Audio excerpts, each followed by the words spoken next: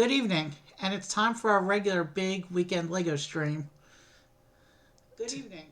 Tonight, I'm doing something a little different. And all the time I've been doing Lego as the main feature on this channel, I have not yet done a stream featuring Lego Harry Potter. And Harry Potter used to be such a big deal for me personally. Not so much anymore, but I used to really be into Harry Potter, so it's surprising that I never actually streamed Lego Harry Potter. It's kind of a bit like Lego Star Wars in that it's one of those themes that's so big that was like overwhelming. And so in my early quest to get as much different Lego as possible, I wasn't really focusing on it. But now that my Lego collection is big, I can start to focus more and more on some of the bigger themes like we did with Star Wars. And now we're going to start collecting Lego Harry Potter on this channel as well. I actually have a few Lego Harry Potter sets in my collection already. I did the Hogwarts house banners that came out a couple of years ago. I did those off stream, but this is my first stream where I'm actually streaming Lego Harry Potter. I kind of have this plan in mind over the summer to get the dozen or so sets that make up the big modular Lego Hogwarts Castle. There's like 3 or 4 big Hogwarts sections, and then about a dozen or so sets that make up the rest of the grounds and some of the classrooms. I'm going to be starting to collect those over the summer, so I figured we'll do that project on stream a little bit at a time. Obviously, we're not going to build the whole castle in one go. Not with it being based around 4 really big sets. It'll be a thing. It'll be a project thing we do over time. Kind of like we did with Animal Crossing, where we'll do a few sets at a time. We'll do the big sets as like dedicated marathon streams. But for tonight, we're going to... I've only collected a few of the smaller pieces so far, so I'm not ready to begin that big Hogwarts project yet. For tonight, we're just going to start building up our Lego Wizarding World. I'll switch to the camera and I will show you what I got, something special for my first ever Lego Harry Potter build on this channel. I have this, the Triwizard Tournament Arrival, featuring the Beauxbatons carriage and the Durmstrang ship. It's kind of funny that my first Harry Potter stream is not going to actually contain Harry Potter or any of the core cast. The figures in this set are Fleur Delacour and Madame Maxime from Beauxbatons. We have Professor Igor Karkaroff and Victor Krum from Durmstrang.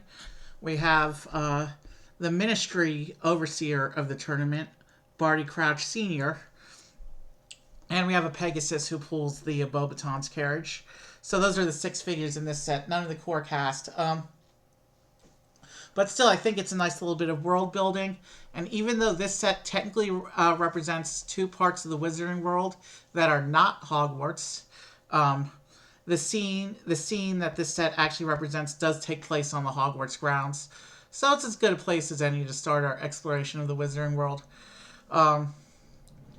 But before we get into those, I do have this little polybag to set the scene.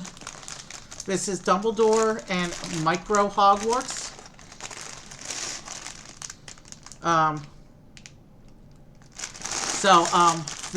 In this polybag, we'll be putting together basically a section of Micro Hogwarts, and this comes with a Dumbledore figure.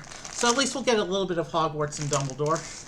We'll do this first to set the scene, because the arrival does take place on Hogwarts grounds, and then we'll go right into the big set. So here's the polybag. Obviously on the back it just looks like your standard Lego polybag there. And unlike usual with polybags, I actually do have I do have instructions that I was able to get a PDF for on this one.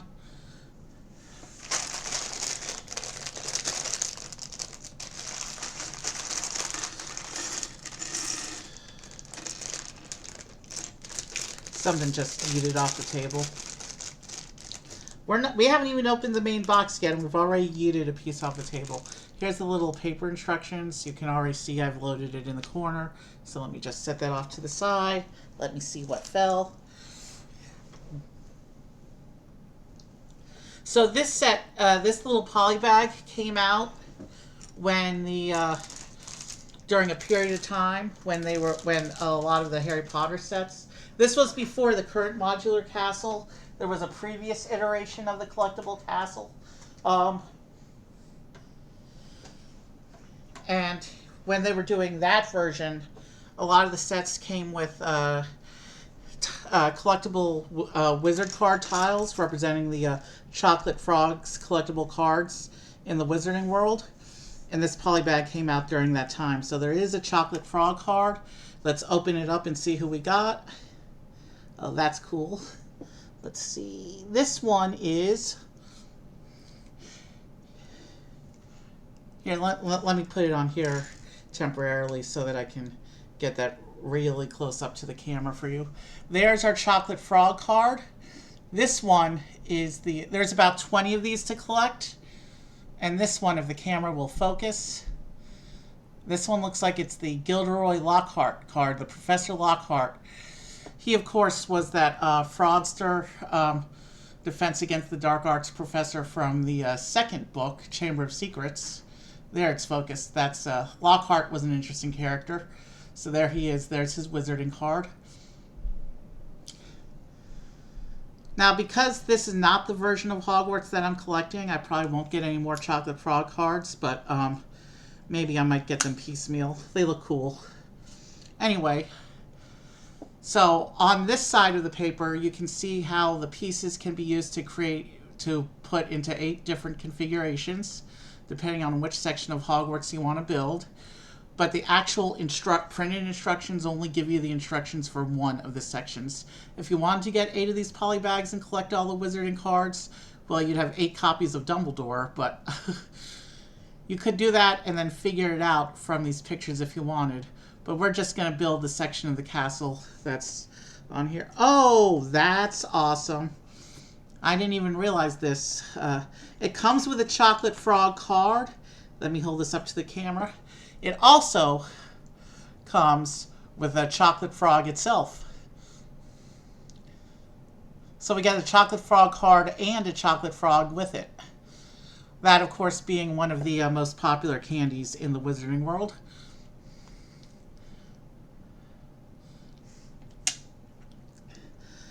And I just realized I forgot to pull out a spare brick separator, but that's okay because the main set we're doing tonight comes with one.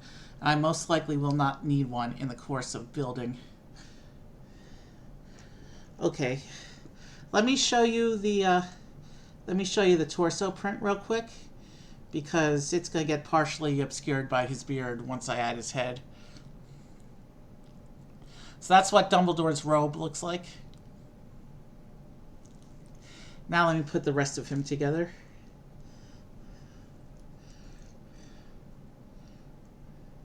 Yeah, the beard like completely covers the robe. I'm glad I took the moment to show you.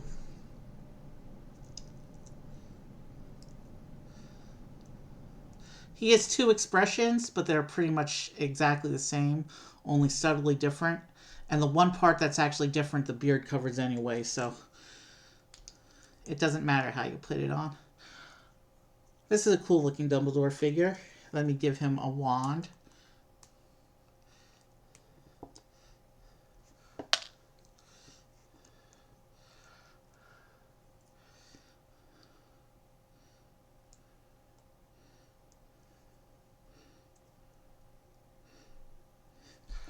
Funny story, I actually bought 2 of these polybags so I could give one to my brother. And he actually did his a while ago. And when he opened up his copy of this Micro Hogwarts with Dumbledore, he got the Madame Maxime Chocolate Frog card. The headmistress of Beauxbatons, who is one of the minifigures we're getting in actual figure form today when we build the main set. I'm having trouble getting him to hold the wand. There we go. So here's our completed Dumbledore figure. And as Headmaster of Hogwarts, he'll get to sit out and watch the whole build today. Like we always do when we do multiple set streams. Everybody can watch everything. We'll sit him there. And we'll let the card and the chocolate frog sit with him too. Snacks if he gets hungry. Now let's put together our little Micro Hogwarts. So it looks like this section is the Great Hall and Main Tower section, which are the first two of the big modular sections of the big castle as well, when we get around to doing that. Each of the really big sections might have to be 2 streams each. Most of the sections of the big Hogwarts will be like 1 stream each, and some of the smaller classrooms we might be able to double up on stream.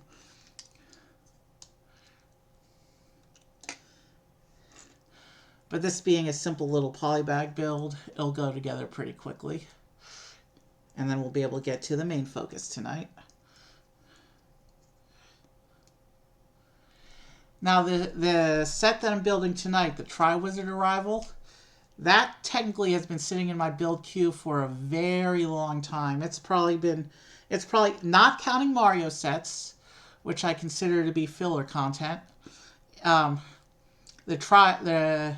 The set we're doing tonight has been in my build queue for 7, 8, a little about 7.5 months. It was supposed to retire at the end of last year, but it retired prematurely. It was sold out on Lego several months earlier, and I was looking around for it, and I found it in a Barnes & Noble when we were out celebrating a family birthday one night, and it was hiding behind other things, and when I saw it, I knew I had to grab it. So I did, and here we are.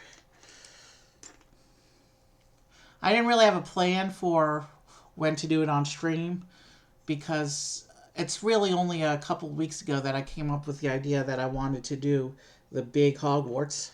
So now that Lego Harry Potter is moving forward in my collection, I figured it was time to go ahead and build that, and we can start.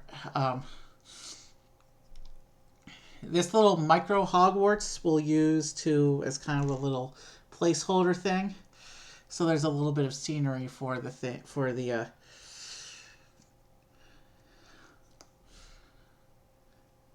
totally out of scale scenery, but we can do forced perspective, I think.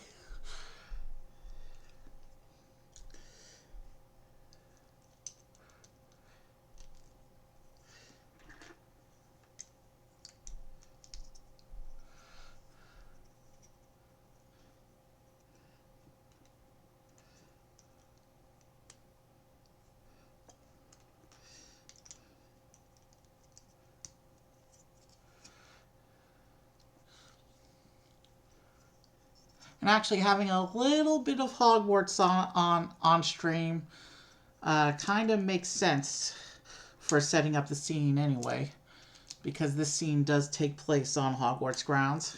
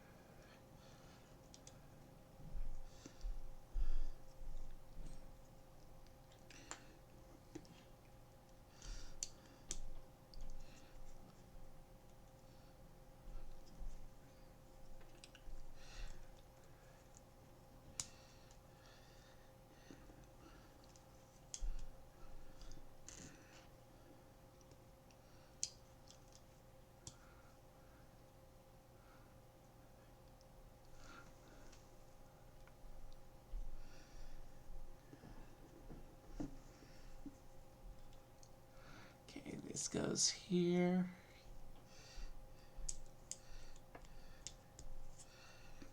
And then we get this one here.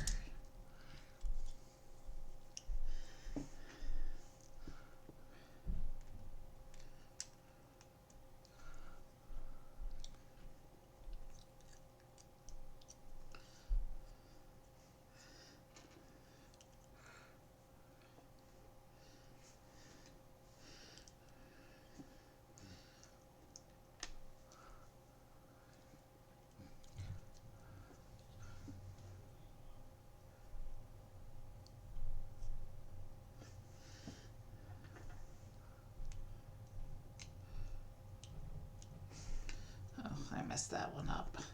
That's the one that's supposed to be on top here.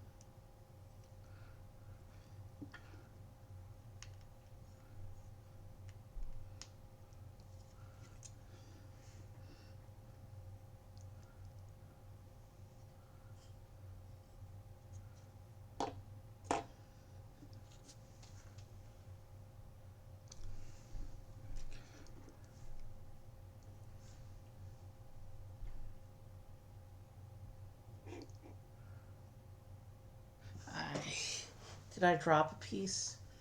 Did I drop another piece? This one rolled off. But it says I should have one more of those green cone pieces. And I don't see it on my table here.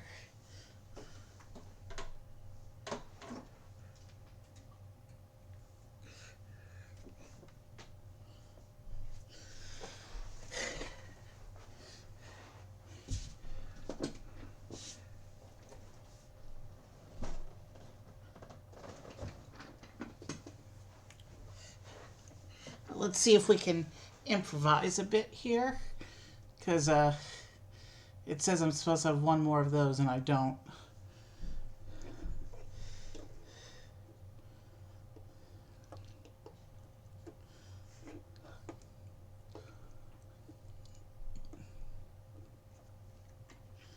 And I couldn't see it on the floor.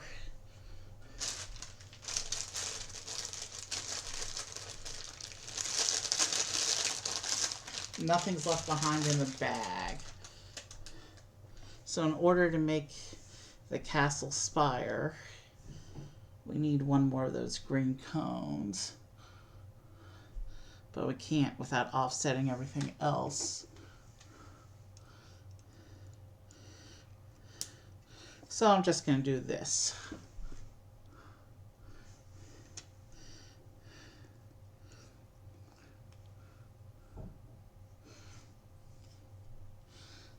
Not perfect, but it'll do. We've got a ton of extra bits here, but that's probably because they packed so that enough pieces so you can make the other sections too, even though there's no instructions for the other sections.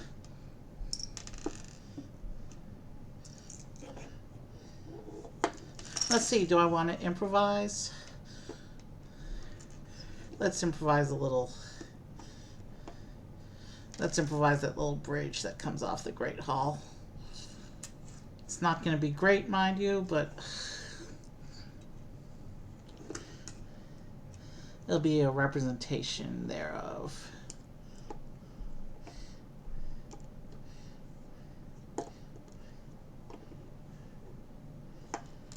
Now that's not going to line up properly.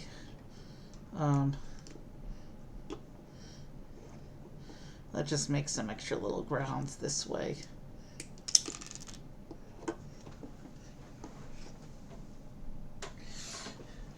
We're taking too much time on what's supposed to be a silly little polybag. I'm just making some quick improvisation here with some of the extra pieces here.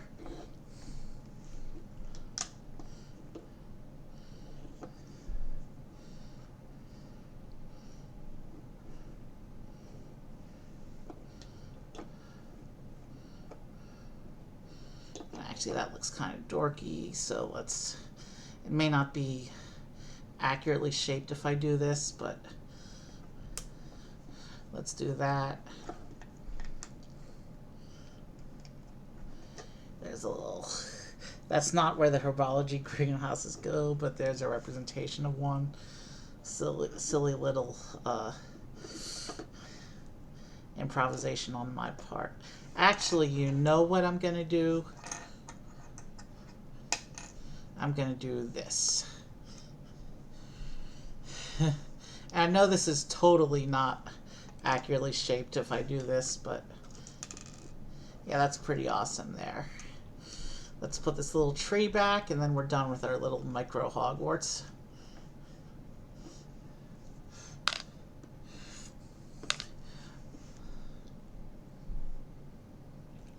Alright, so I've improvised this little archway section over here, and then the rest of this is pretty much on book. So you can see the Great Hall and the main tower there, and that little section I improvised on the side there.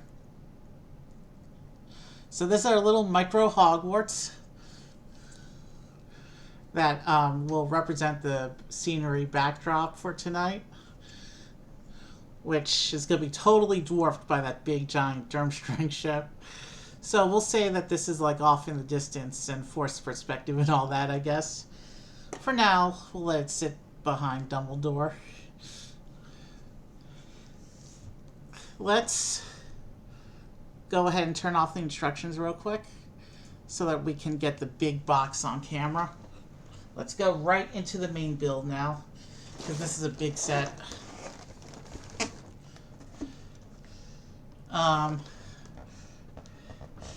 You can see I'm having trouble fitting the big ship on camera there. And I just knocked Dumbledore over. We can fix him in a bit. Actually, our little Micro Hogwarts holds up the box at an angle, and you can see it a little bit better, but there's a big glare spot from my light, so maybe not. So you can see just how big the box is compared with my table. The main feature, of course, is the ship, but we also get the little Beauxbatons carriage there. And the back shows some play features. Ooh, with a mast, this is going to be 1.5 feet tall. So not quite as tall as the Black Pearl over there. And this shows the different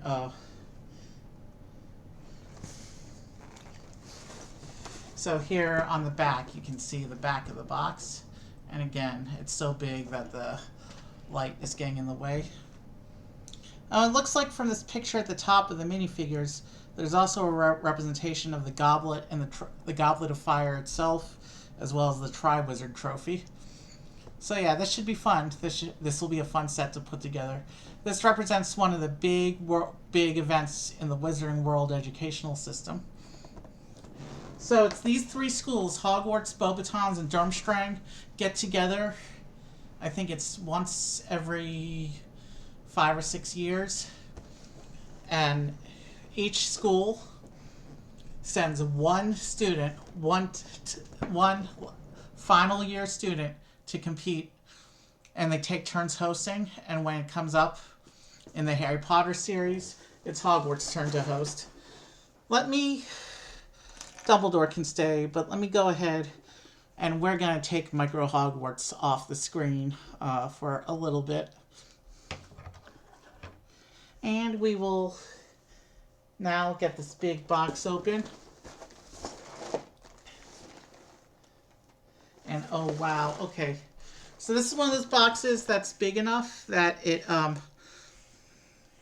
uses tape instead of the regular push tabs. And I was using my scissors in the other part of my room and didn't put them back where they go. So let me go grab my scissors real quick.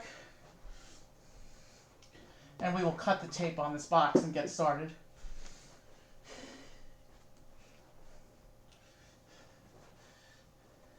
I have a bunch of smaller sets that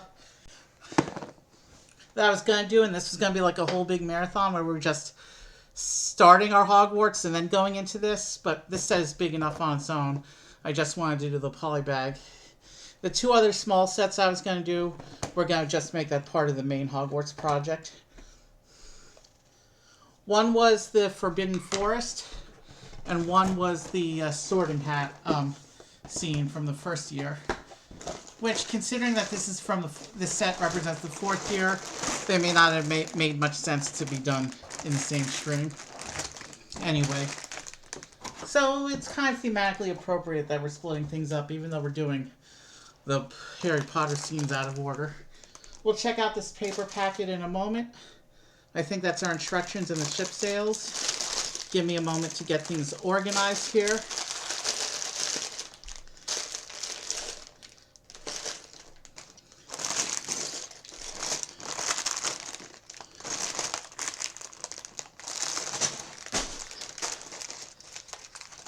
Here's another paper packet, and this one's all bent up. If this is the sales, I'm in trouble because of how bent up that one is.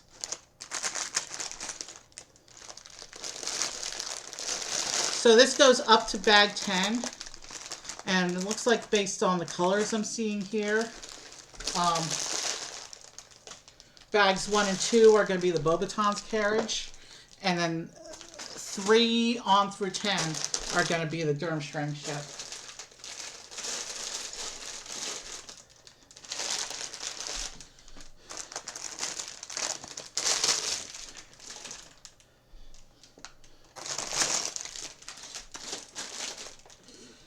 That's my best guess based on the colors I see in these bags.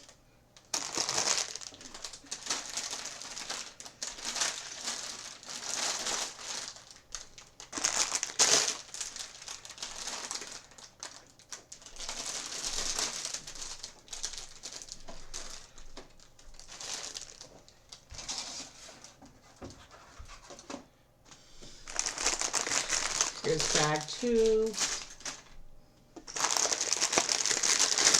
Here's bag 1 sitting on ready to go. We do have a brick separator you can see in there, so I don't need to go full spare. Now let's take a look at these 2 paper packets real quick. And this one has very clear no scissors warning icon. So I just pull the tab on the back of this. Yeah, this is all the sales, and they're kind of bent up. So how do I want to handle that? We're not gonna need the sales until the final bag, so I'm gonna put them here under the instructions pile and hope they flatten out over the course of the screen here. Now this paper packet, fairly standard, I think. This would be the instructions and the sticker sheet.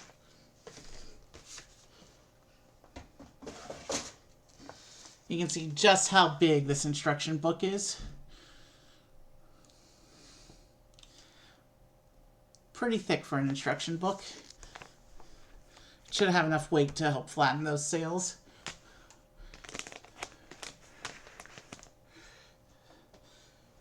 And of course we have our sticker sheet. And I did count this when I saw the image online. This is comparable to Speed Champions in the number of stickers on the sheet. This is a heavily stickered set. But from the looks of it, it looks like it's all ship parts.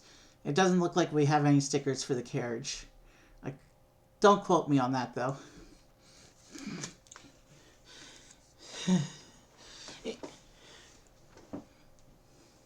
It's cool that the Durmstrang ship got such a big set, because it's really got only like 10 seconds of screen time. You see it rising out of the water, and then the next thing you know, they're on the Great Hall as the 2 schools make their entrances.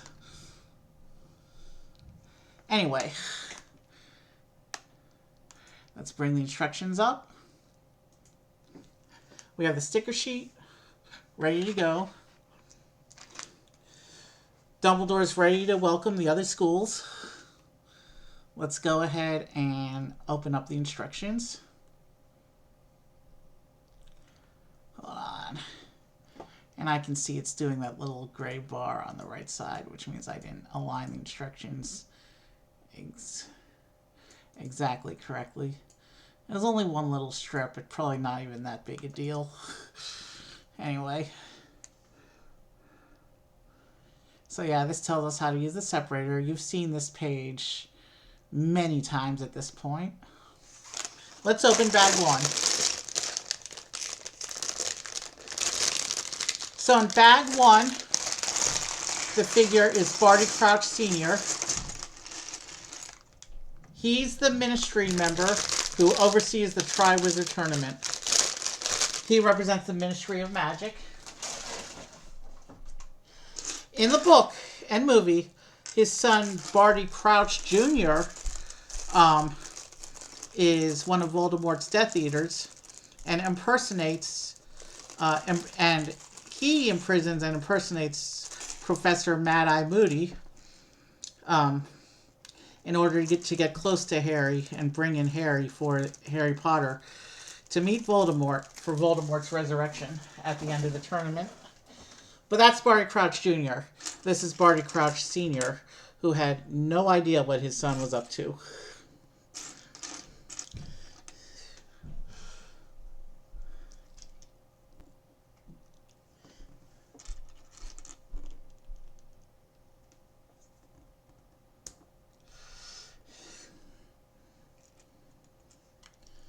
He's got a fairly standard, stereotypical English guy look.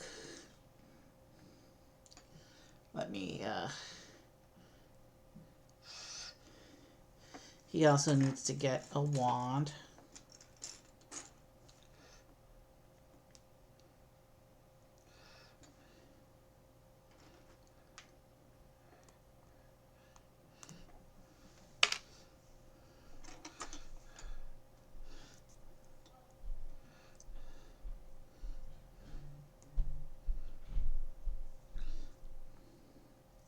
So here is Barty Crouch Sr., who's the first Ministry of Magic member in my Lego Harry Potter collection. Actually, technically not. Even though I built the Hogwarts house banners off stream, I also built the Grindelwald's carriage off stream, and that's a different part of the timeline.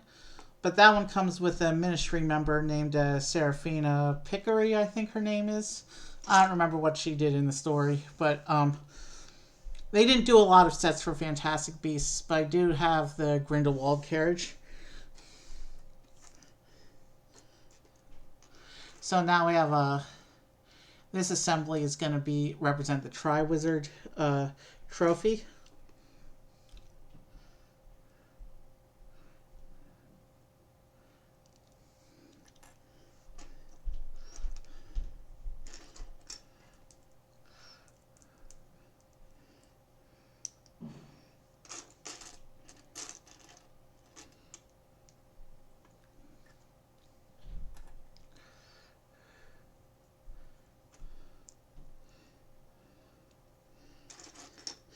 These snake head pieces are cool, that make up the trophy are pretty cool.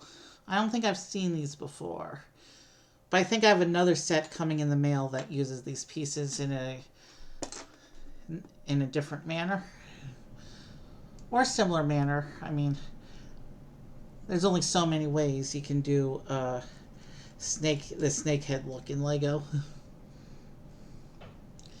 But there are so many ways. Oh, and of course the separator.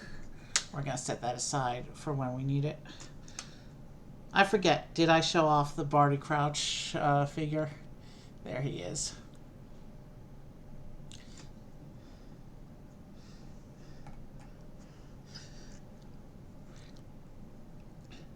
That's a cool trophy. So this is the Triwizard trophy. Oh, I should hold like this so you can see the whole trophy. There's 3 snake heads on it representing the 3 schools. And the trans blue pieces in there represent the magical glow. Now let's keep going.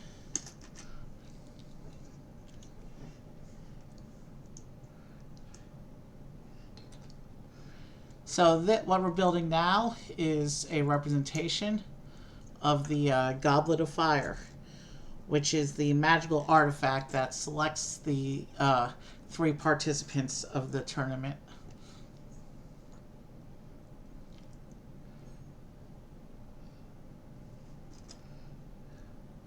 Except in the year it happens, when it happens in the Harry Potter story, the magic was tampered with, and so it ends up being a tournament of 4 champions, 2 from Hogwarts.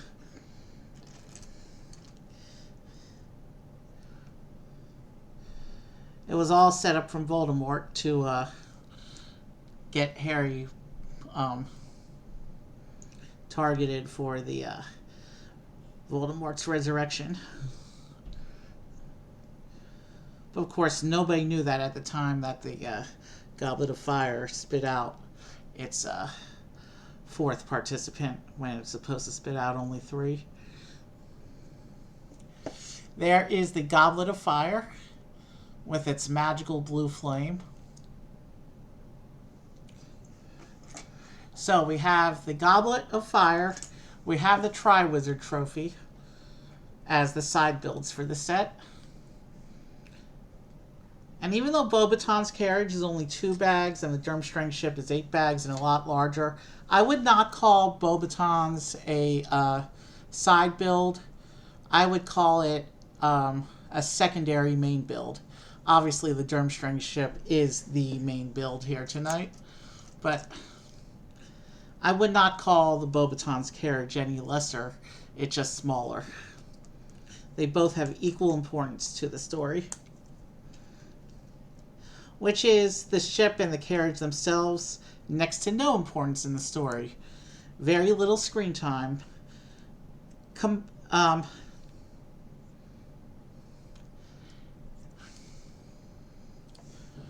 It's the contents of those 2 vehicles that have importance to the story. The people that are contained within. But I would say they're equally important to the story.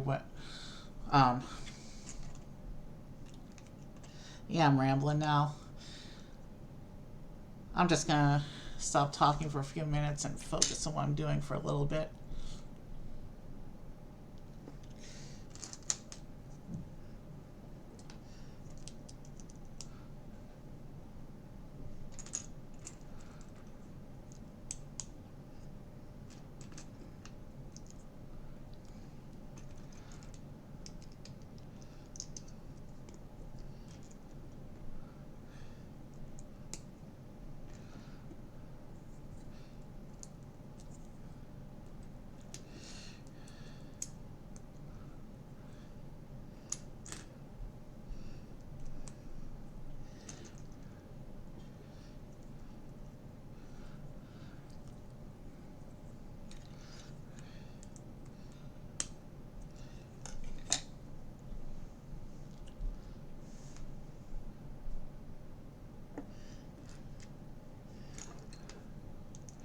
Okay.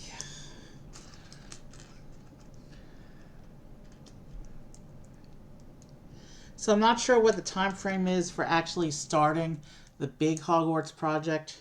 I don't want to start cracking into that project till I have figured out how I'm going to do the ongoing display. I think I have a solution in mind, an actionable solution, but I'm also waiting for the pre-order of, the back order. I ordered the first of the big modular sections, but it's on back order. Soon as that ships out, I'm going to go ahead and get a few of the classrooms and smaller pieces, and we can go ahead and get that started on the channel.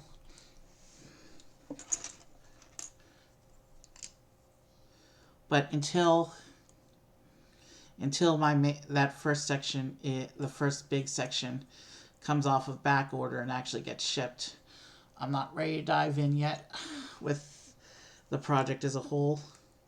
We may start some of the side sections so that they're ready to go. We'll figure out how I want to do it later.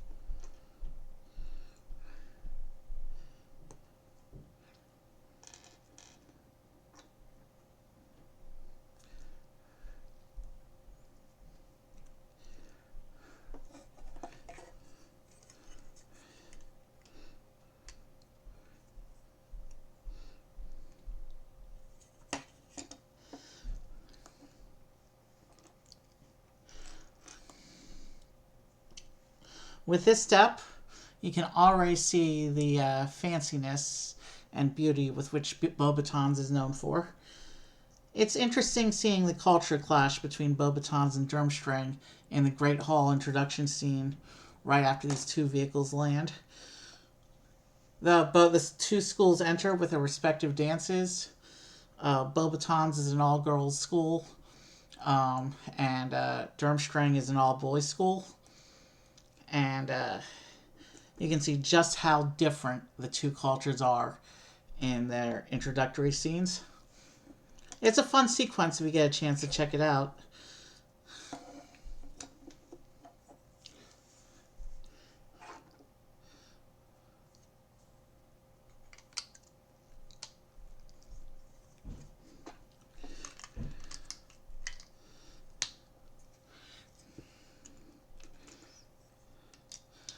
So I think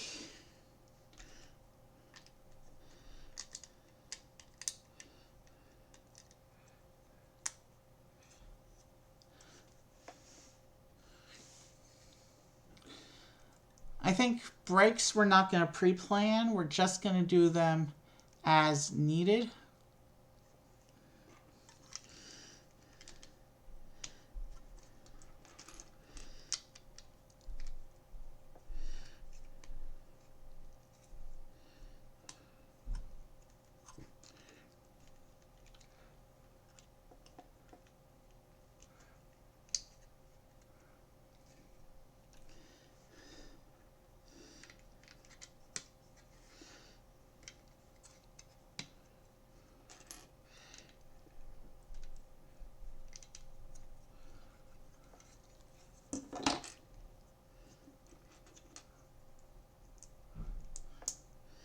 Let's see, this is a 2 times, the same page 2 times, but let's go ahead and put them both together and then I'll attach them. It'll be a little more efficient.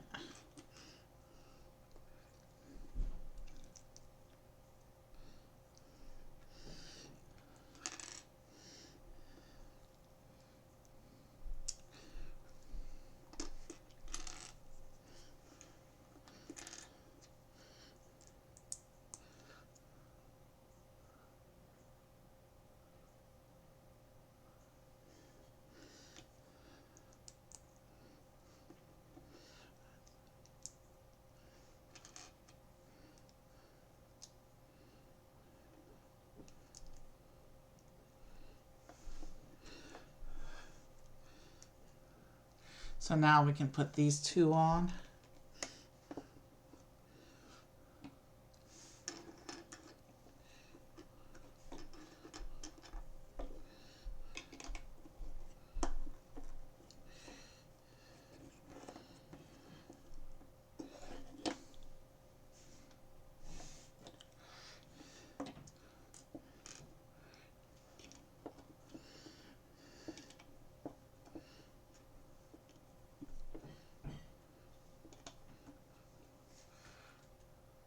Alright, we're ready to move on to bag 2 now.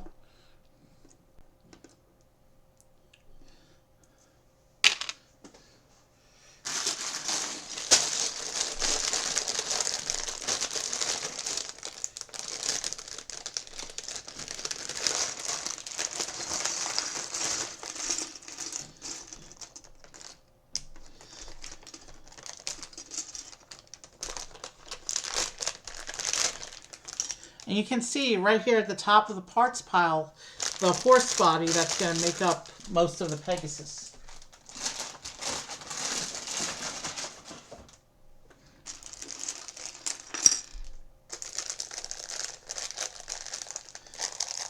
Oh, that's cool. They're using the shiny silver. Not the metallic silver, but the pearl shiny silver for the Pegasus wings.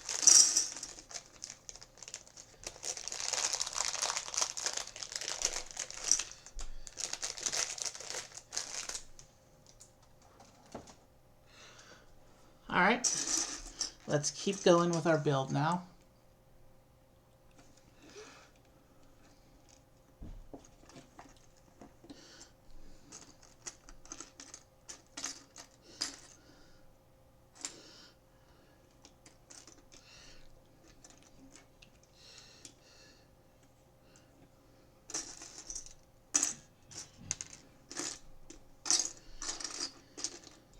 Let me go ahead and take the horse and set him aside.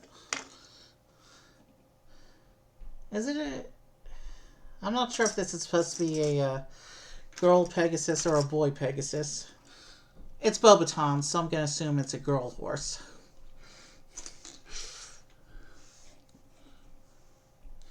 Okay, so now we get this little chest, which is going to store 2 teacups. Sounds about right for a fancy French school. During their introductory dance, the Beauxbaton girls make magical butterflies, and then the Durmstrang boys make magical fire.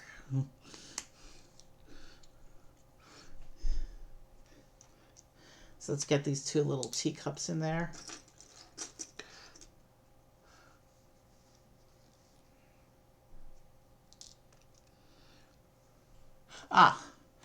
We have our spammer.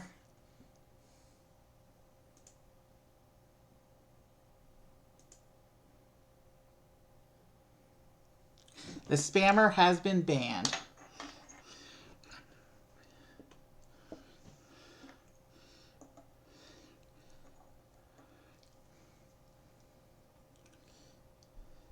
Meanwhile, there's the chest containing 2 teacups. And actually, there's a spare teacup here. Do we have room for the 3rd one in here? We do.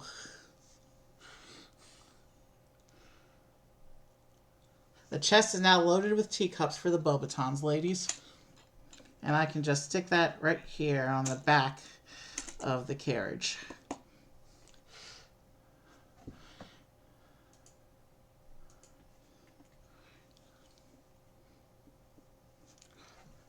And now we get to build the window sections for the body of the carriage.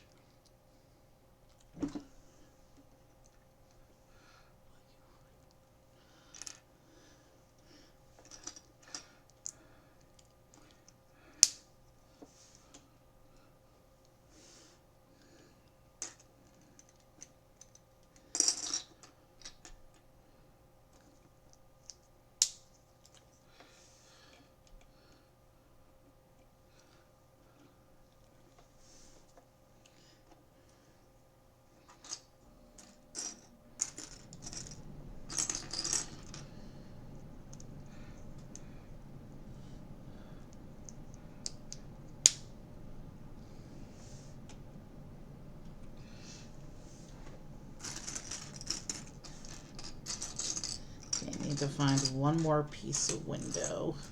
There it is.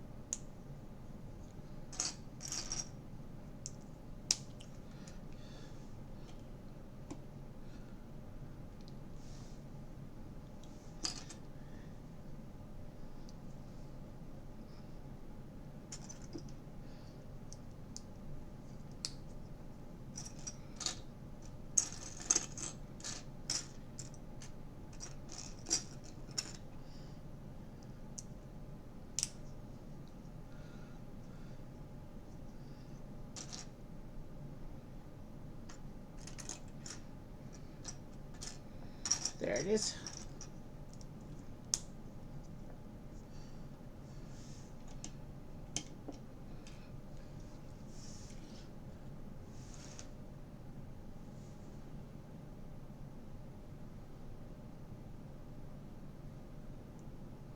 Okay, so now I just have to do 4 assemblies. I'm going to attach them as I make them because it looks like 2 of them go in mirror. So I'm just going to attach them as I prepare them.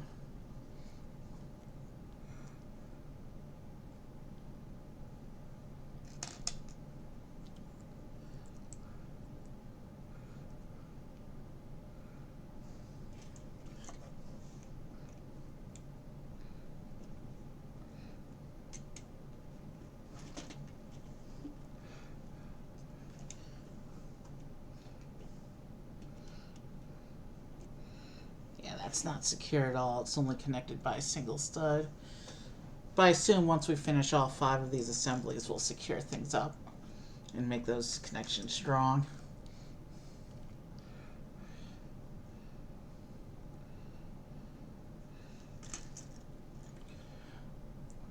The carriage is going to take us just past the 1 hour mark of stream. So I think we're going to take our first break when we finish the carriage, because I actually do need to stretch a little bit. I would like to get a water, but it may be too early in stream for a long break. That involves going... I know how I can get some water without taking too much time. Water's not going to be quite as good, but it'll be enough to get me through to the next break at least. With 8 bags on the ship, we will definitely need to take a break at some point during it.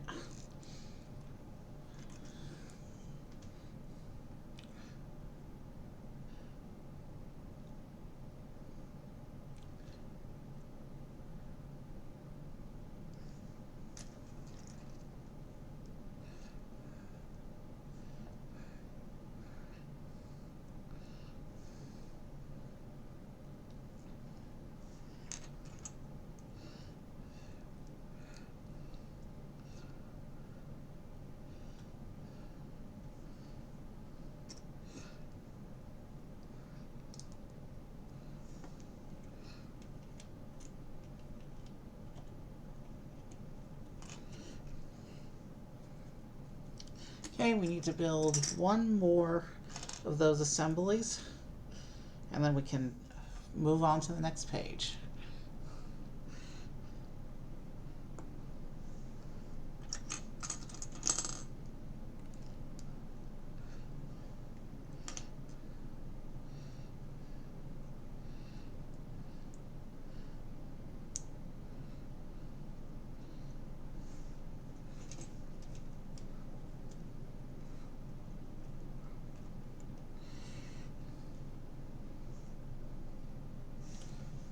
Oh, I was wrong. We do get 2 of the stickers do in fact go on the carriage.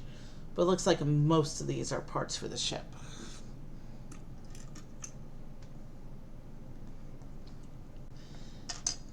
Let me go ahead and attach them to these doors real quick, and then we will do the assemblies here.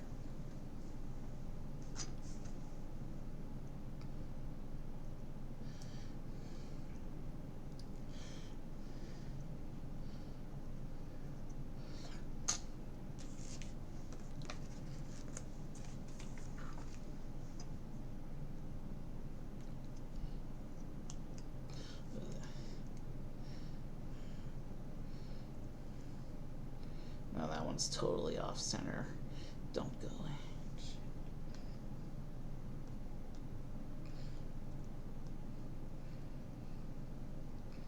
I messed up that sticker.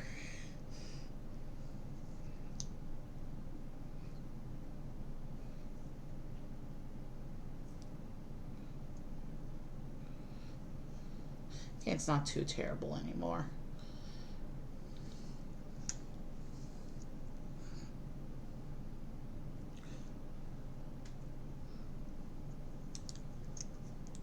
And we just press the big windows in.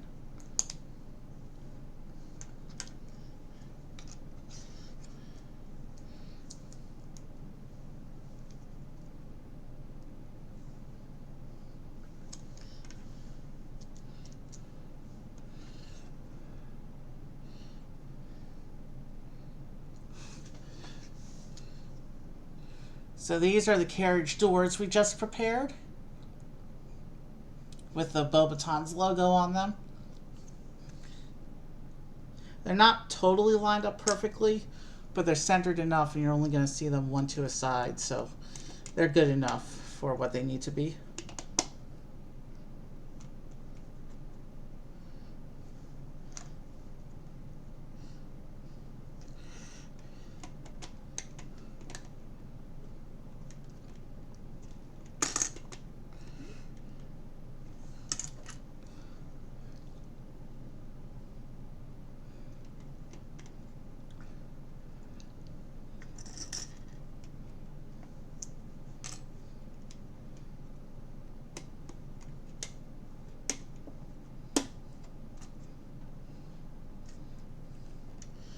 So now when we put these on, everything should then be secure. Yeah, except that those window sections, but yeah, now, yeah, the doors are secure now and can be opened.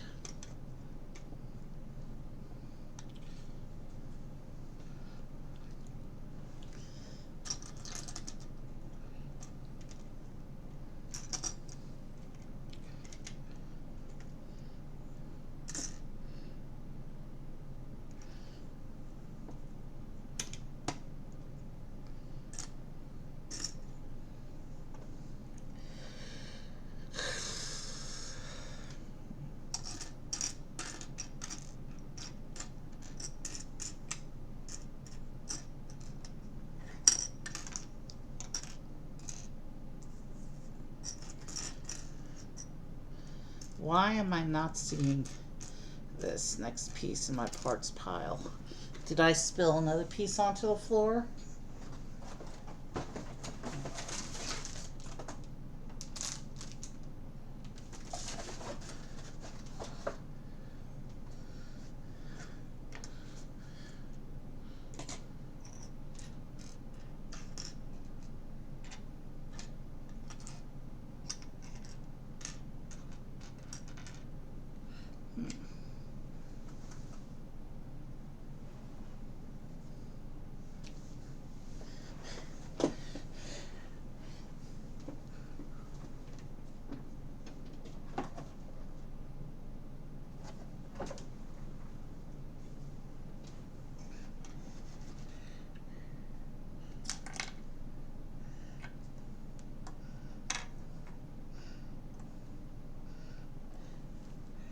Yeah, it's not down there.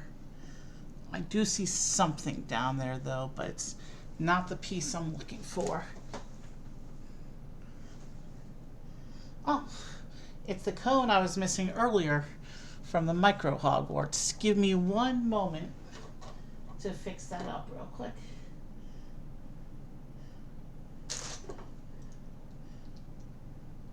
So at least we found one of the missing pieces.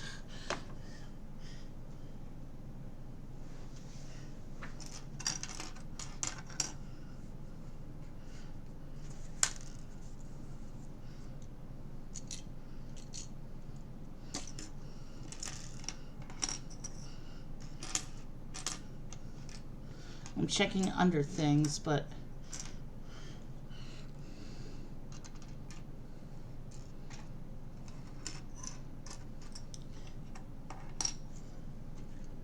oh, it somehow got stuck to the bottom of the carriage. So the carriage was sitting over the missing pieces, or this carriage was sitting over the missing piece, and the missing piece studded in and got stuck to it. I don't think I've ever had that happen before, actually. Maybe I did. I'm not sure. And of course, the piece goes shooting out of my fingers as I try to move on. But I think that's a piece that normally ends up in spare bits anyway, so.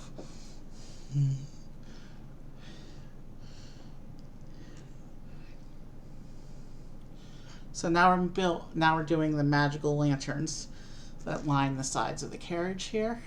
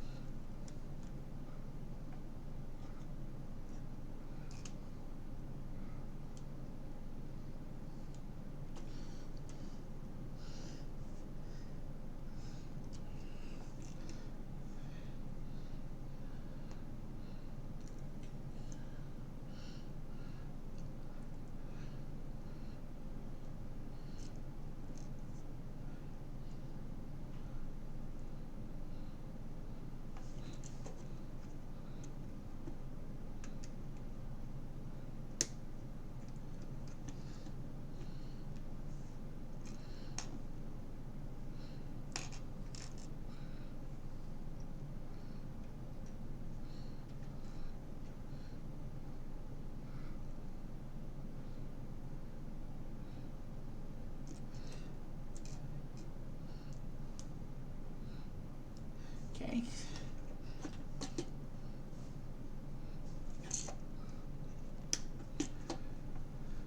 So those bits are on. And I just accidentally stepped on the piece that fell to the floor, so I'm going to pick that up so I don't step on it again.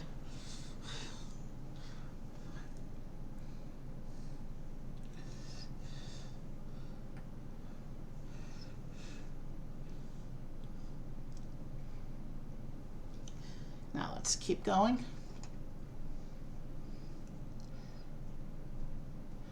Did I miss something somewhere? I did.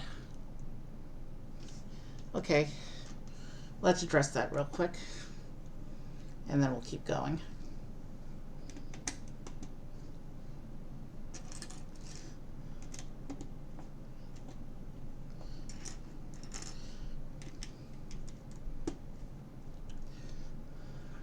Now we can keep going.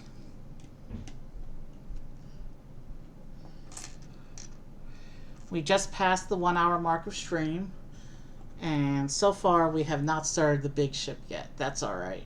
We got all night.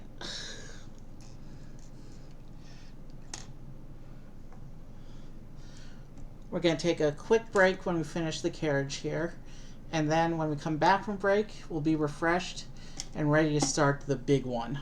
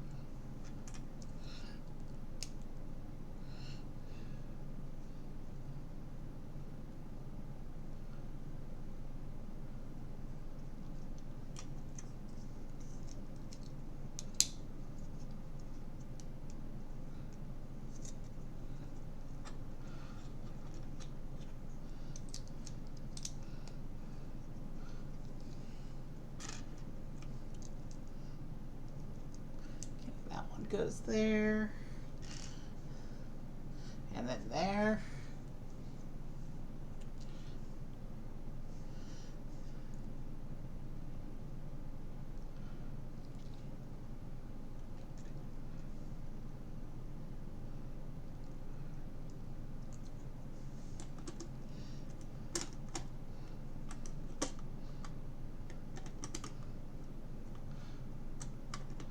Okay, so it doesn't actually stud in. It's easily removable for reaching your hand in there and placing figures inside.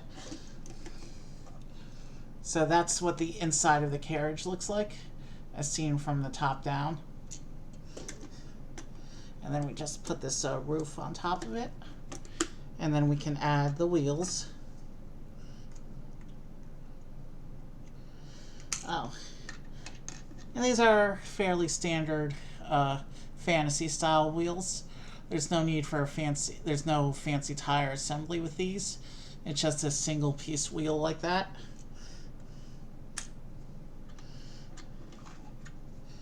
Which we will place along the pins here.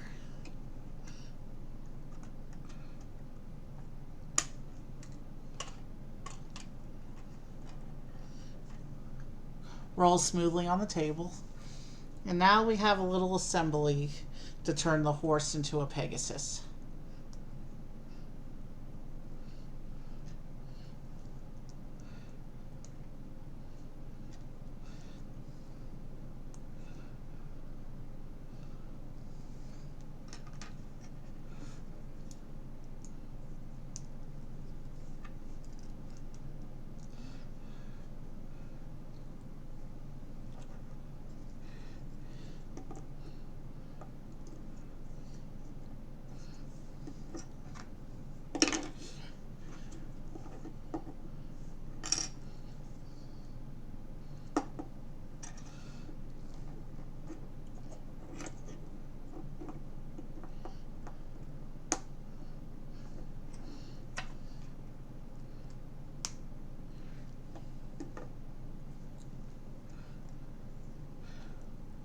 I see how it goes. So what you can do is you can take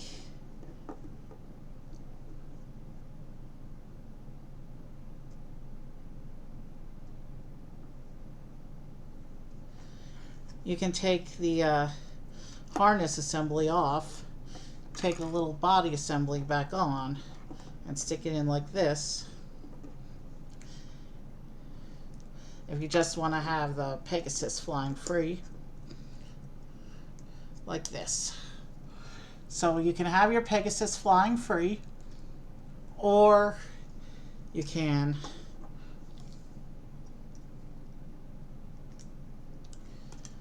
remove that tile so that the body section remains even, and clip the harness back in like this. And then you can attach it to the carriage like that.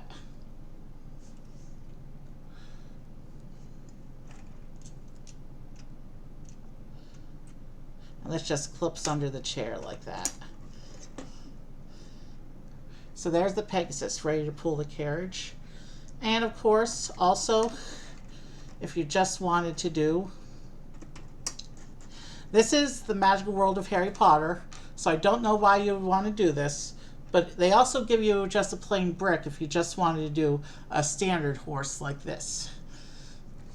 Because whenever they give you one of these horses with the open back that allows you to mount figures or pull carriages, they always give you a brick and tile combo to even out the back if you just want to have a free horse. But of course, we would never use it in that scenario, because this is a Beauxbatons Pegasus, which needs to pull the carriage. So we just we set aside the extra brick and we put it on like that. And with that, we have finished our Beauxbatons carriage, ready to fly through the sky, pulled by this beautiful Pegasus.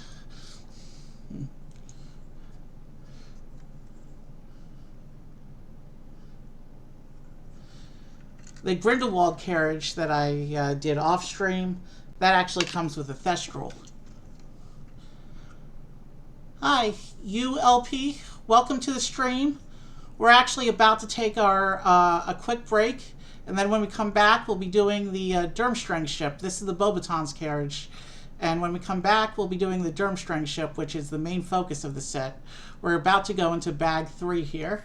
But we just finished this beautiful Pegasus that comes on this carriage.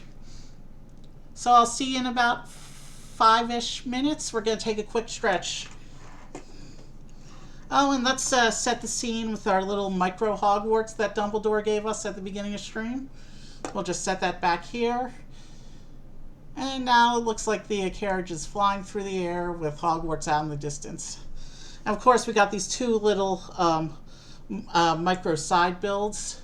We got the Goblet of Fire and the Triwizard trophy.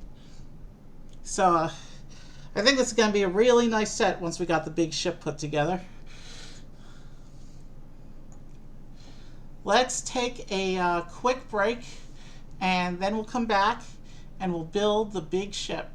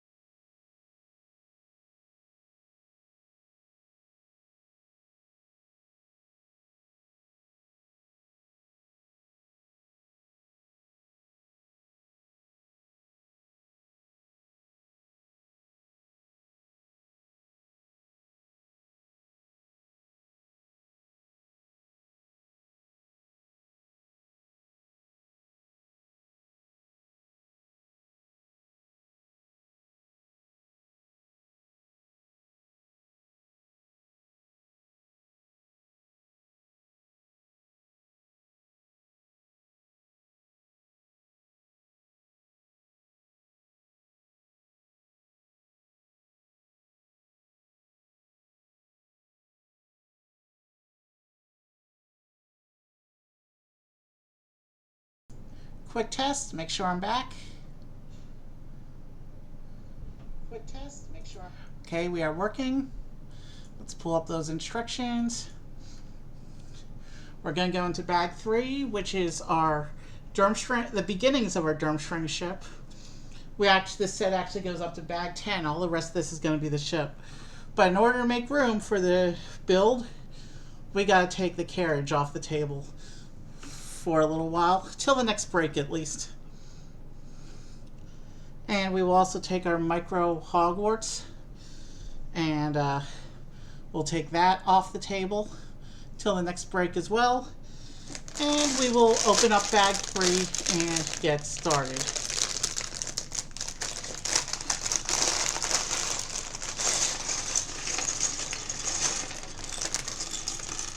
So it looks like they did divide the 2 Beauxbatons figures into the Durmstrang ship bags, probably for a more even distribution of characters as the build progresses.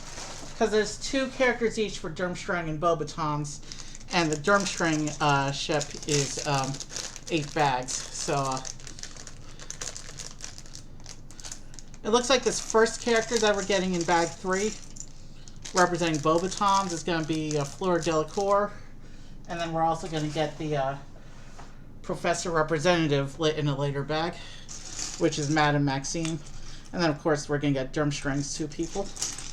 But the student Triwizard Tournament member is for Beauxbatons is Fleur Delacour.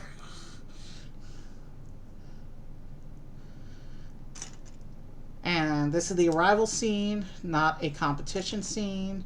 So instead of action face, we're just going to give her the default smile. And that's a really cool molded hat hair combo that I'll be showing off in a moment, as soon as I find her wand in this pile.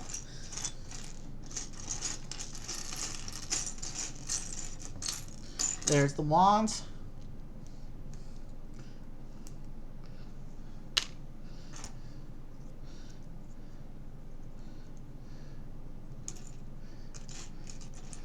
And of course I dropped it right back into the parts pile.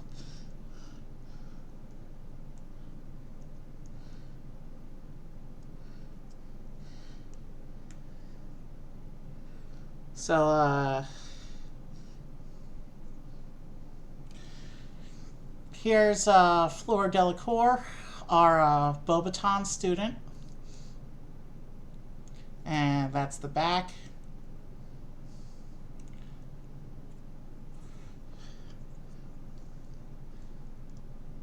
And I do like hat hair combos.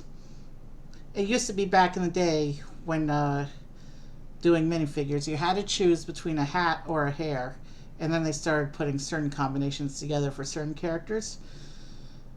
And now, as long as you have a hat hair combo that works for the character, you got an. I'm gonna set the Triwizard trophy and the Goblet of Fire off to the side here, so the characters can continue their lineup.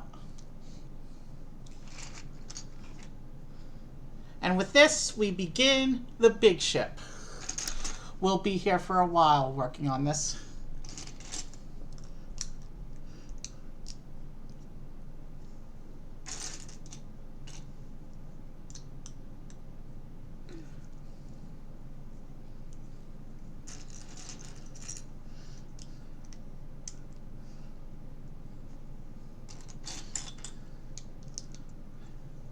If this set had come out about 10 years ago, I would have been really concerned about brittle brown, but this set came after they fixed that issue, so I'm really looking forward to this set. This set came out a couple years ago, long after they fixed the historic brittle brown issue.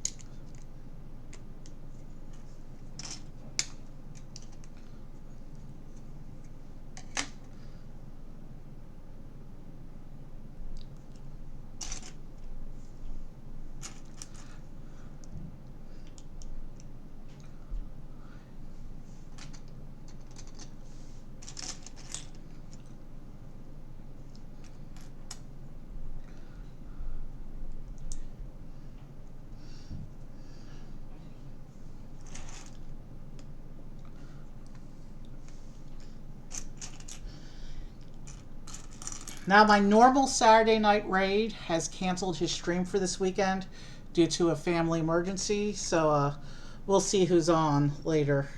We've got this ship's going to take us probably a couple hours though, so I'm not worried about our exit raid yet.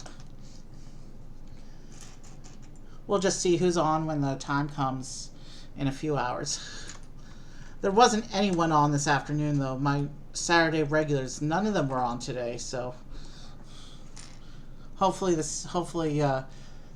later tonight will be different.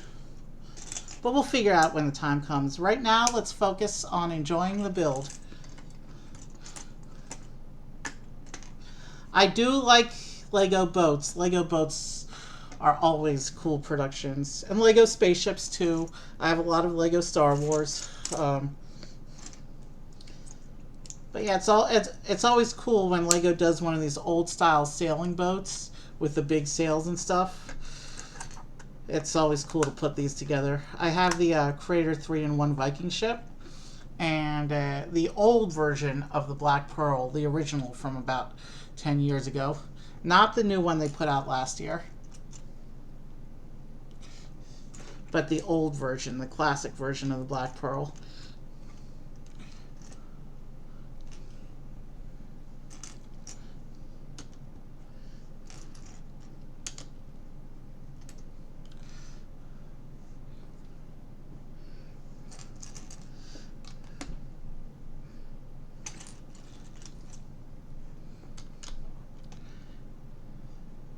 In addition to the Black Pearl and the Viking ship, I also have the Beatles Yellow Submarine, another long retired set.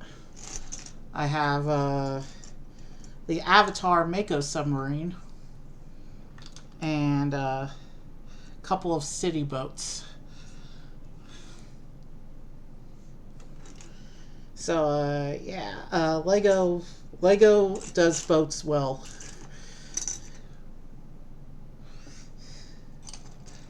And it's always nice to add to the boat collection.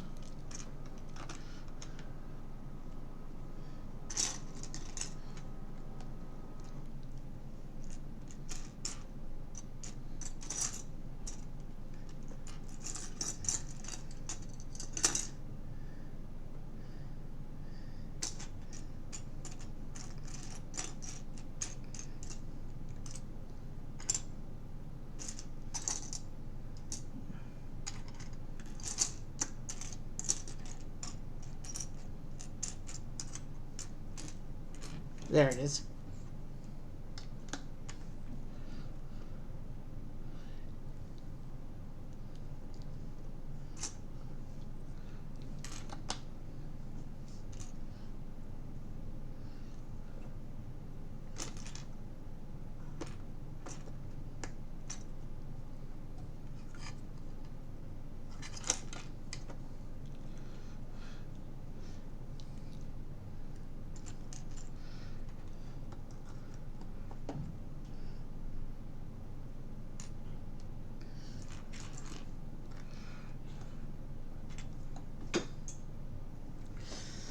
Maybe that's not the best place for the Goblet of Fire and Triwizard Trophy. Let's put them behind the characters. They're small enough, I don't think I have to take them all the way off.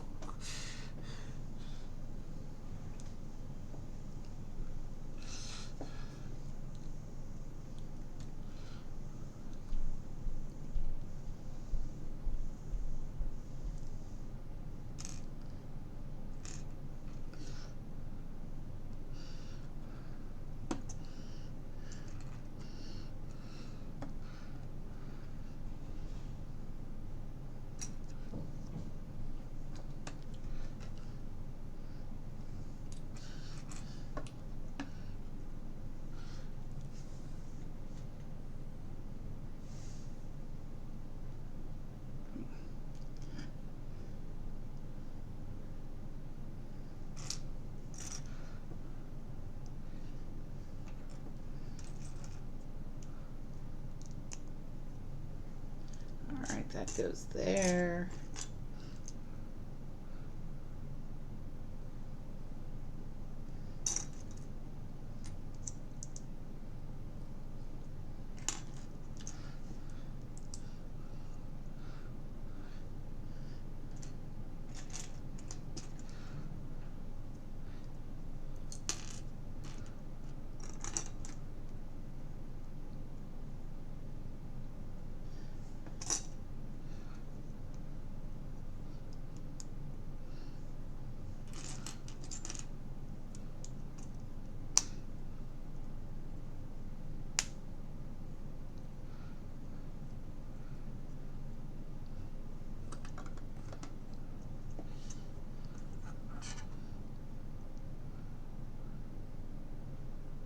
I do that right? I think so. Yeah, I did that right. Okay.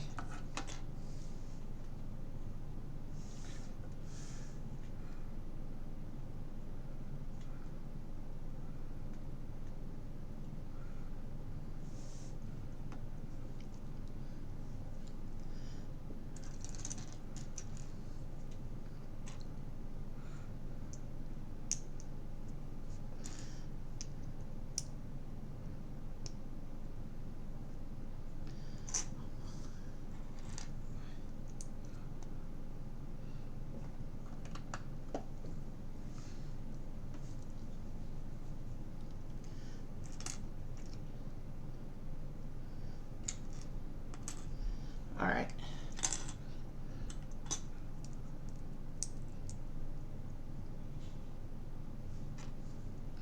These go here.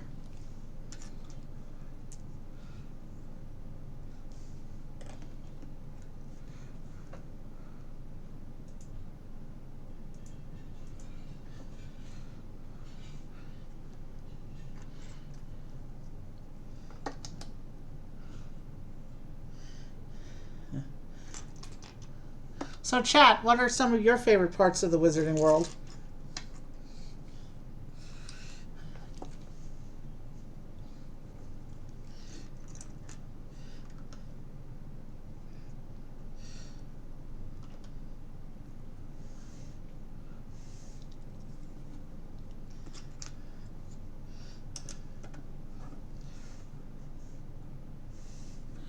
And we're going to be doing our first bit of assembly here. Oh.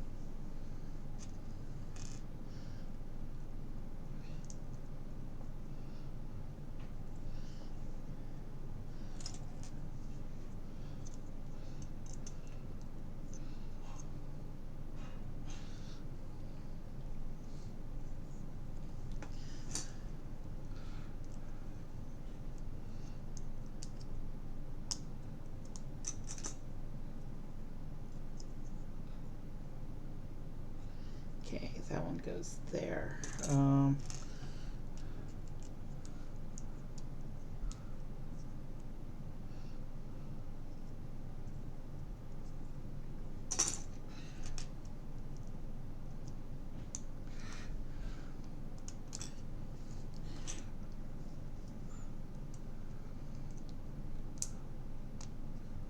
That one goes there.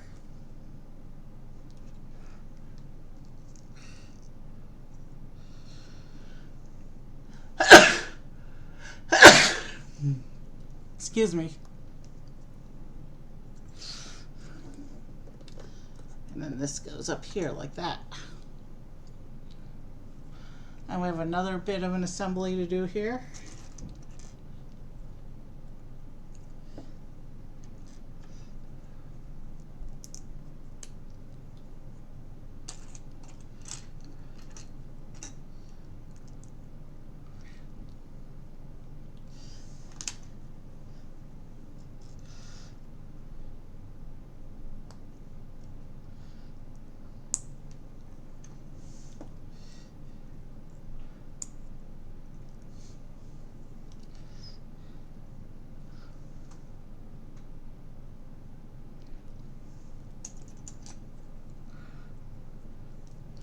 And this one goes here.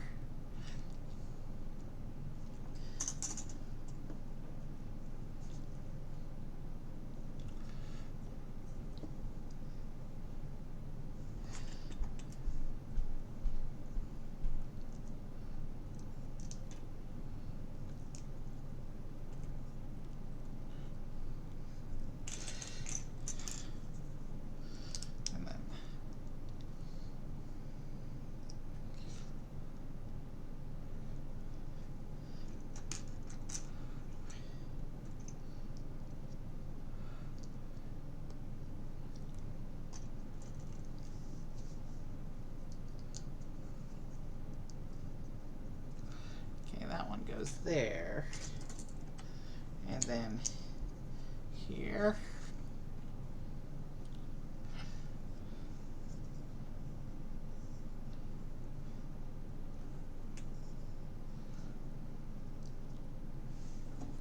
Oh, I see how it lines up. Okay. So this all goes in here like this. It lines up on this back side like this. And then I guess we just build another. Well, we have a little bit more to do on this side first, it looks like, and then we'll just do all the same steps on the other side.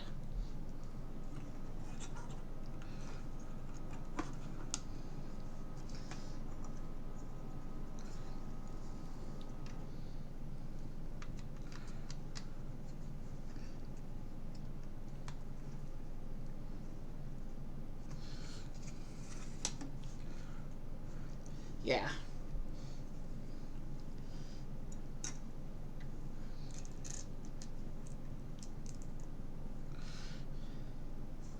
So the basic shape of the ship is starting to come together. Obviously, we still have a long way to go.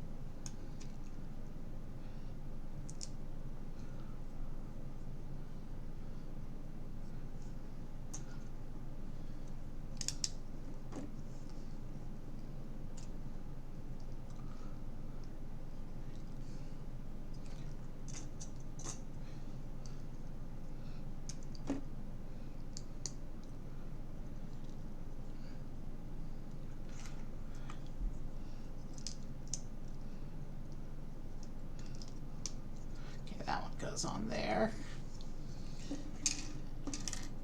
And then we start covering up this side of the ship.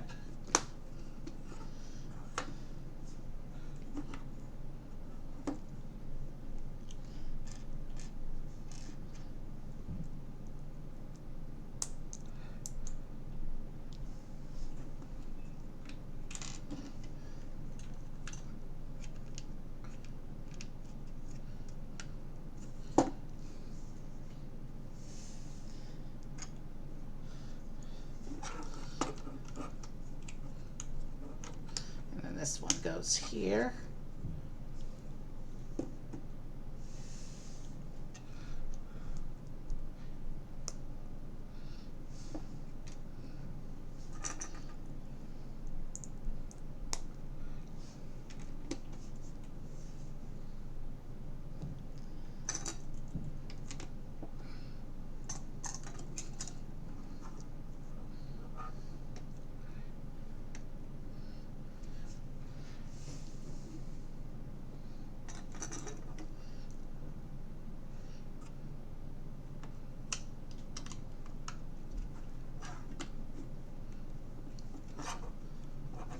And then we just take this big piece and that shapes up along that side.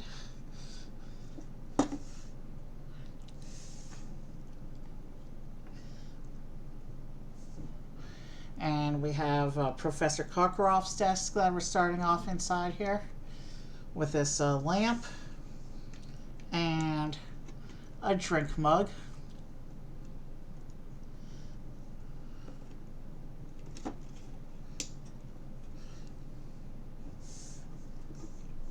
And then we're going to go into bag 4. So you can see here the beginnings of Karkaroff's desk there. You can see he has a glass for a drink and a lamp.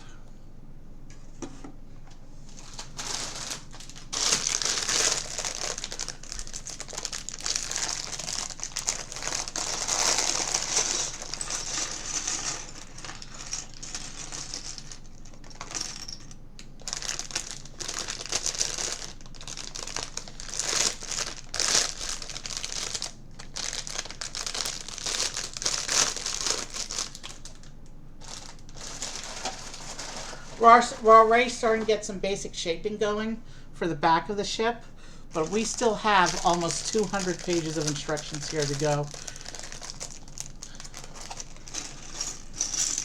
It's always fun watching these big builds take shape from nothing, and then as they progress and they grow, and eventually they're a big, nice display piece.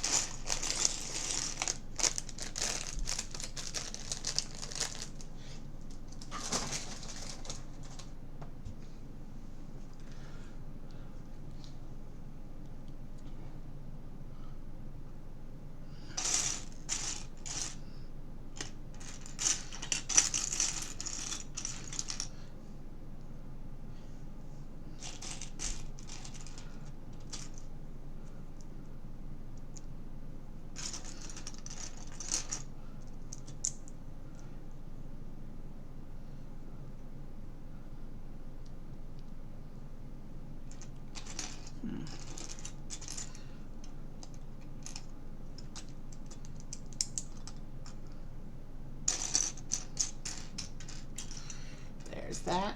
If I can get a grip on it.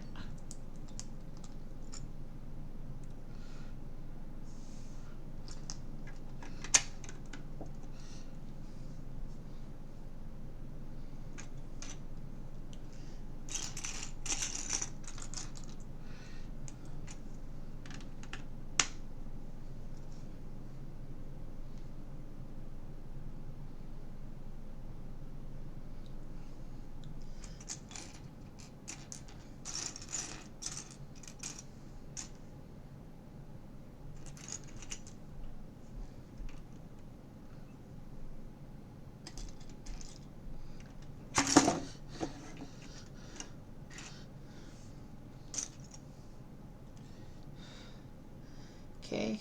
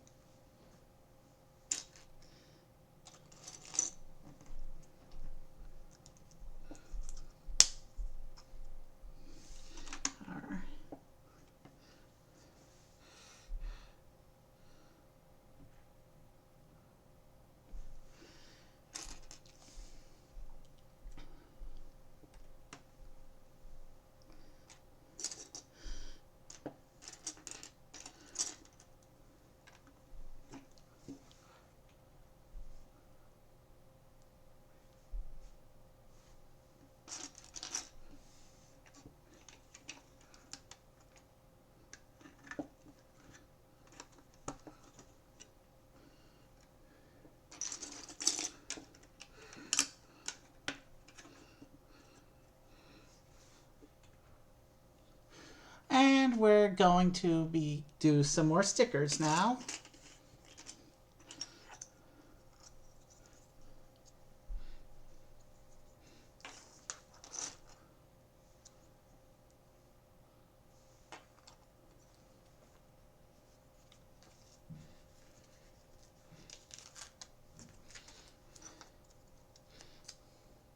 Now these stickers aren't not going to be visible at the same time.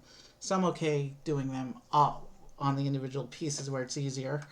The stickers that are going to go near these stickers, though, those I'll have to do when those pieces are already attached, because there's probably other stickers that have to line up with these two.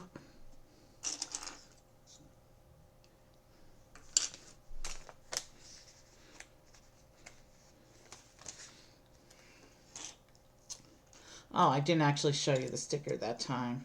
Hold on. I'll show you this one before I put it on.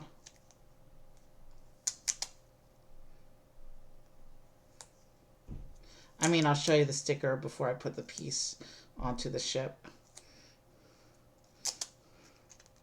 It's the same as the other sticker, just in mirror, because it's the other side of the ship.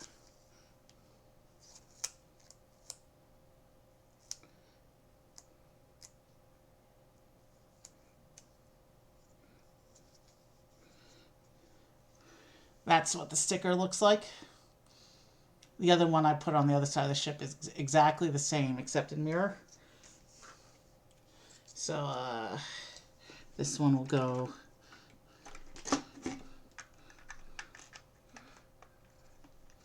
on like this.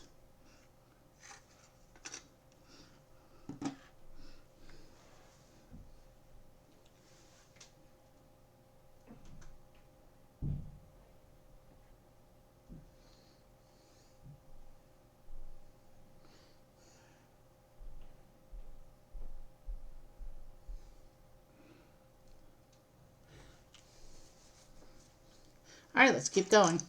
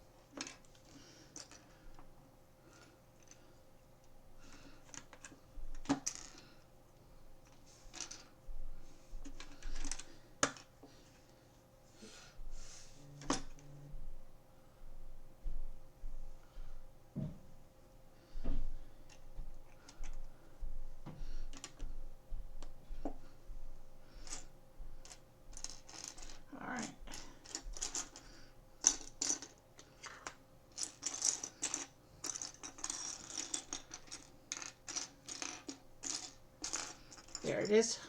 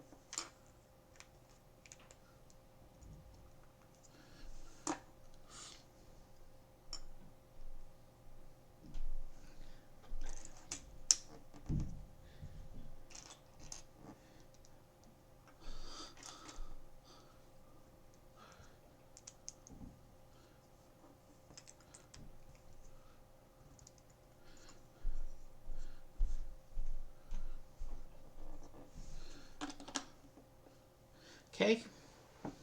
So yeah, I'm not yet sure which way is forward and which way is back, but that'll make itself clear as the rest of the shape of the ship begins to come together.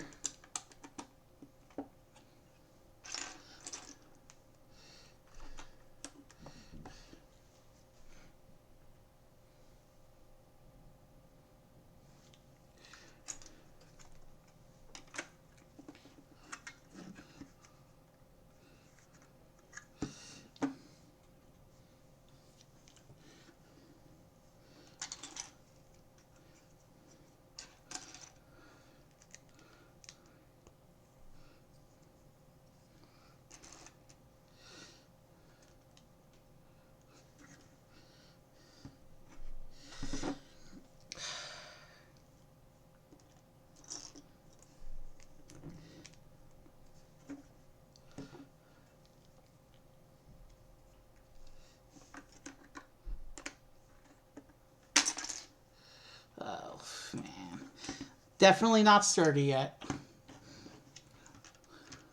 But as we build and develop, these parts will be secured in there.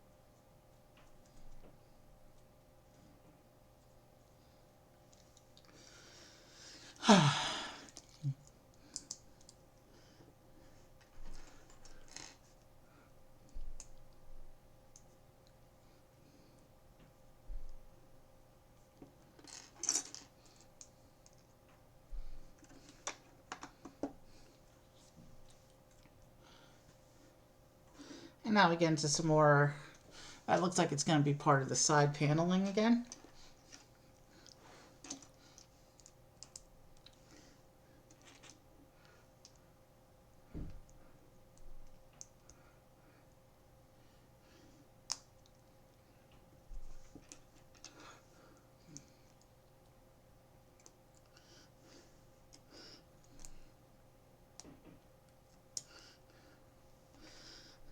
Funny, isn't it?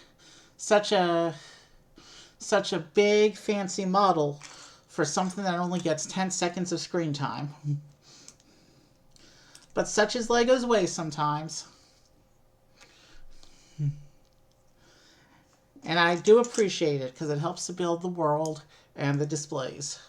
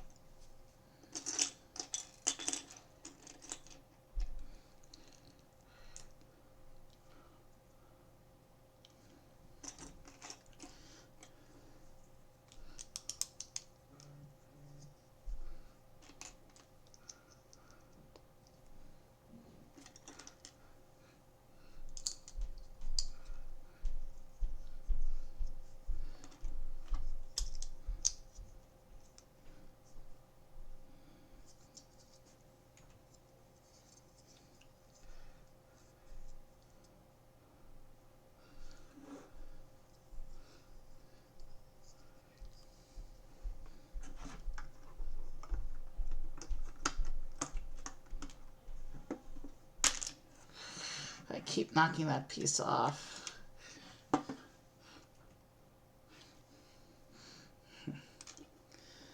That piece will be secured once we start building up around it, though.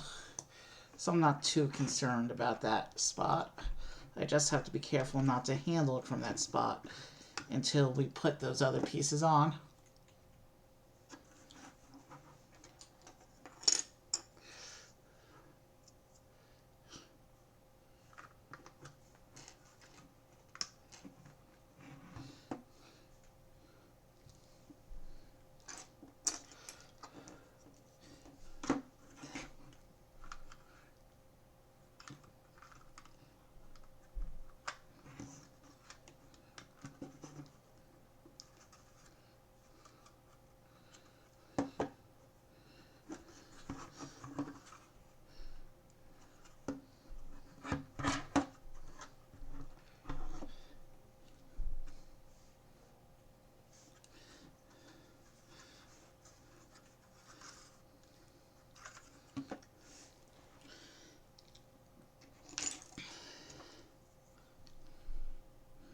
So now we have another section of side paneling to put together here.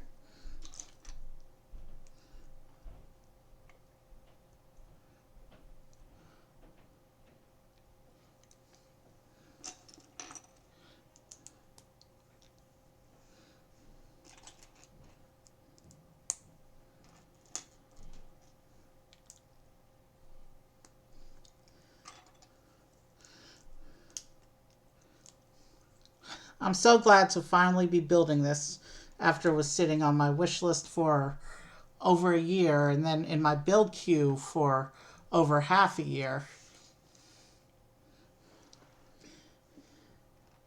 I was so lucky to have found this because it had retired from. And it was already starting to inflate online. So I was lucky to find this hiding in a store behind other stuff. So, with it being sold out online, it had already started to see retirement inflation even before its scheduled retirement date because it sold out a few months early online.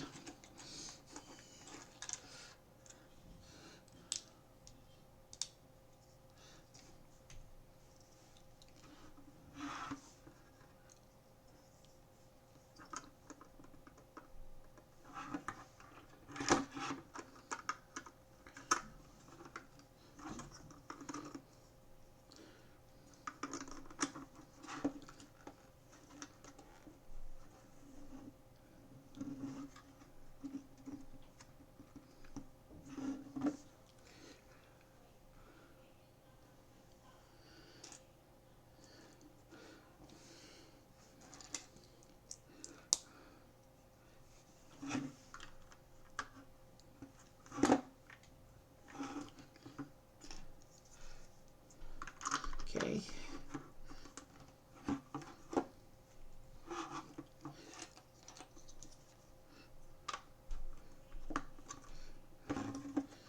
Okay, so the side paneling is done for that end of the ship. And now we can proceed with continuing to build upwards. There's still big gaps along the central sides of the ship here, but we've still got 6 bags of assembly after this one.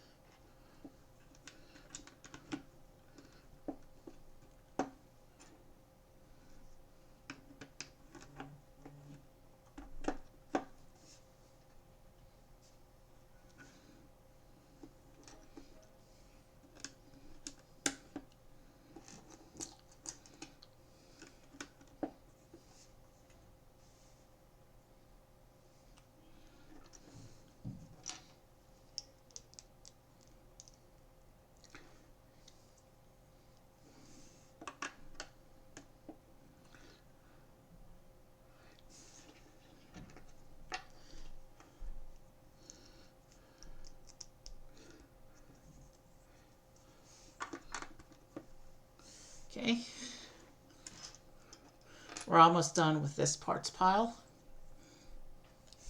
And I'm good to keep going to the next one.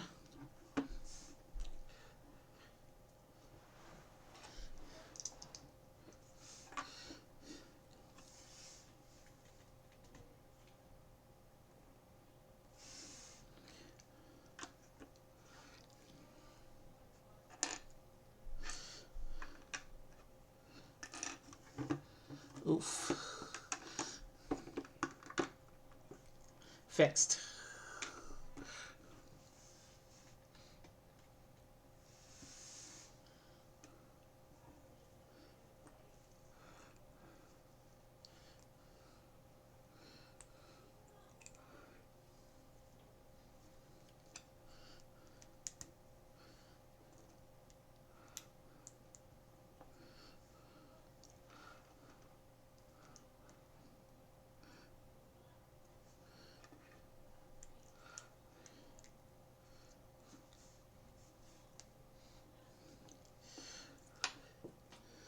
that one just yeeted out of my fingers.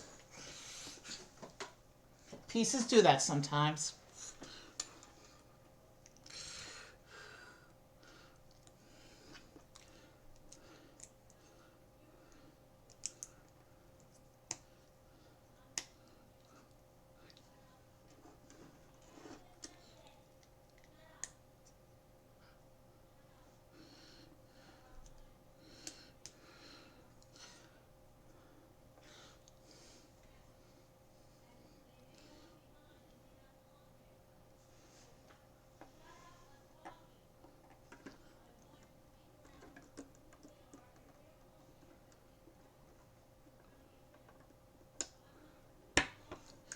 Alright, so it looks like we have a little rudder for the ship.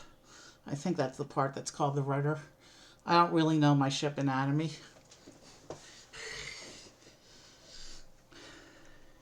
So on bag 5,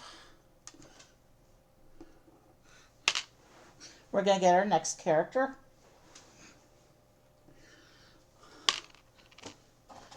And I don't remember which is which there. So our bag 5 character is going to be our Durmstrang student, Victor Crumb. He's also a Quidditch World Cup champion.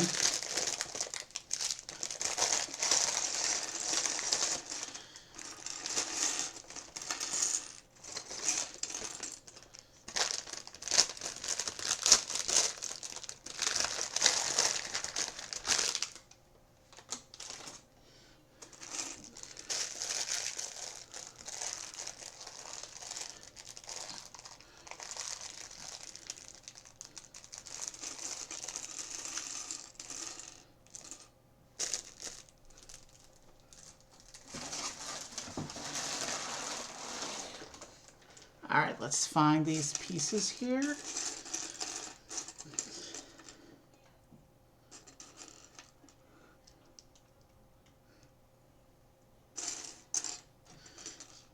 And he has this fur collar as part of his outfit.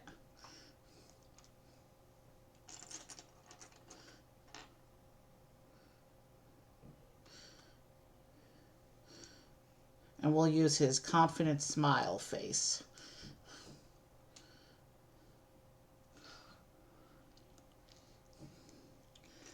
And there's a hairpiece for him. And he also gets a wand.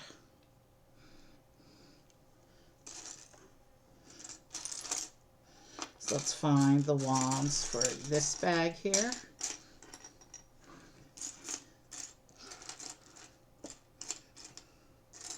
There's the wand.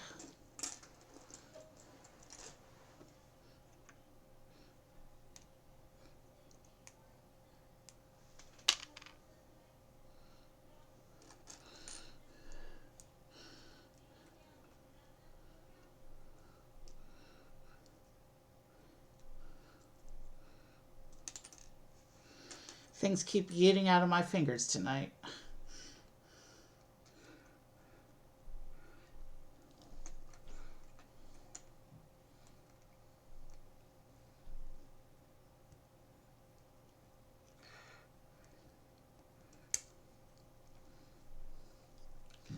So here's Victor Crumb.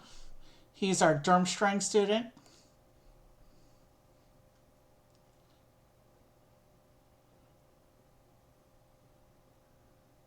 And it's not focusing. There it goes. It focused a little bit there.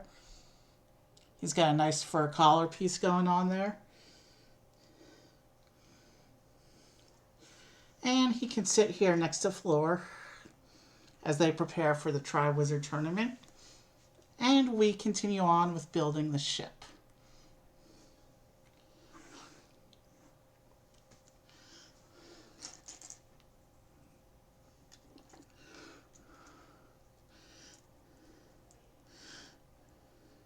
It looks like we're starting with a little snack table. He's got a chicken leg on a lettuce.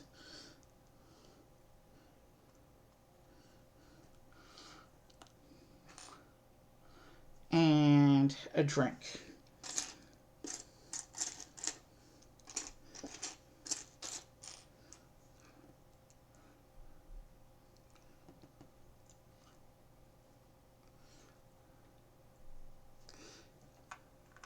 And his little snack goes right there.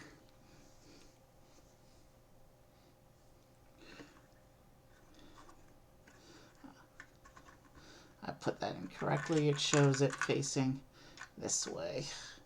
I'm not sure it really matters though. Also, this ship apparently travels underwater. We see it coming out from under the surface of the Hogwarts lake, so I don't know how I don't know how healthy this particular snack is going to be after being submerged. But I guess that's how they do things. Maybe it's a magically shielded snack when it's underwater.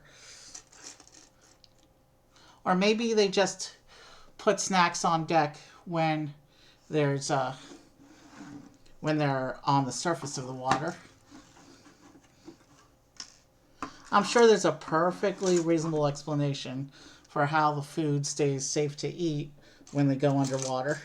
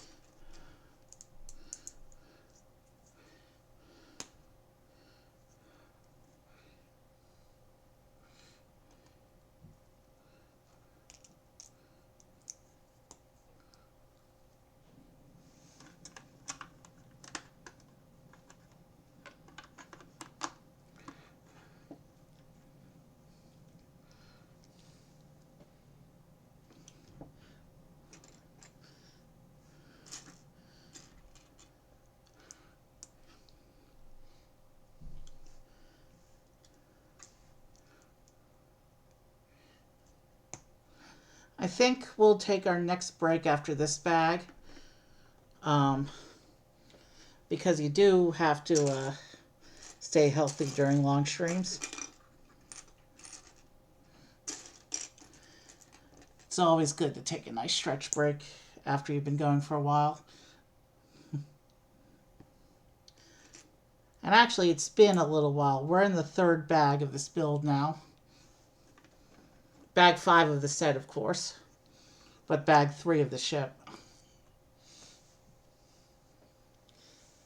Maybe we'll do one more bag. We'll see how I feel at the end of the bag.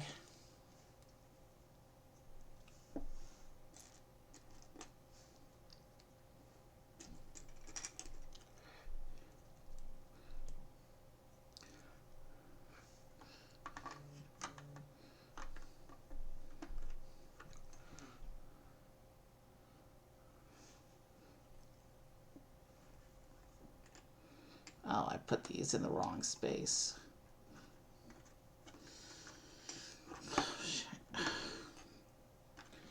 These are supposed to go up here.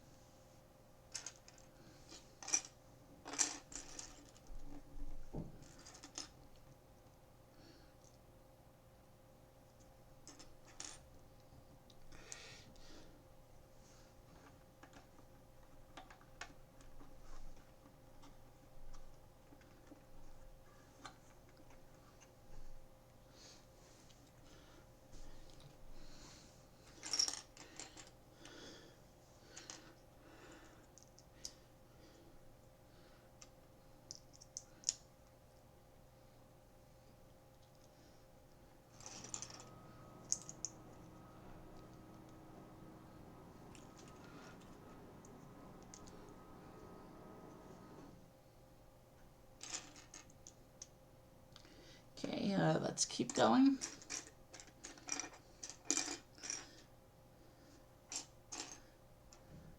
Lego's life.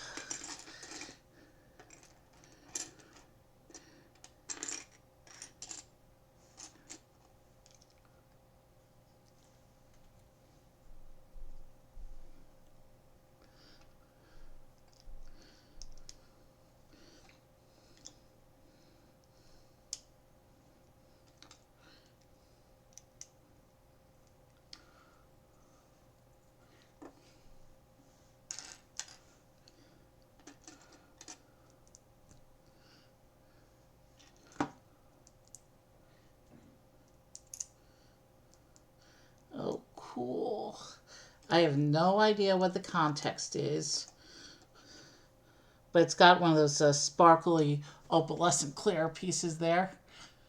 I don't think the camera's picking it up that well, but that's not just a trans clear. That's not just a trans blue piece. It's got the little opalescent sparkles in it that they do sometimes. The light's not really catching the effect though. I do not know the context for this crystal, but it is attaching to the middle of the ship where the mast would go, so maybe it's something to do with that. Magical masting, maybe.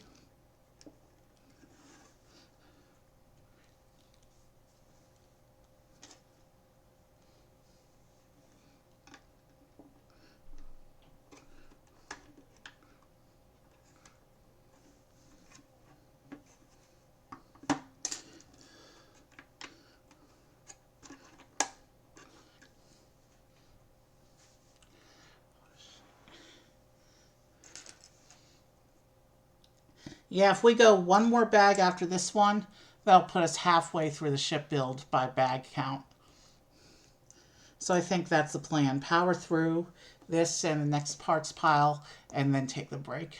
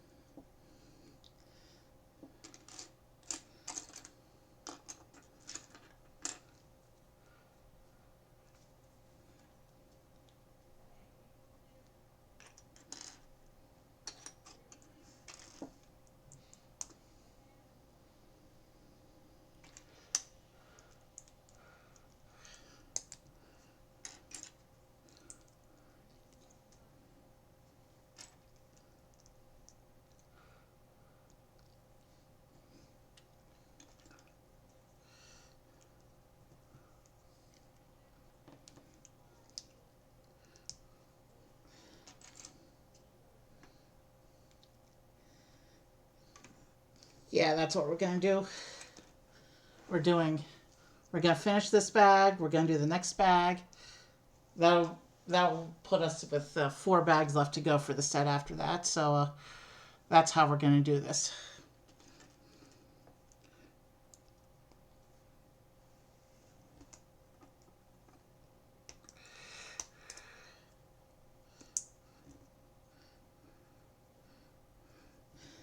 And because of the Beauxbatons Pegasus, we even get the magical creatures aspect of the Wizarding World represented tonight, which is cool because that's such a big part of the world, is the various fantasy creatures that they deal with on a regular basis. So it's cool to see the creatures represented tonight.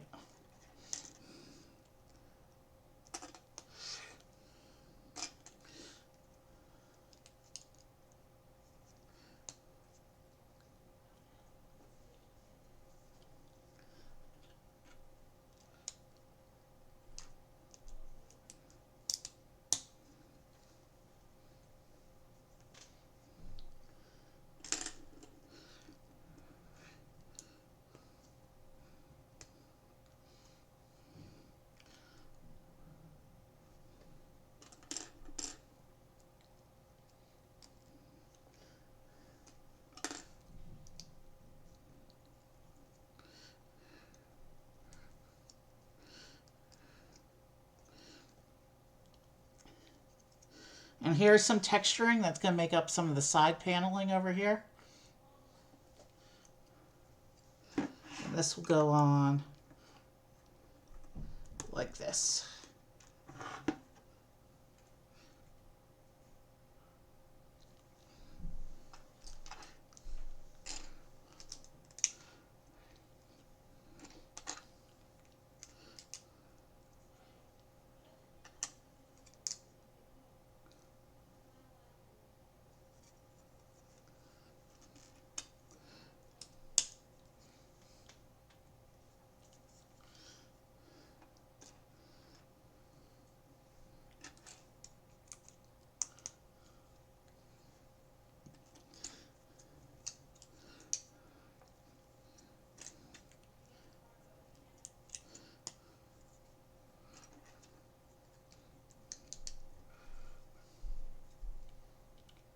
And another sticker. But this sticker I think needs to line up with the others we already placed, so I can't put it on until we put this section on.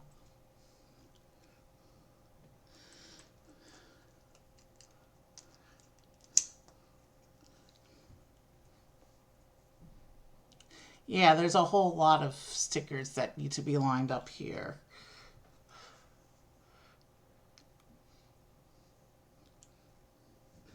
So yeah, I'm gonna have to wait to put the section on. And that'll be tricky because we've already got a big build going.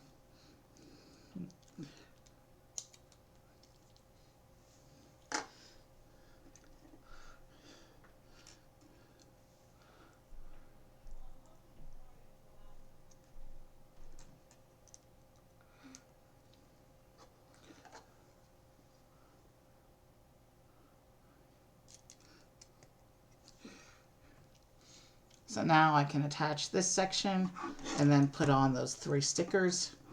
And that completes the side plating for this side of the ship. And then I think we just do all those steps again on the other side of the ship.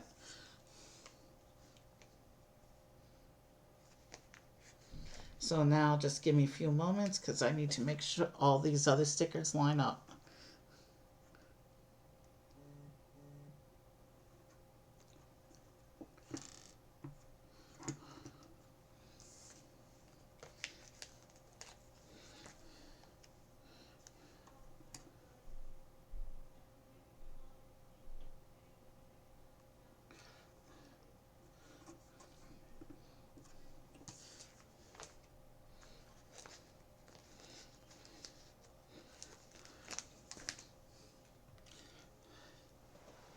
Yeah, it looks like we're going to do all the same steps on the other side once I finish placing the sticker. So, yeah, that looks pretty good actually. I lined up those stickers a little better than I usually do. Not the best. Not perfect by any stretch, but good enough to look good. So that's what that side looks like with the stickers placed and all the side texturing on. Now I'm going to repeat all those steps on this other side. And that should be the parts pile for bag 5. Actually, tell you what we're going to do. Since we just have the 2 professor characters left, if bag 6 has one of the characters, we're going to take the break before the reveal. If bag 6 does not have a character, we're going to build bag 6 and then take the break. The idea being to keep the schools in balance as much as possible.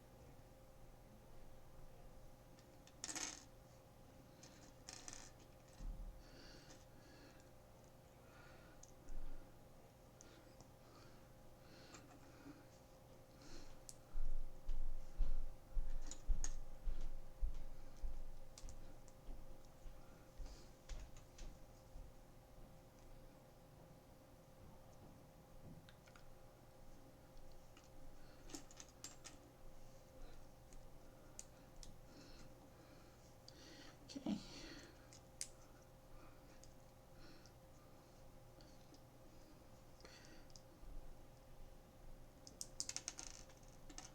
At least that one stayed on the table and didn't go on the floor.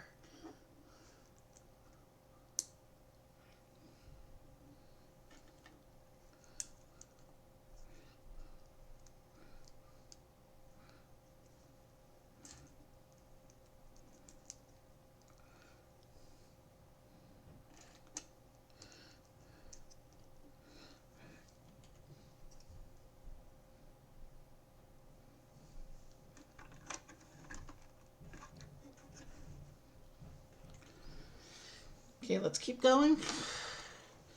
It'll be sticker time in a few moments.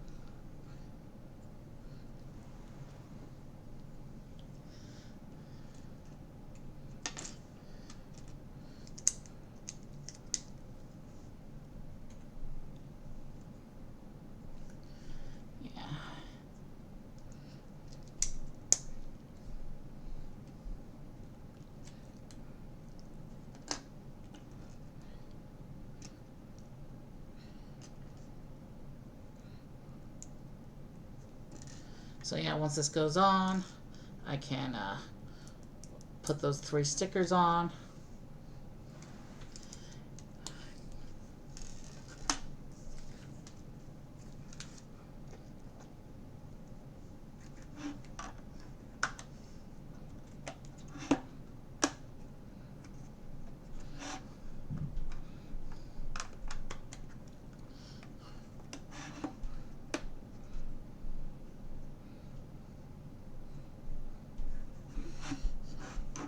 Now sticker time.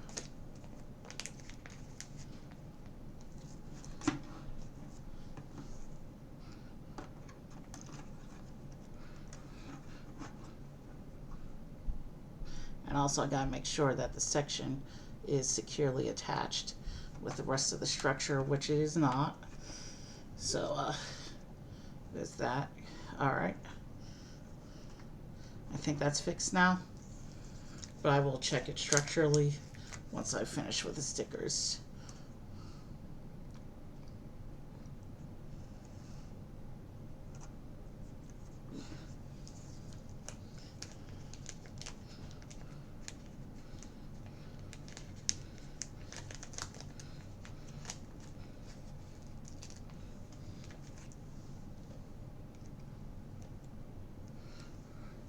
Looks like there's still a whole bunch more stickers left for some more of the build later, including some shield designs.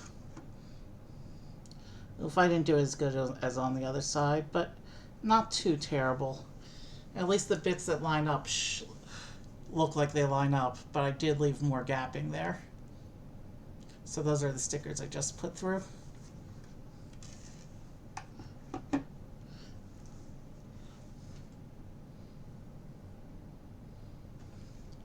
Let's keep going.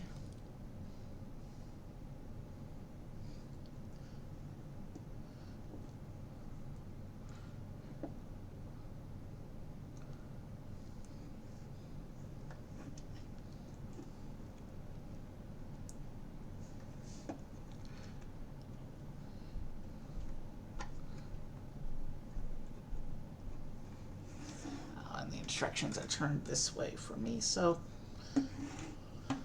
I need to keep the model facing the same way as the instructions so I can see what I'm doing.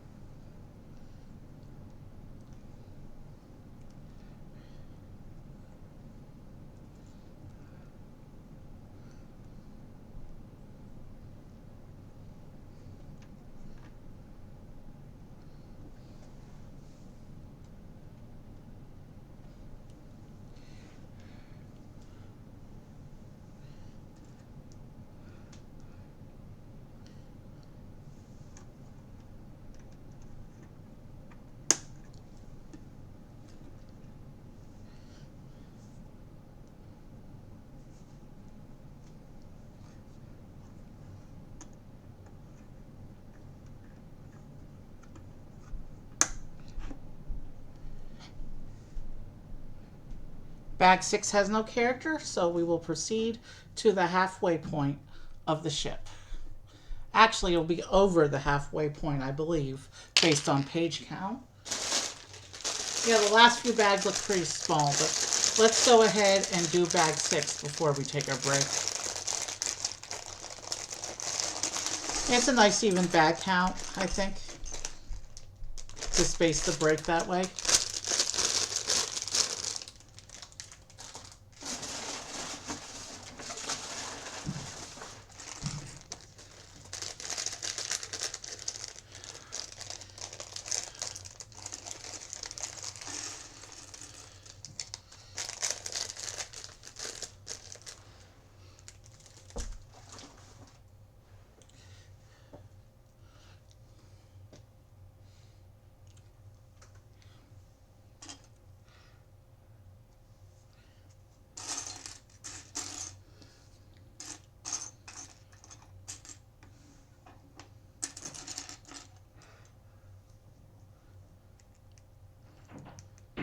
So it looks like we're starting with a floor panel to cover Karkaroff's office in there.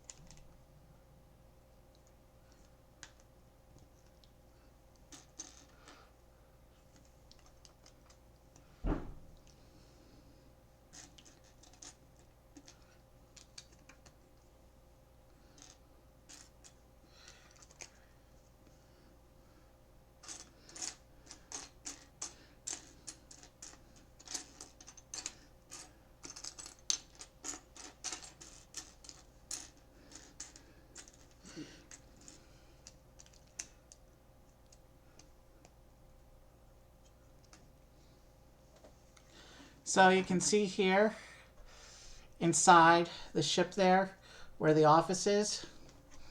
And then we take this floor section and we cover over that like this to complete the top deck of the ship like that. And then you can just pull it up to go below deck again.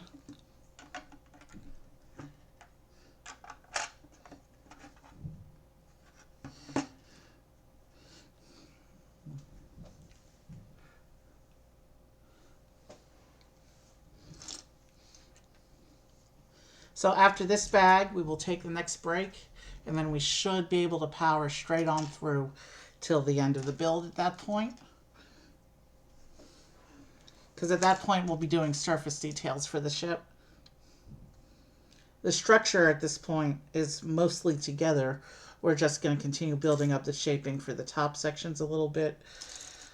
And then we just have like the sails and masts and all that, and that's going to be a little bit of a fancy thing to put together. It often is when you get into stuff like that.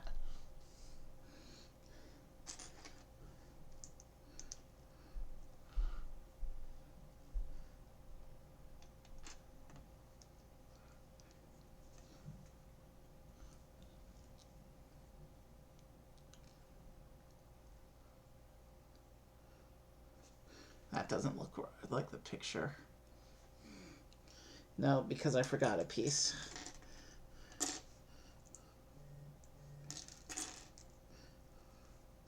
Now that looks like the picture.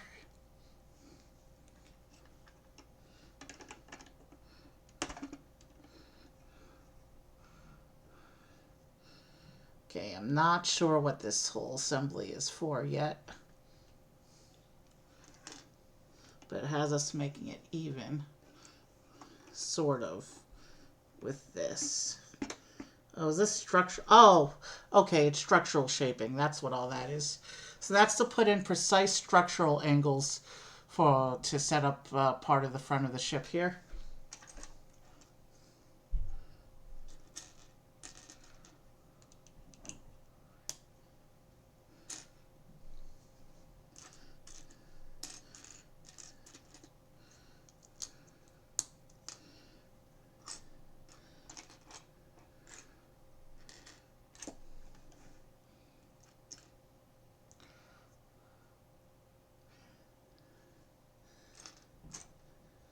It's always clever when they do precise structural angles like that.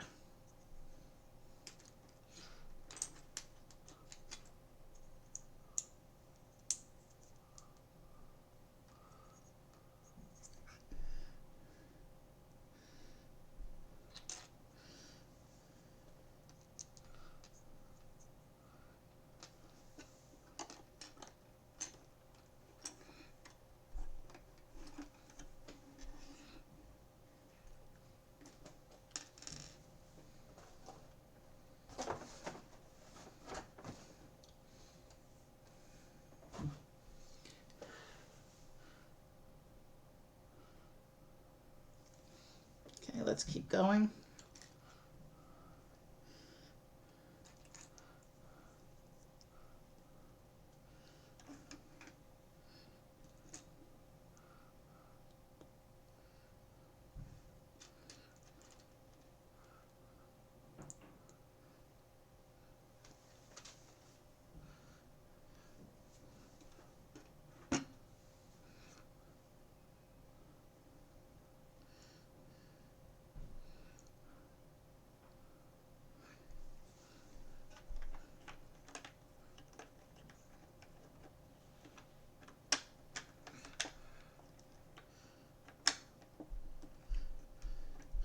All right, let's, we need to do one more of those.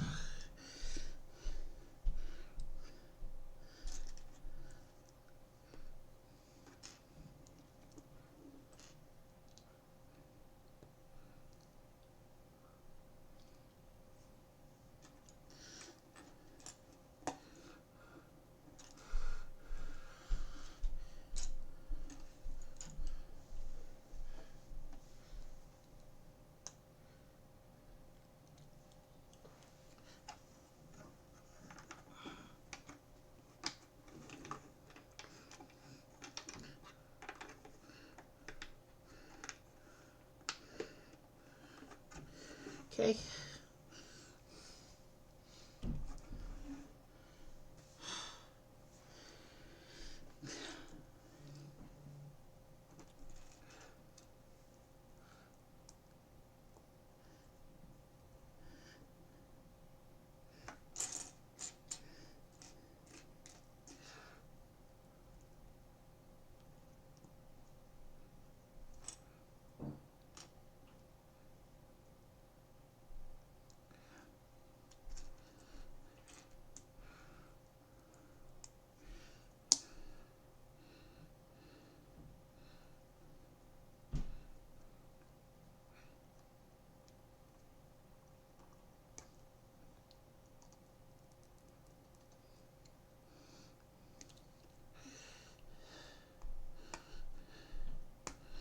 Okay, yeah, this plate is not straight. I'm trying to get this to line up properly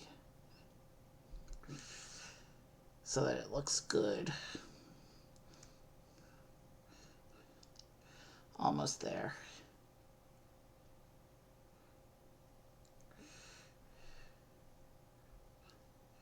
There we go.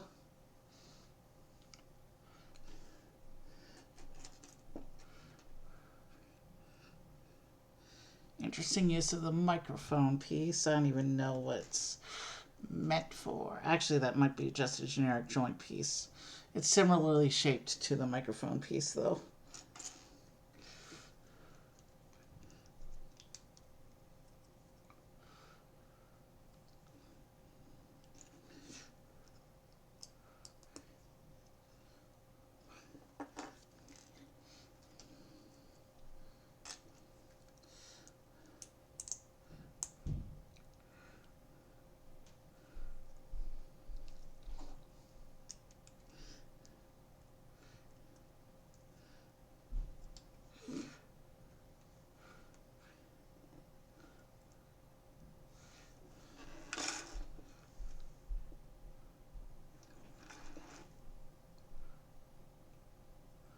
Okay, so this goes in to this joint, it looks like.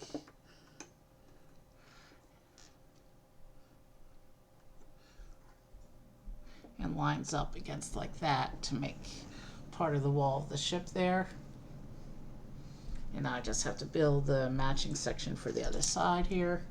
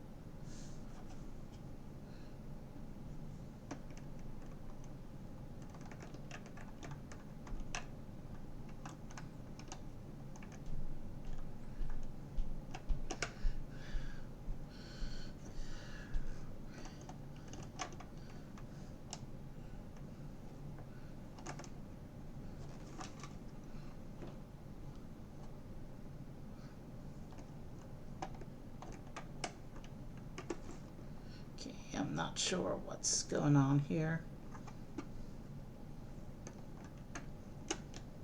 I'll want to line it up probably from this angle. Unless I have that part attached incorrectly, and that's why it's not. Yes, I had it attached incorrectly. That's why it wasn't going in. Now with that fixed, I should be able to just go in here like this. And again, and connect it right up and line it up like the other side. Our ship is once again symmetrical.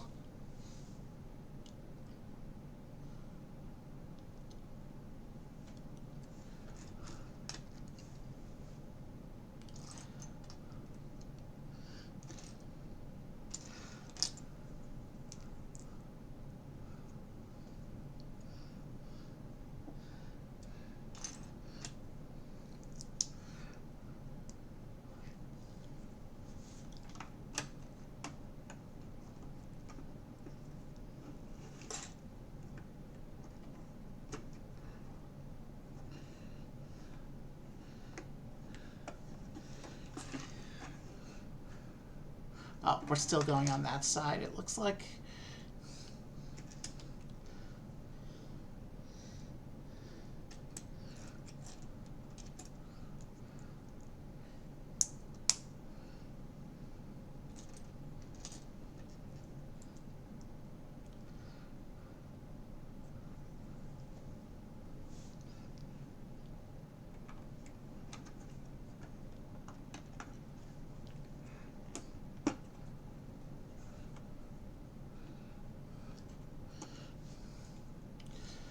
Alright, now I go to that side and do those two little bits there.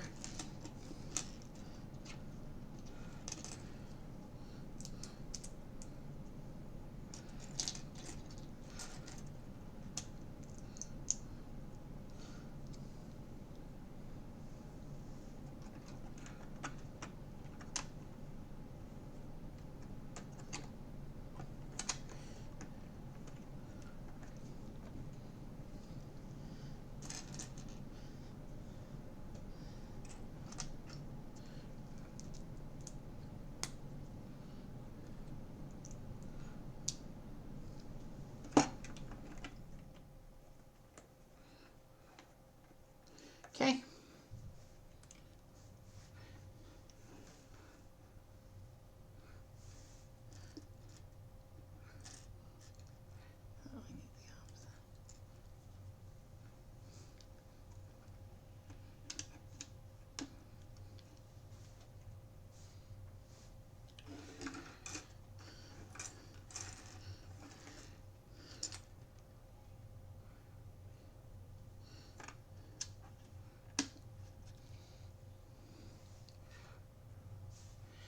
now we have another big assembly to do here.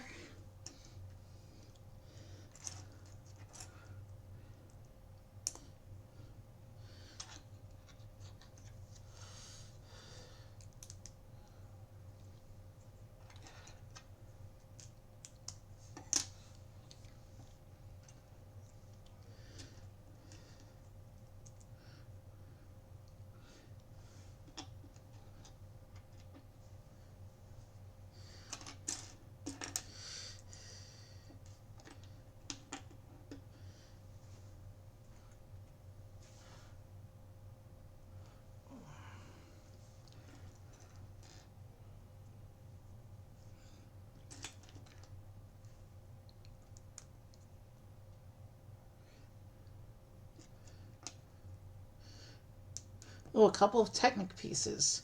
This might be mass detachment points we're working on.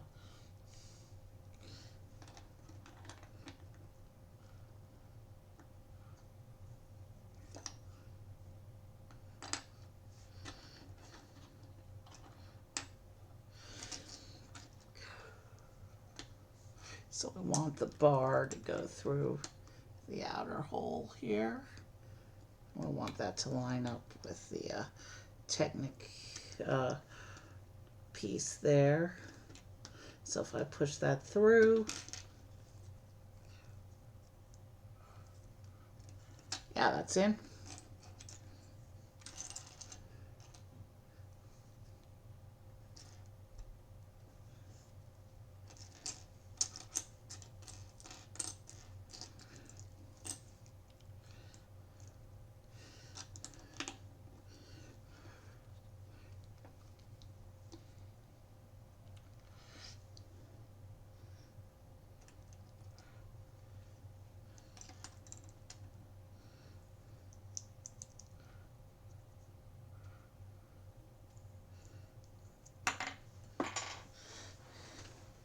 Again, just popped out of my fingers.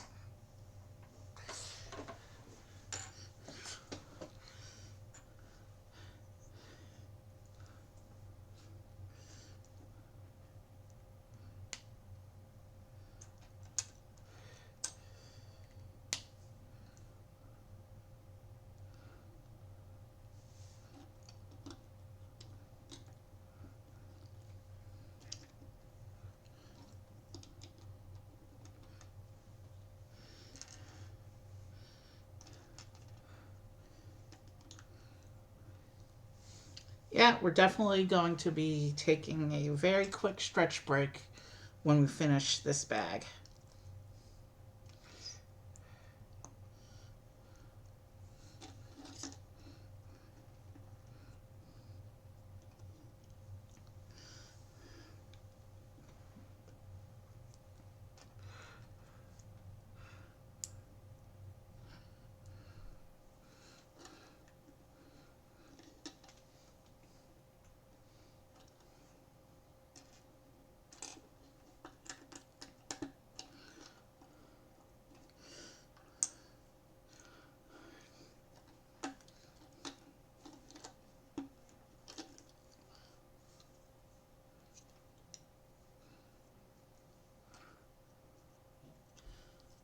Alright, and there's some more stickering that needs to be done, but I want to see if these stickers have to line up with anything else first. So let me put the rest of the assembly together. And if these are the only stickers on the assembly, then I'm going to go ahead and put these on. Actually, no, it doesn't look like they do line. Actually, I'm not 100% sure.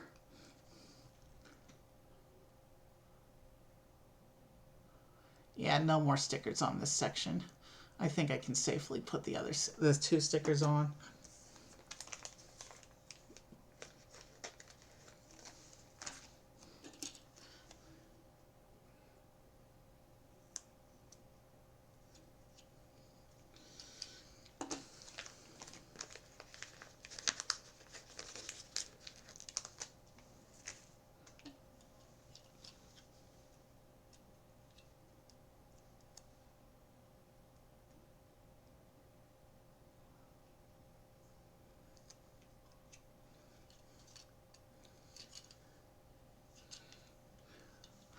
Okay. So that's what that sticker looks like. Base, and the other sticker is identical on the other side. So let's just keep going. Basically, that's some more of the wood paneling texture for the side of the ship.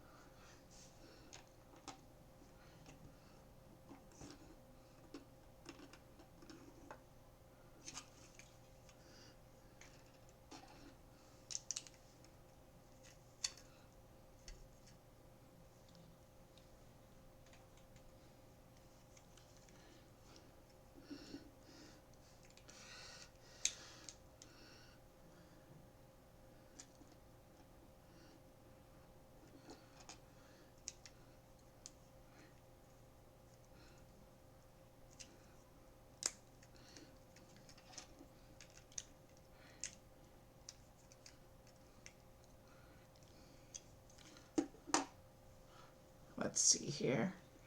So we have this big assembly here.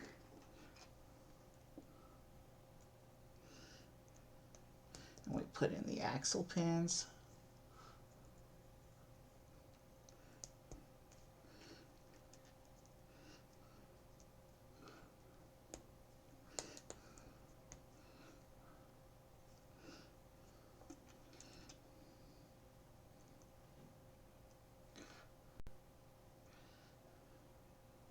And then we have a regular black pin there.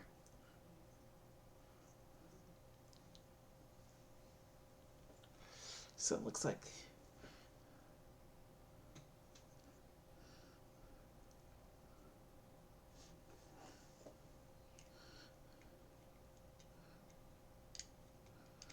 blue pin lines up there, and then the black and blue pins line up there, which will lock this into a precise angle as well. And it only has us attaching this section on one side. Oh, that's because we need to secure it from the other side. So the two exposed blue pins will go into these holes here on the side of the ship. If I can get in there without breaking everything else I've done. It's lining up into the gap, it's just not going in.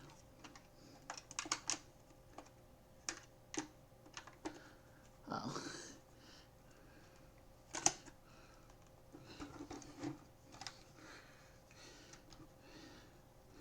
There we go. And I just bumped something off. Part of the snack to spread.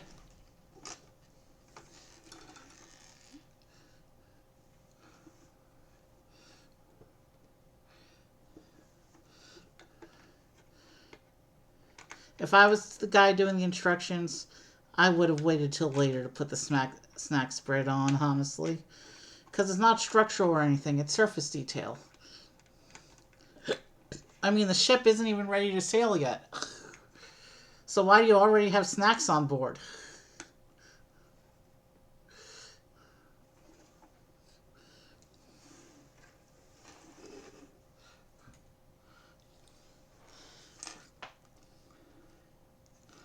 So now we just put in the, we make the other Technic piece to secure it on the other side there.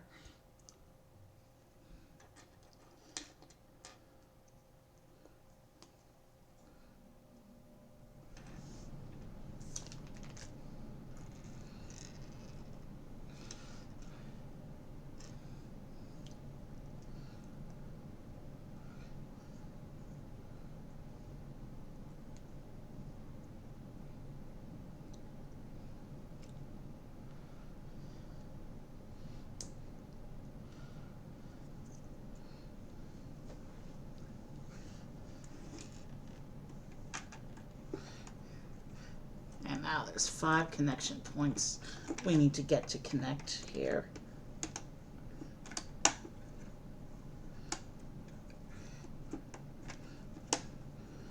and it's in. And that attachment is secure in its awkward angle there.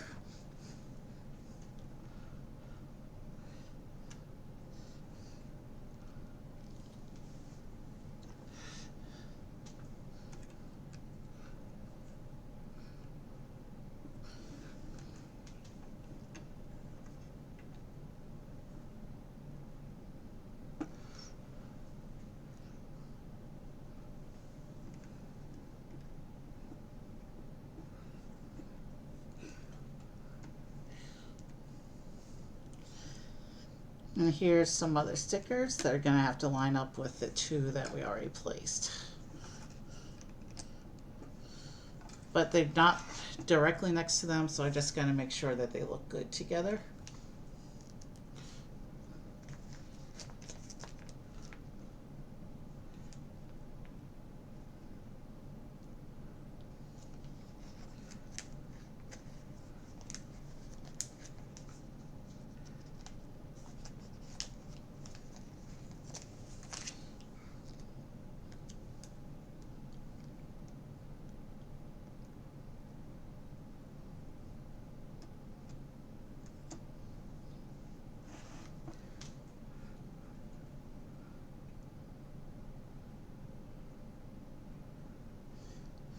Yeah, we know that sticker's coming, so I'm just going to go ahead and do it.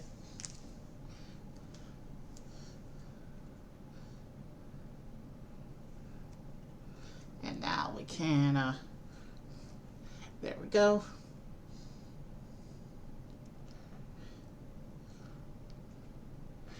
Now we can finish with these last few siding details for this bag. We still got a long way to go before the ship's done, but the shape, the structure, pretty much together. The last few bags are just about finishing details and making this thing ready for its trip to Hogwarts.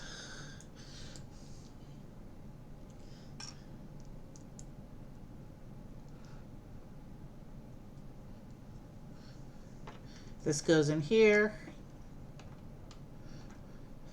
Covers, and it actually covers that whole Technic frame we just put in. And lines up against the sticker, hiding the color gap there. And now we just gotta make the matching piece for the other side here.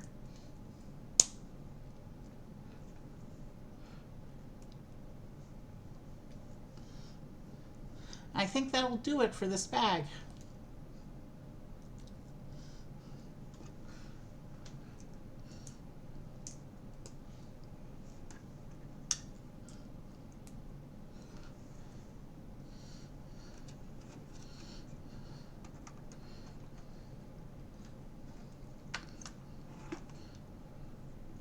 So yeah, the Technic frame is covered from the sides. It's still exposed from the middle. But yeah. So yeah, bag 7 is going to give us the next character. Our first of the 2 visiting professors. But before we get there, we're going to take a quick break. So let me turn the instructions off so we can take a quick look at what we've built so far. So here's the ship, 4 bags in. You can see the basic shaping and structures there.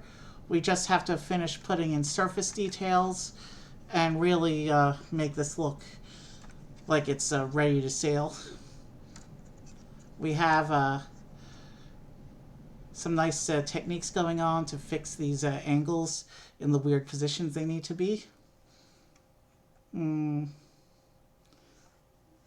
have a little snack ready to go. So yeah, here's the basic body of the ship as we go into our break. You can see the stickers are all placed and lined up. The sides have some nice texture going on already.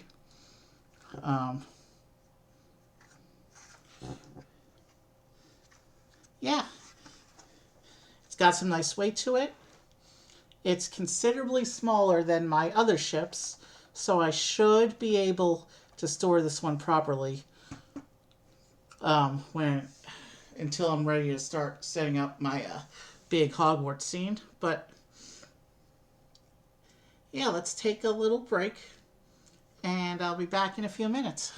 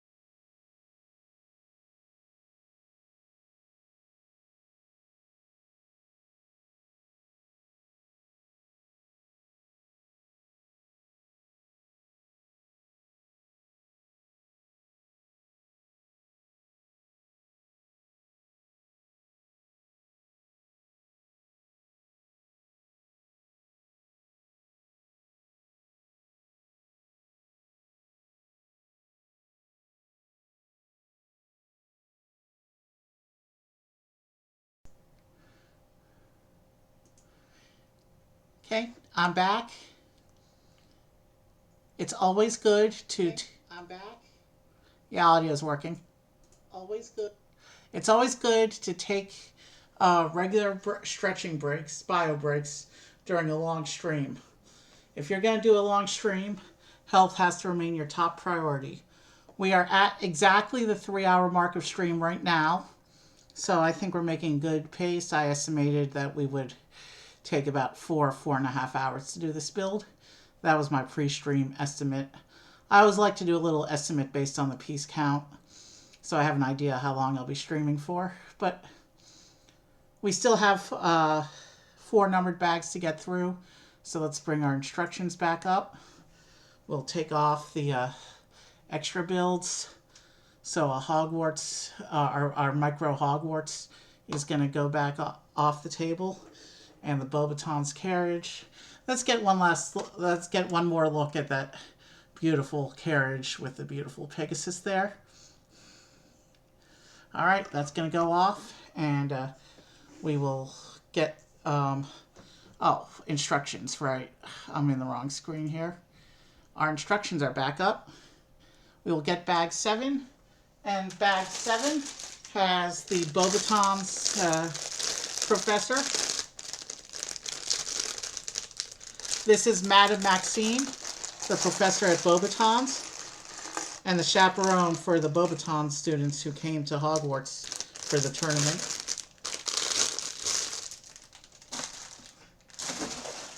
Madame Maxime is a half giant and uses these long leg pieces. That we've seen these leg pieces used in the Avatar series, and Woody from Toy Story also uses these longer leg pieces. Being a half giant, Madame Maxime, if I remember correctly, had a thing with Hagrid during the books. I do not remember if that carried over to the movies, but I remember, at least in the books, they had a thing for a little while. But before we can get started, there's a piece that rolled off the table when I was trying to retrieve it from the edge. And it's a clear piece, which means it's hiding against the gray carpet.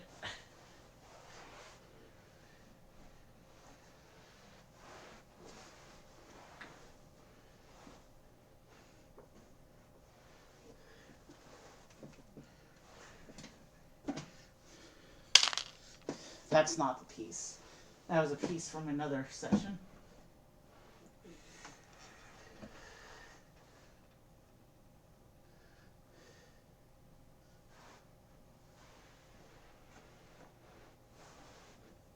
Rolled off this way.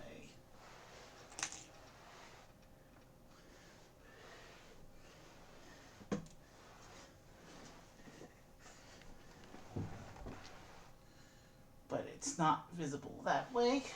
And I just completely screwed the camera.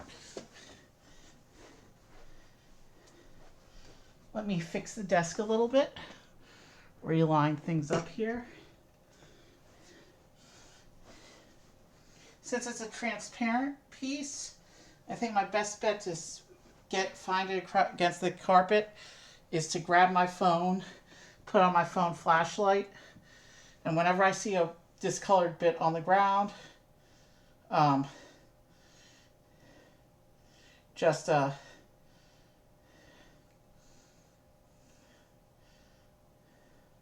give me one moment. I'm going to look around for this piece.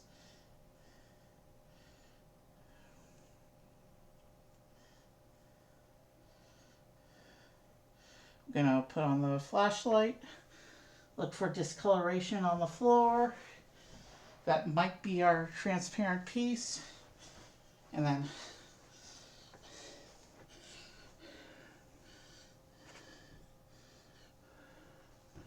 put my foot down.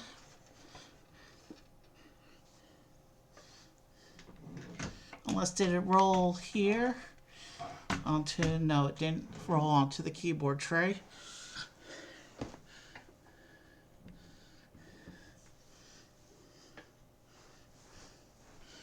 And if I feel around with my foot, then I should step on it and get that awkward feeling. And then I'll know where it went.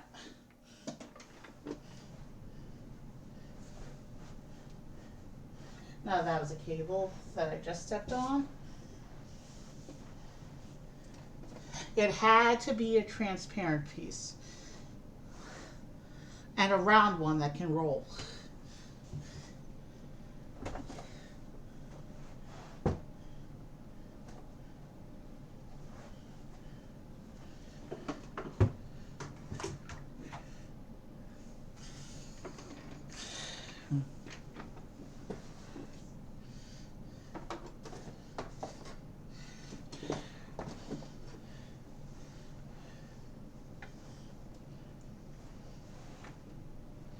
I stepped on something there. Not a Lego.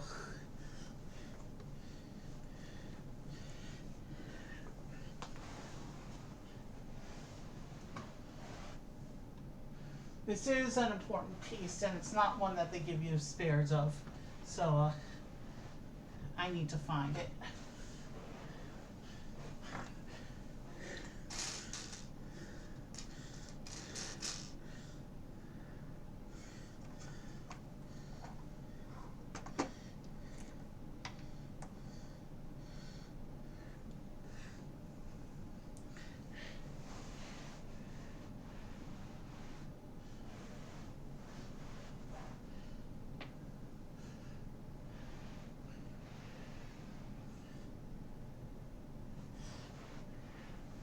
I could check my spare bits bag and see if I have a comparable piece.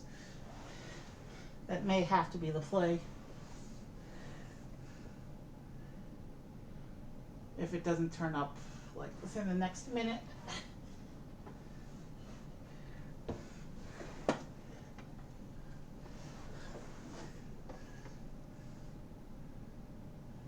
No sign of a clear Lego back there.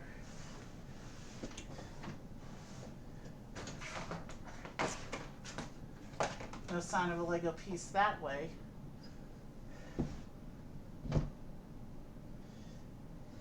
Alright. Here's the play. I'm going to run over to my spare bits bag and see if I have a comparable piece I can sub in.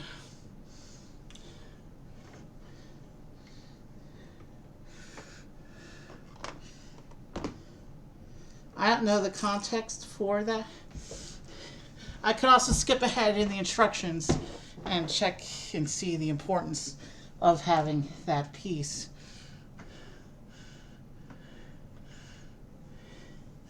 Yeah. Not only is it a pretty important piece, but it's on a part that needs to be symmetrical.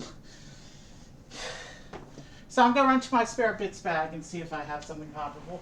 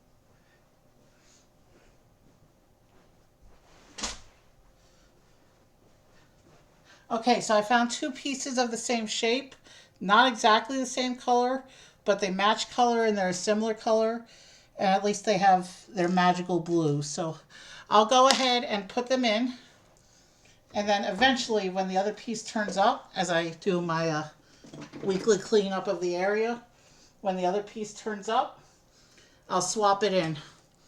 Meanwhile, we need to get on with the build now.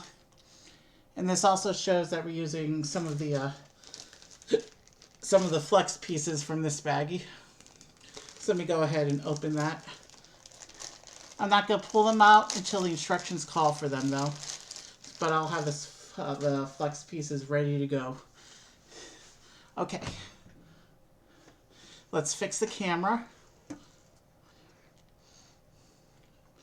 And let's continue on with the build. And of course I'm gonna be not careful and pop something off right away.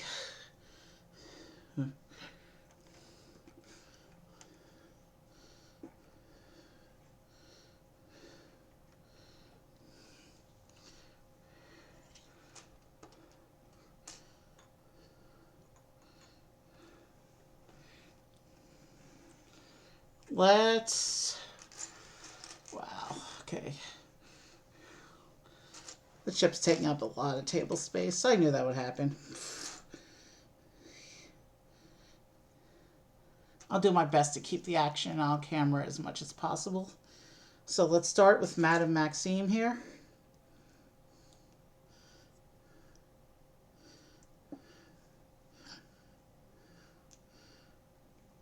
She's the professor representative chaperone of Beauxbatons.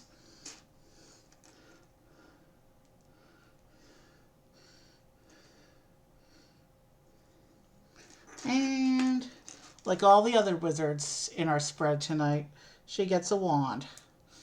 I wonder how many wands I'll have floating around the big Hogwarts display when I finish building everything. Too many to count. And since the wands always come as a molded 2-pack, it means that we'll actually have double that number of wands right once you count all the spares in the spare bits bag.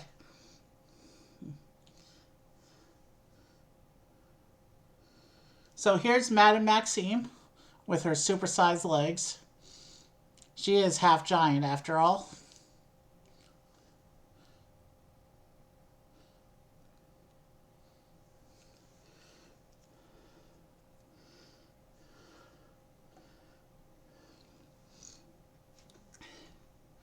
And let us proceed with the next section of our build here. Yeah, this parts pile isn't too big. It looks like we're just going to be doing the last... We have less than 100 pages of instructions left to go for the last 4 bags. So we should... the last bit should go pretty quickly at this point.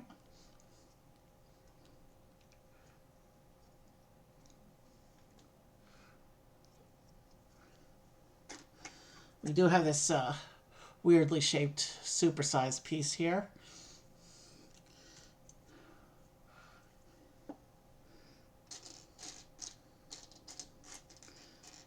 Looks like it's got some scaffolding in the shape of this piece.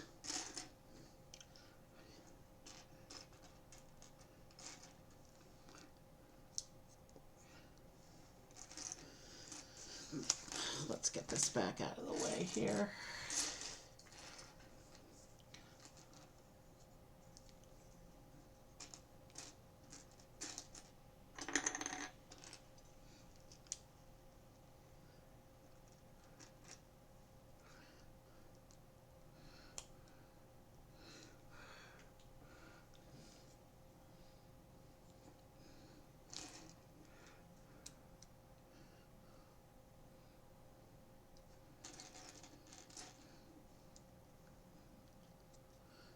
Okay.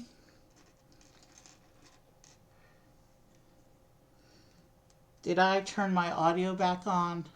I see that I turned the instructions back on. Quick little test. My audio back on. I see that. Yeah, we're good.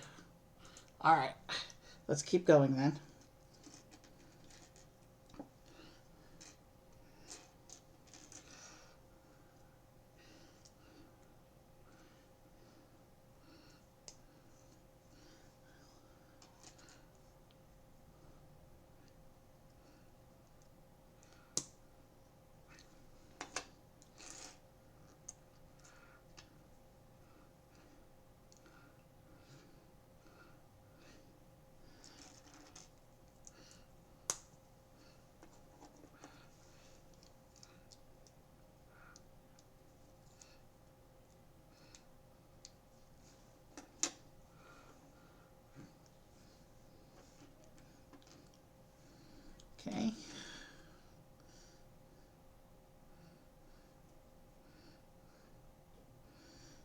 this one.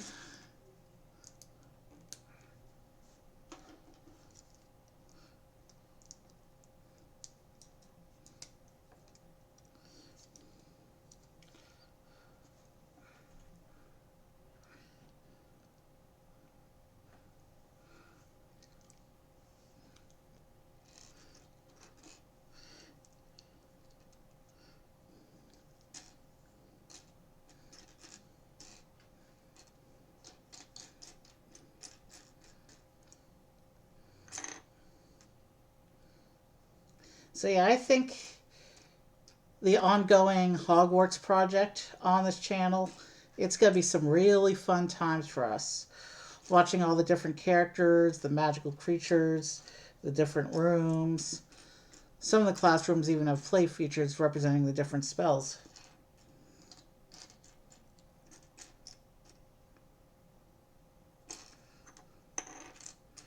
Where's that 1x1 plate that I need?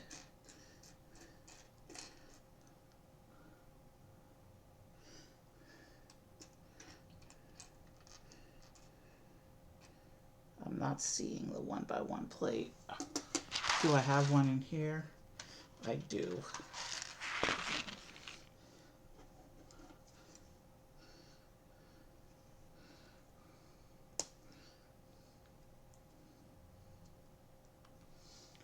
And now we can proceed as intended.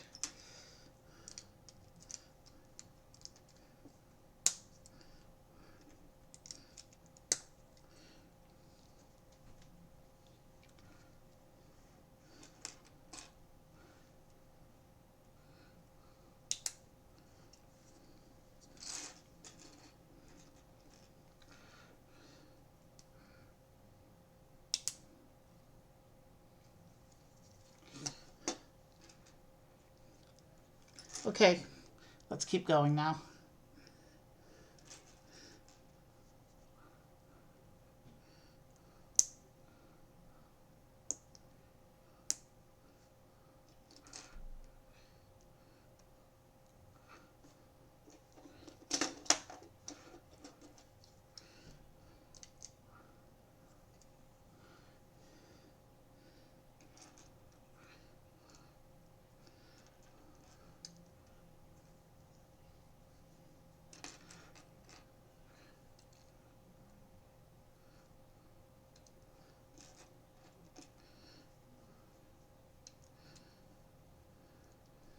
So this is the step where I substituted pieces because of the piece that disappeared.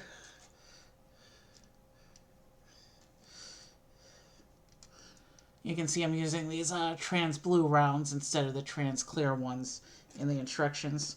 I swiped these from another set, but it was a set where that particular part of the build was inside the build and not visible on the display. So it wasn't a big deal to temporarily borrow out of that set. It does look like these are going to be somewhat structural, but surface structural. So it shouldn't be too big a deal to swap back to the regular pieces once I get the replacement.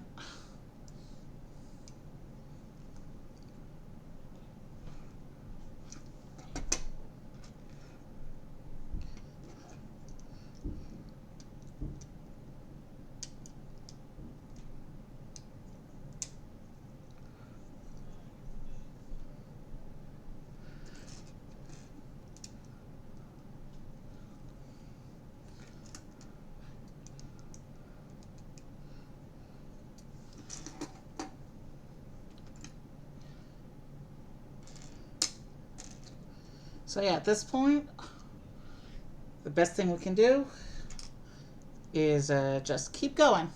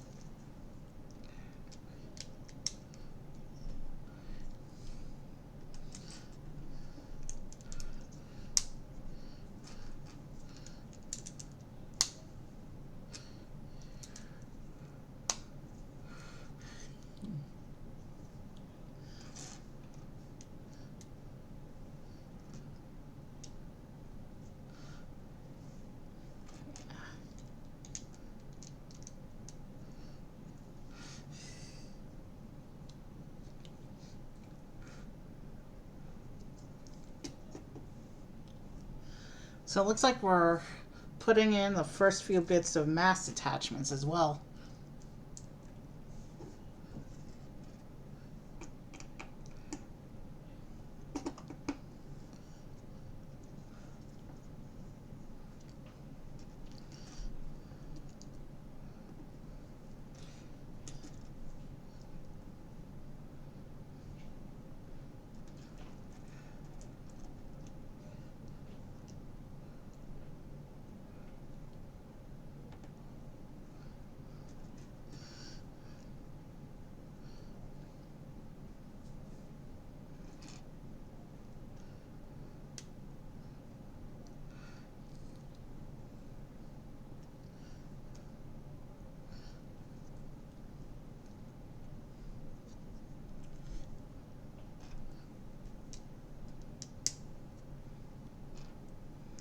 Okay, these go here, and then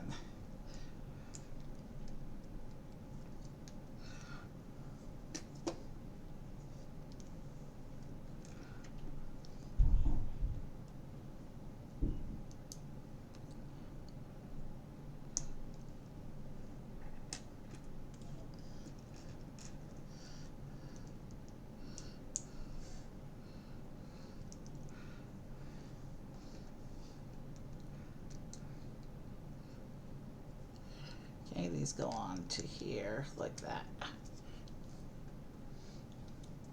And then this section attaches. Okay, I want to back it with it facing the side of the ship. In this section,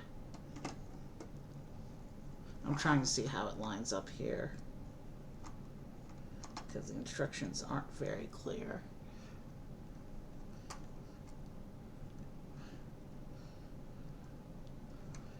Has it sticking all the way out, so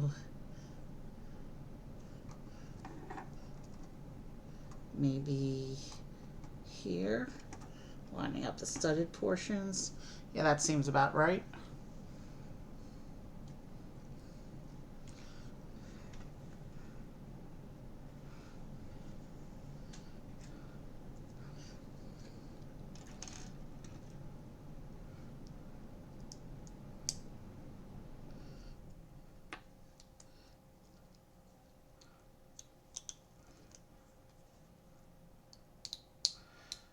Two little tiny stickers on this one.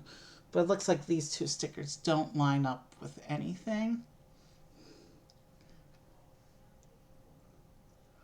So, no. Let's make sure we're doing things correctly. We have this piece and then this piece.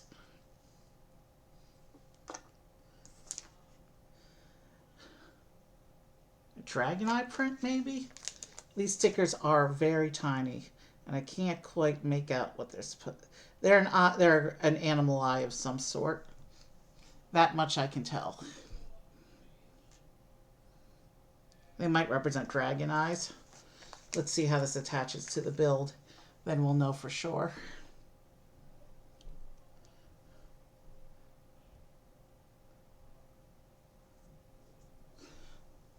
That's what the sticker looks like. And there's one on the other side also.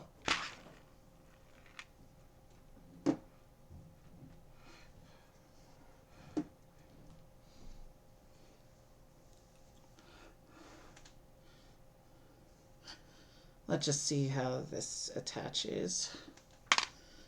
And that little 1x1 did in fact turn up, but since we took it out of the spares, we put that one back into the spares. So let's just finish building up this little section, see how it attaches, and then we'll figure out what kind of eye that's meant to be. That's making a little bit of a mouth shape. It just attaches under this big assembly like this.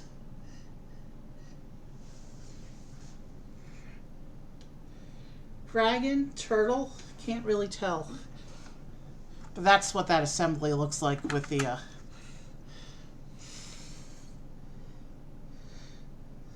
lots of little bits just like breaking off of this build.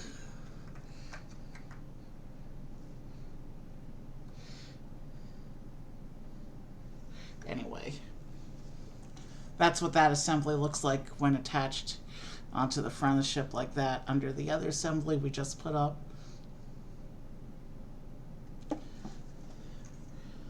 So maybe it's meant to be a dragon or turtle head or something under the platform. Hard to say for sure exactly.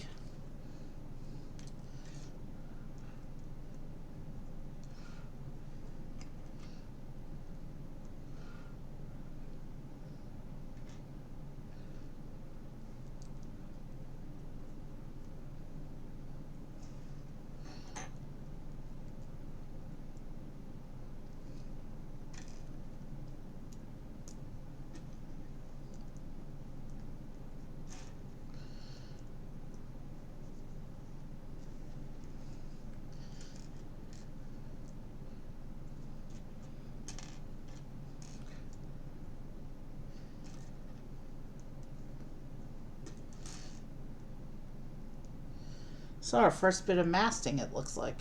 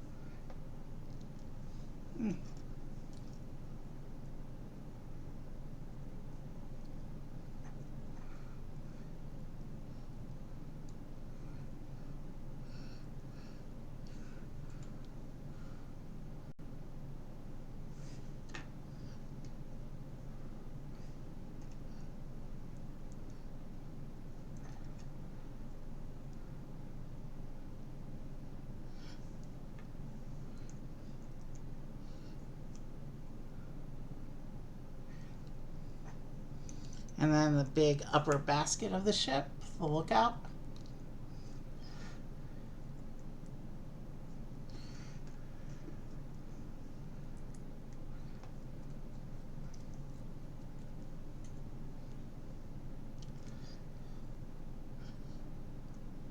Oh wow, this goes way higher than the camera.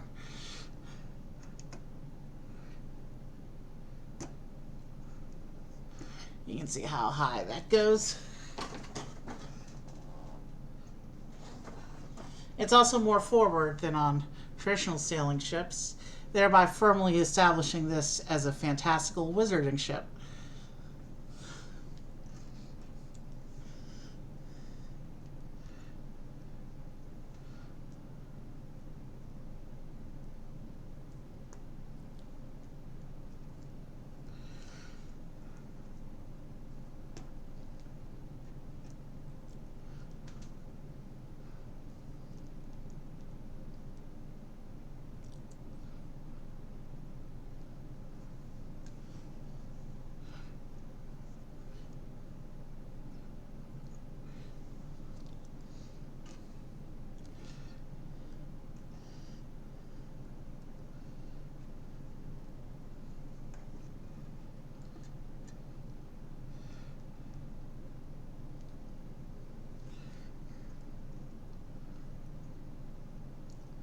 Okay.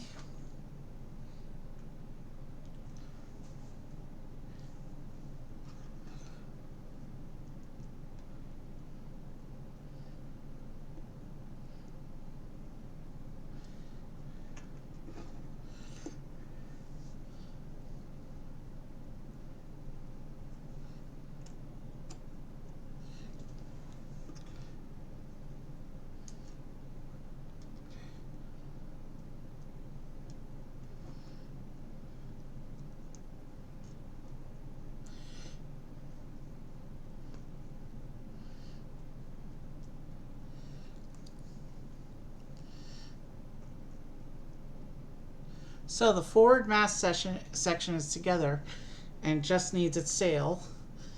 And it looks like we get a couple, we need 4 of these flexible pieces here. So that's 1, 2, 3. I need 1 more. And we can begin the first bits of the ropes for the ship.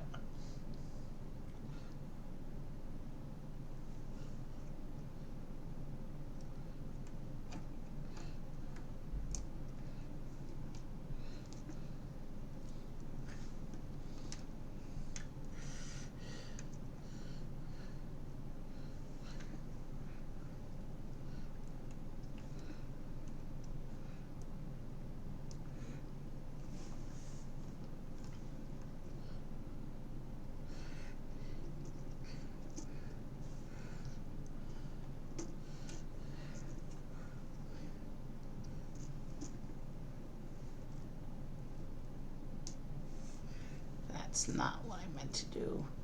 I need to line these up. And then we'll connect the tops of these mast ropes here. But I gotta make sure they're lined up against the base first.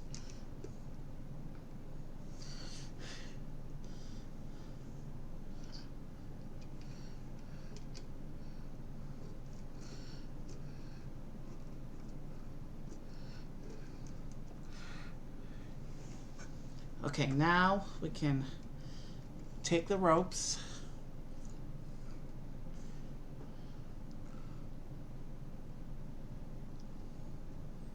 and connect them up here.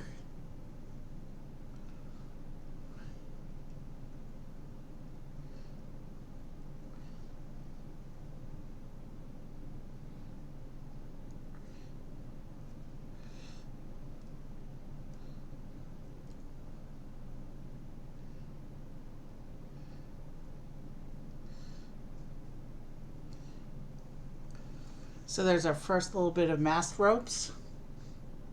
And we go into bag 8.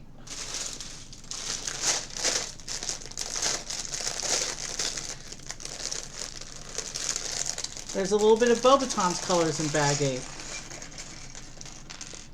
I'm sure it's just surface decoration for the Durmstrang ship though. Unless it's internal parts or some surprise that I'm not expecting.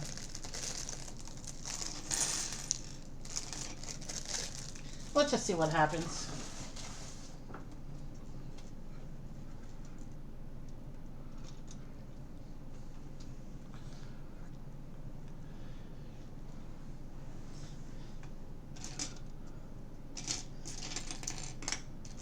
Let's just keep going with this build.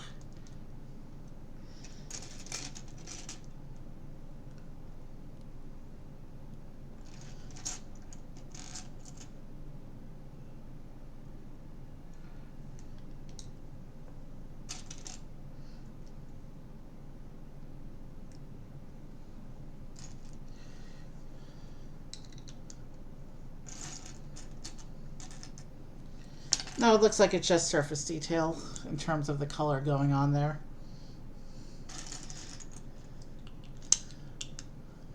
We're done with Beauxbatons. This is strictly Durmstrang. Our last character, the one we haven't pulled out yet, is the Durmstrang professor. So, yeah, we're done with Beauxbatons at this point.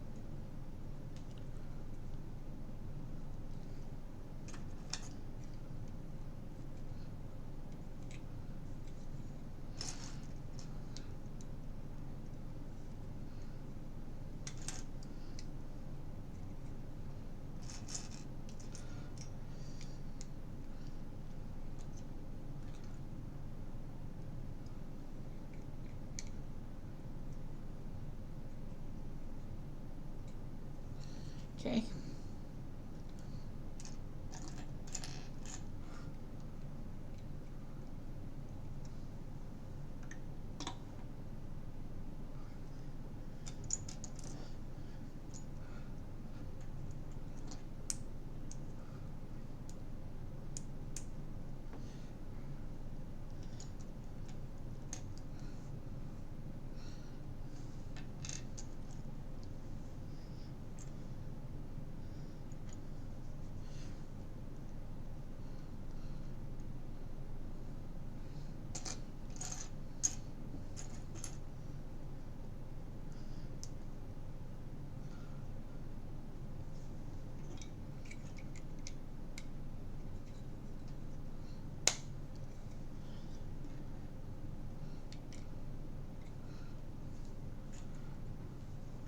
Okay.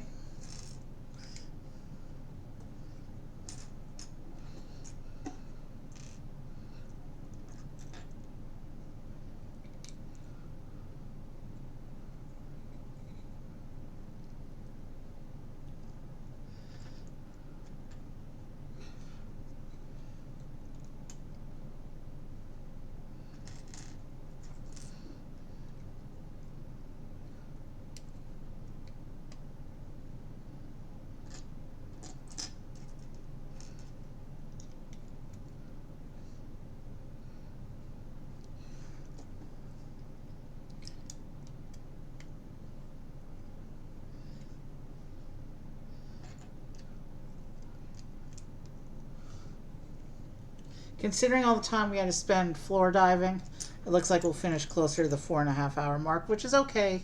I estimated that we could go that long, so I'm glad I didn't throw in all the other small sets that I was originally planning to do with this stream.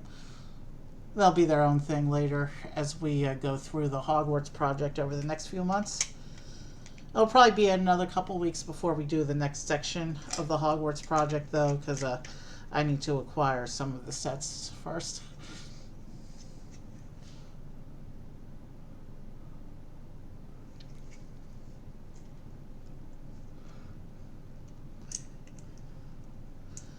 I wanna have some of the castle in hand before I start doing an assortment of different sets for it.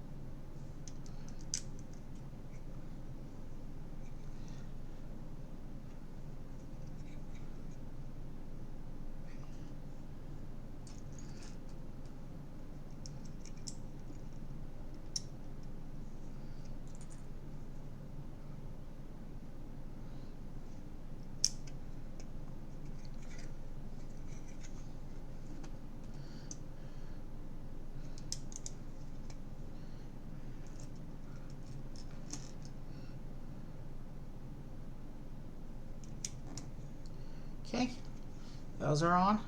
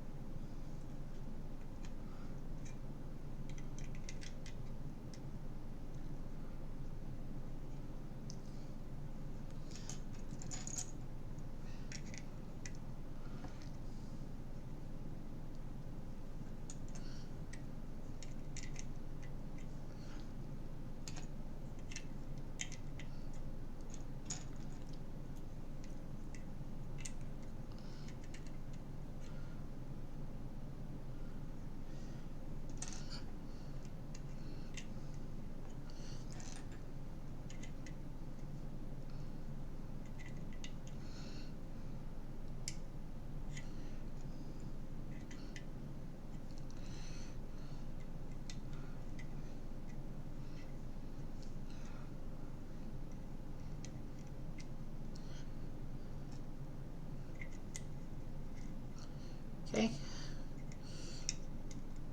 those are in.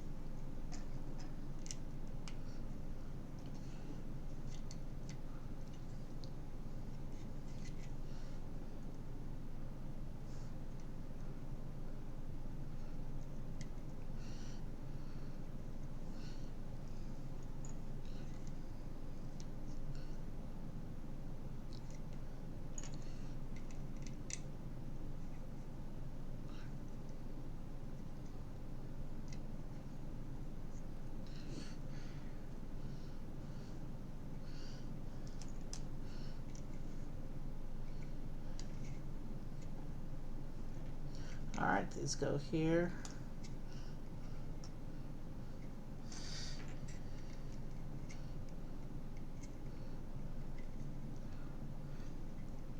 And now these go on.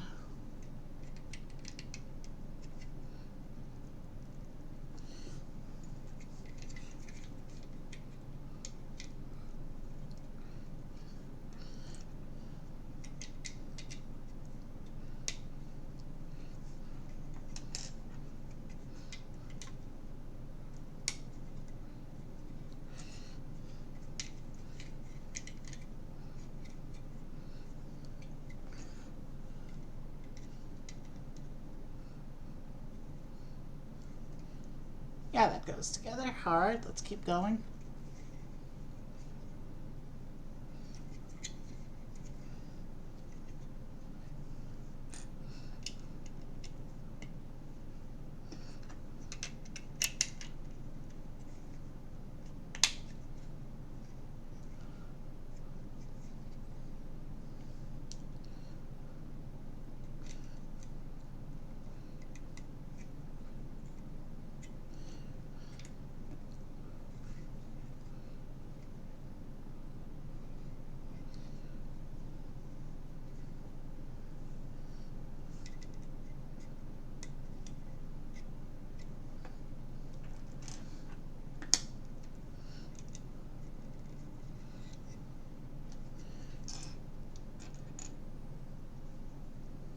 Okay, and then these go here.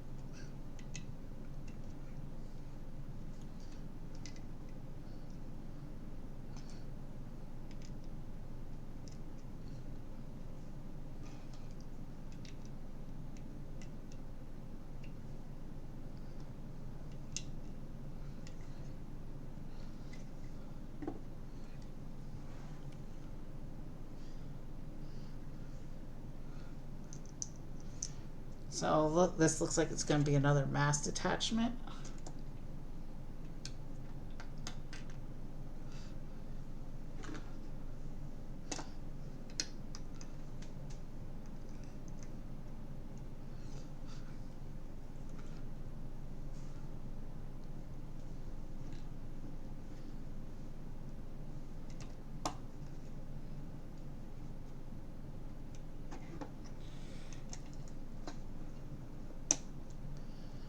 Let me just make sure that these bits look straight.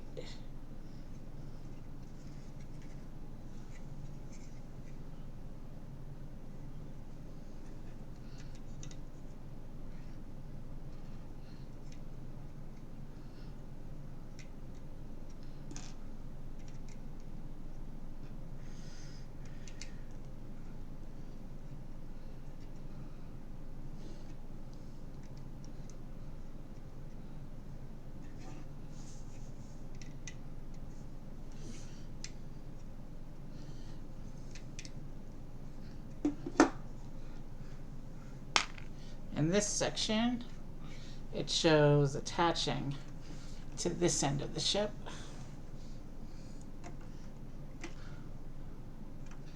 Let's make sure we get the alignments correctly here. I think that's how it lines up, but now let's press it in and make sure it actually connects securely.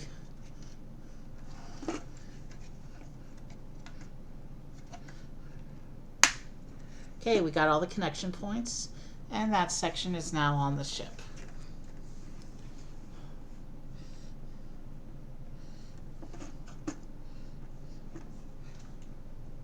It's time for bag 9. Bag 9 will give us our final character for the evening.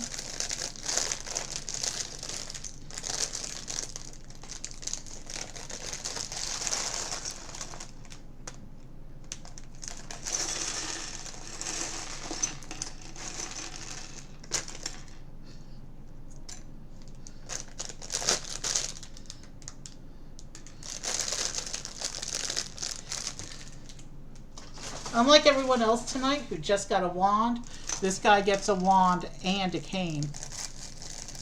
This is going to be Professor Karkaroff. He is the Professor Chaperone for Durmstrang at the Triwizard Tournament. So he's most likely the one who's piloting the ship.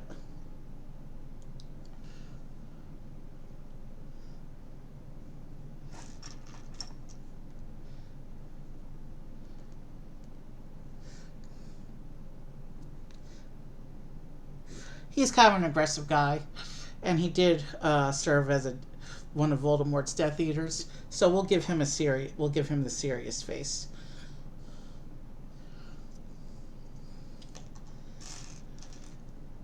And of course, he gets a wand.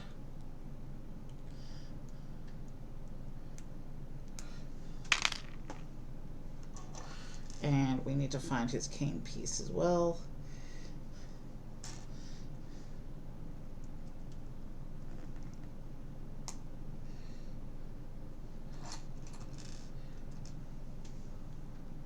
There it is. It's one of the standard bar pieces, but it's functioning as his cane. I think he can summon fire from the tip of the cane, if I remember the movie correctly.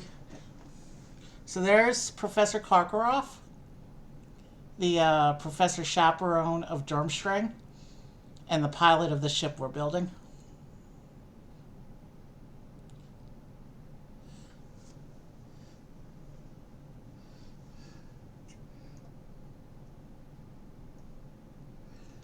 And with that, we have our full character lineup for tonight.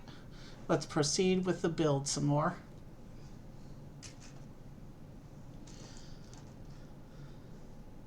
Looks like we're going to get some more mast assemblies going on in this bag. And the instructions have the ship facing this way relative to me.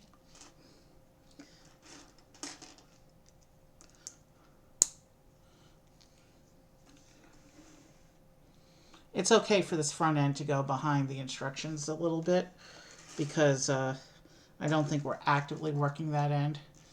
It's the back end of the ship that's in development right now.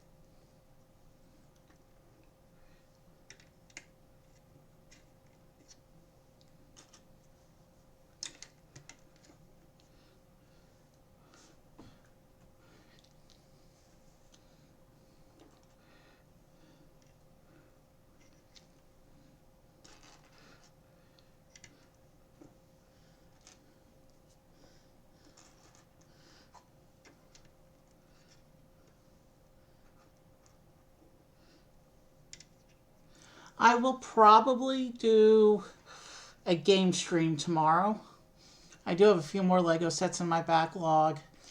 One of which I could probably get away with doing, but I do want to step up the gaming again, like I said. But there are some Lego sets that I need to prioritize getting built. We still have, for example, 4 more of the Mario boss level sets to do. We finished most of the small level packs though.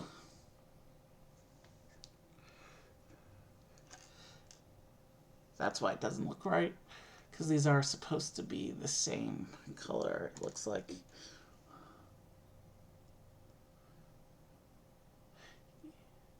Yeah, we're supposed to have 4 of the gold studs and 2 of the clip pieces.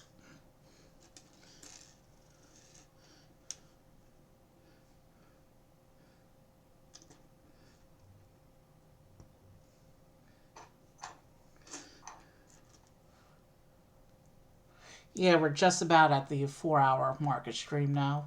So, yeah, there's no way we're finishing at 4 hours. But we're getting close. We have we don't have that many pages left of instructions.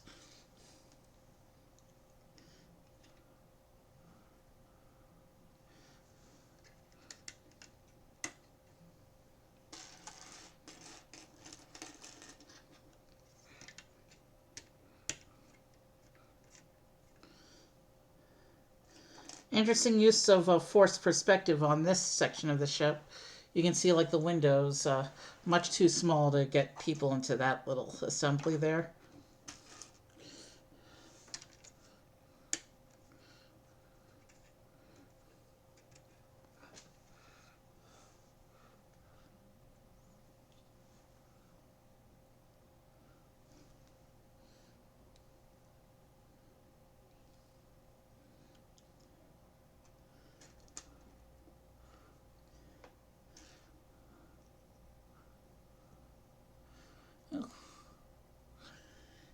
These lanterns incorporate goblet and unicorn horns into their design. Cool. Let me build the 4 lanterns and then we'll attach them all. Actually, we can attach them as I build them. They just clip on, so it's not a big deal to just do that. And now I just need to do 3 more of those.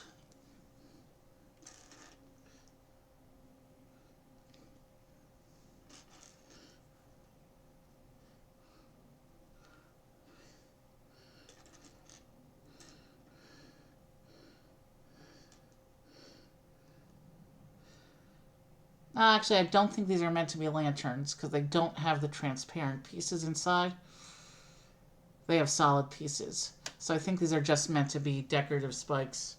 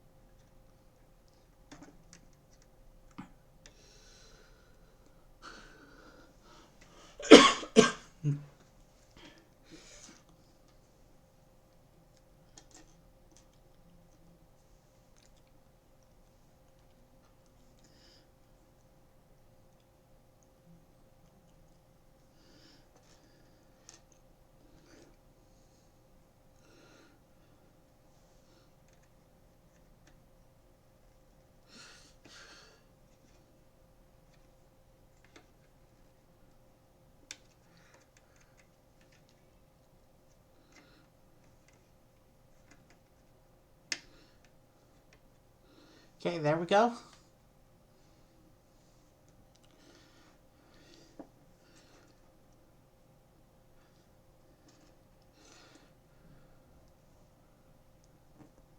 And then we just gotta string 7 of these axle bits together.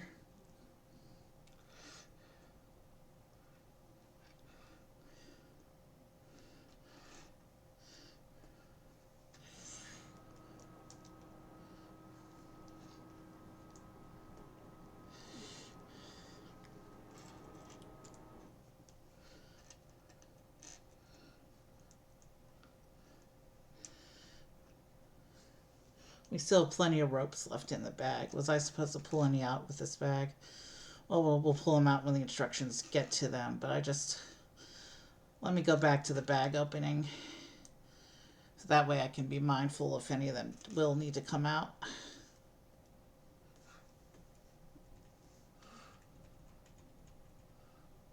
No, it doesn't say anything about them. So we must add the ropes for this mast when we get to bag 10. Oh, this isn't even a mast.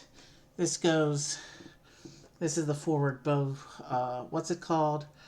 You know, that big bit that sticks out the front of the ship that the sail attaches to? Bowsprit or something like that? Like I said, I don't know the words for boat anatomy.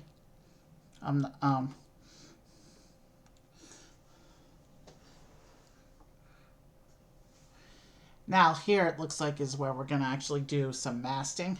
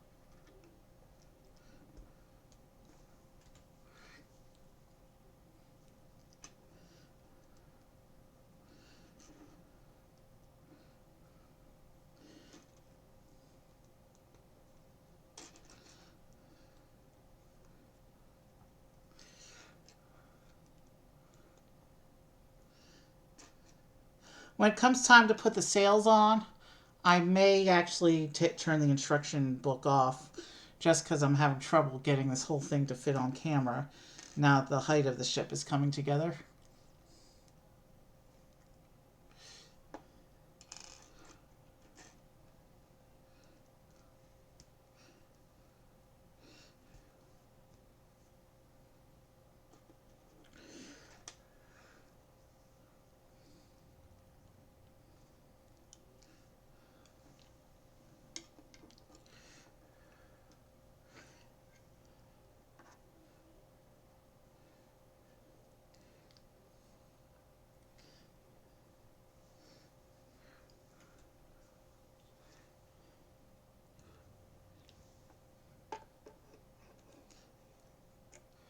Let's make sure we face all the connections the right way.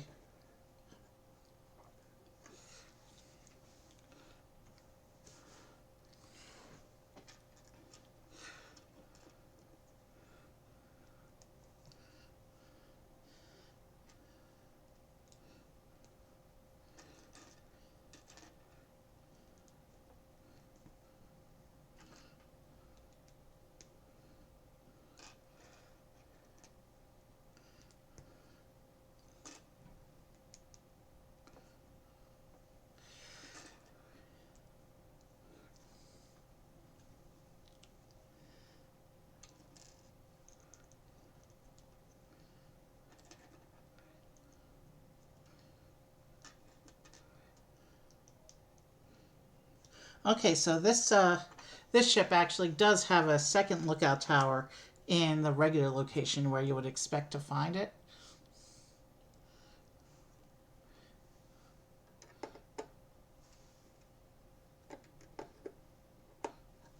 Which is now totally off camera. Let's see, can I? No. You can see how high that mast goes above the rest of the ship. You can see how high the two forward masts go.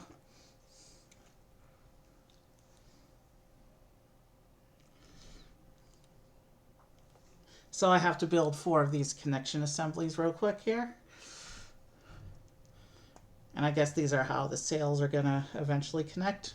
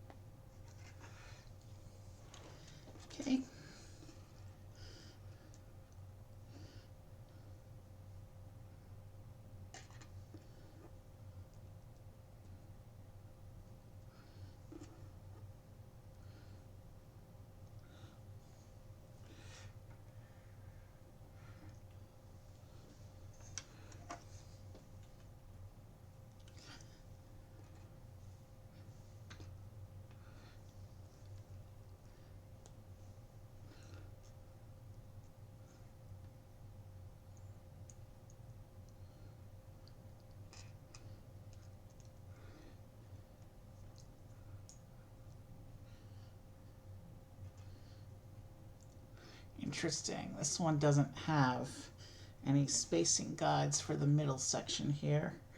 So in order to make sure everything lines up properly, I guess I'll just have to carefully push everything in until it looks like the pictures.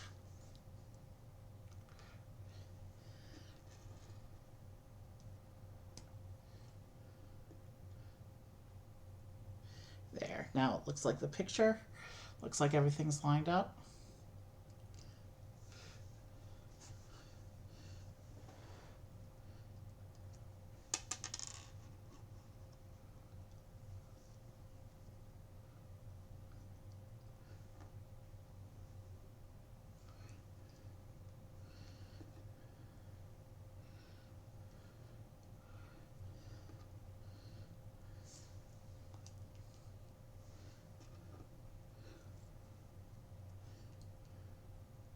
We have another little mask section here. Still plenty of stickers left on the sheet.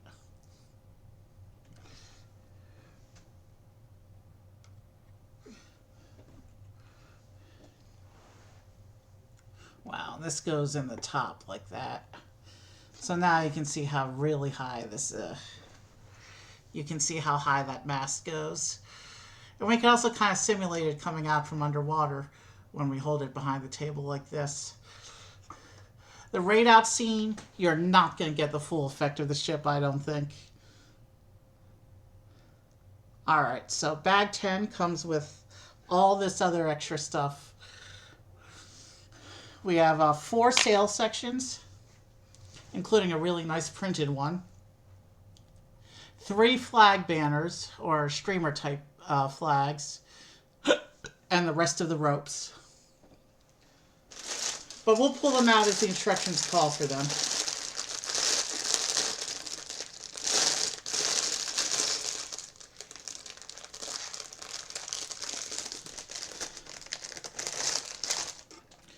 We're setting up the last parts pile for the evening now.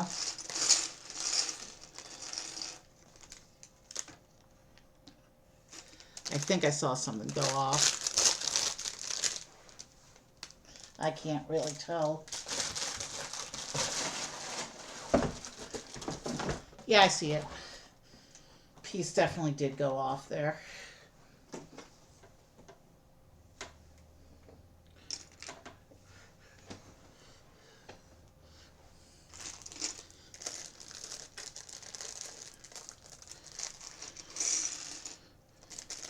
And we are ready to proceed.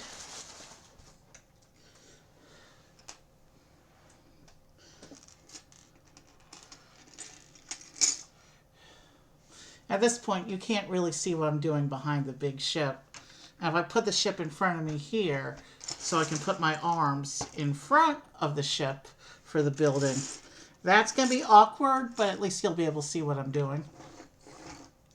Or we could just set the ship off to the side like this while we do this assembly. Yeah, that's our best option.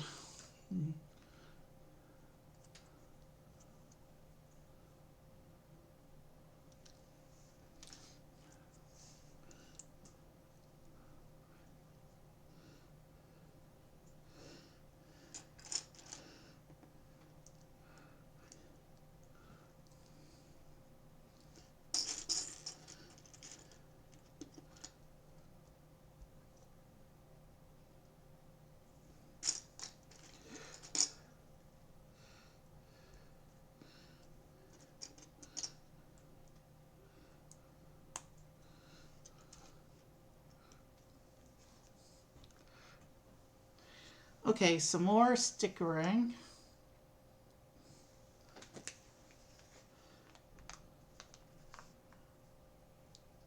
And these 2 stickers will need to line up. So let me get these 2 pieces on.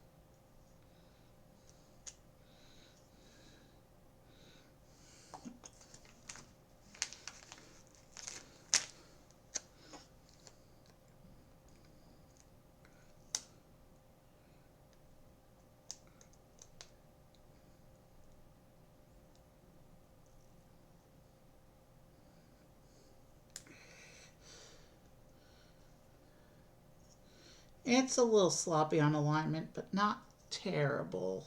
I think it's passable. You can see a little bit of a gap, and it's not completely parallel at the gap, but it looks mostly straight. And it almost plays into the forced perspective approach that this end of the ship is going for. So I don't think ultimately it's that bad a deal. And then of course we do the same 2 stickers on the other side.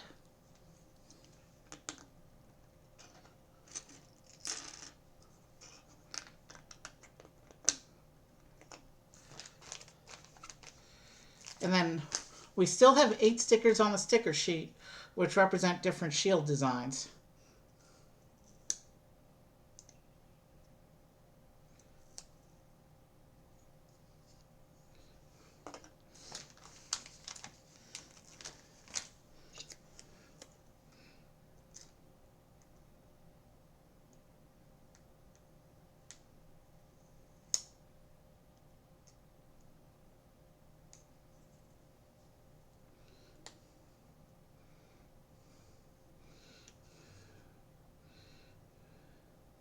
Oof, that's not good at all. I have 1 sticker significantly higher than the other. They're at least parallel, but the overall effect is even more lopsided than the first. So let me try and adjust real quick.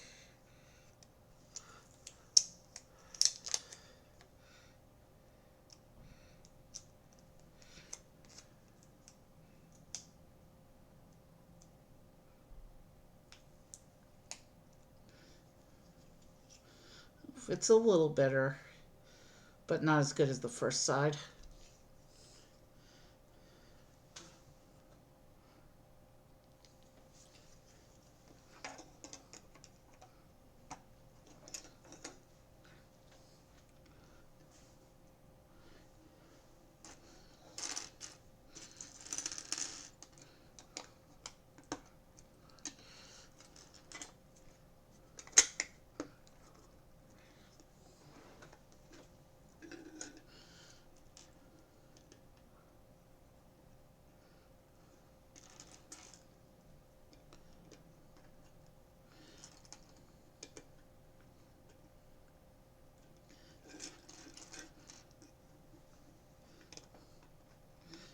Okay, let's keep going.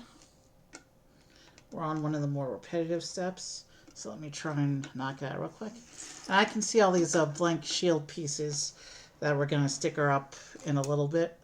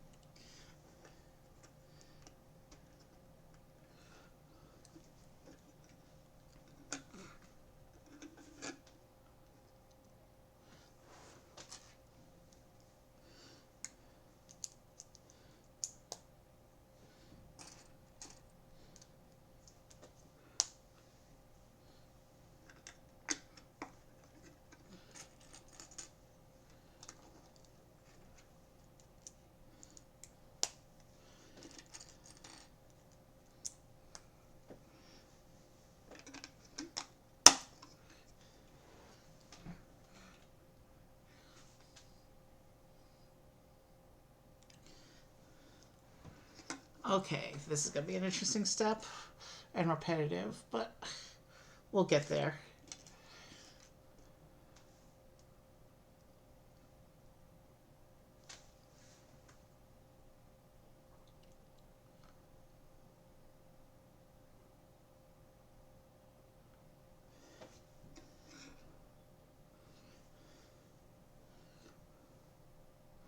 So these columns are supposed to align with the printed columns on the stickers, which let's make sure I'm using the correct pieces for this.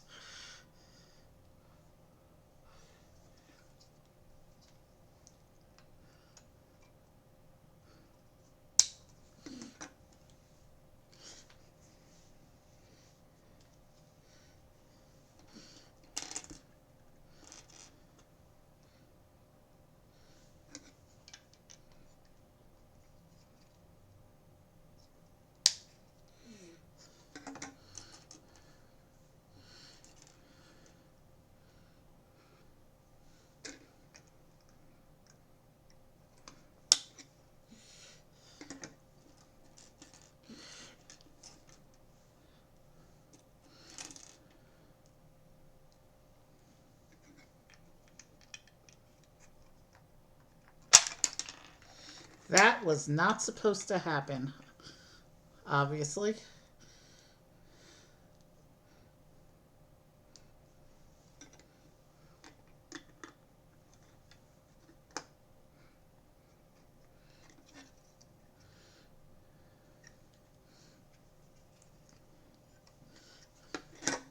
I need to do the other side now here.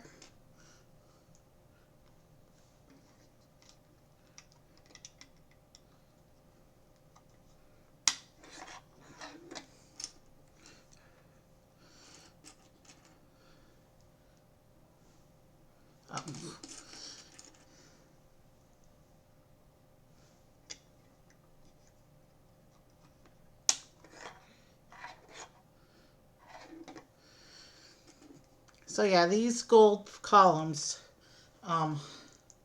cover up the matching design on the stickers nicely, giving it a more dimensional look. I like how this assembly is coming together. Not sure what it represents on the full ship, but we will see when we attach this assembly. And I seem to be missing a gold bar. Did it roll off the table during when I took the parts out? Did it roll under the ship when I was moving the ship around? There's these two specialized gold bars, but that's not what I'm looking for. Is there one in here? No. Which means it's probably on the floor somewhere.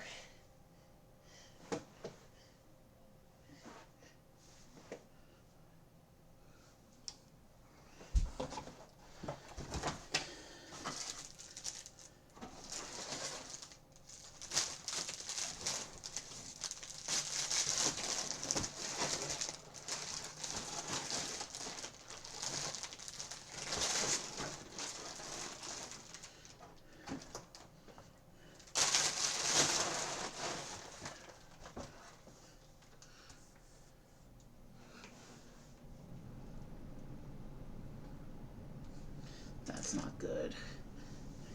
I'm going to do a quick floor dive because it's going to ruin the aesthetic not to have this particular piece. In fact, let me check the spare bits bag again.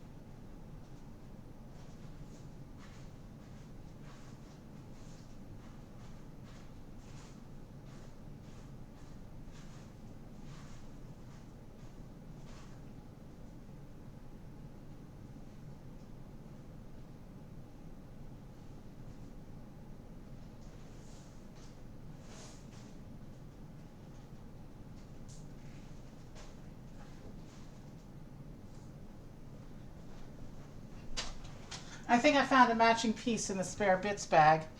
But look, eyeballing it now, it looks like it might actually be too short.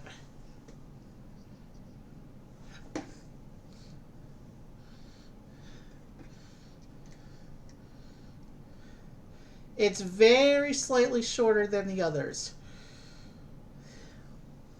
Hmm. Hmm.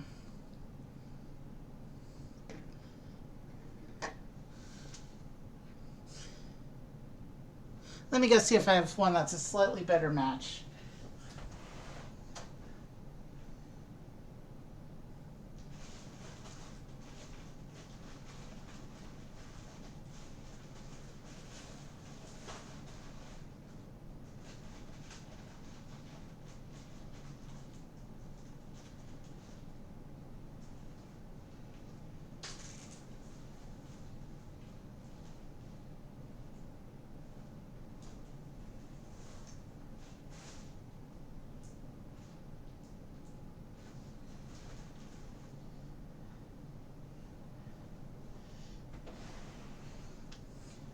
I found another one, but it looks like it's the same length as that first one I pulled out.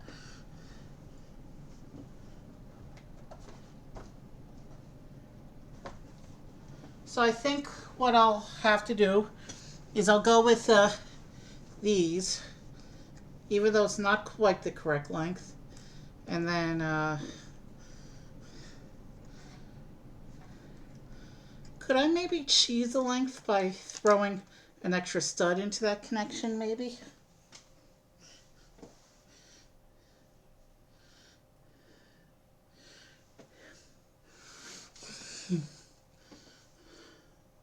Do I have an extra gold stud to kind of get a little more height out of this thing?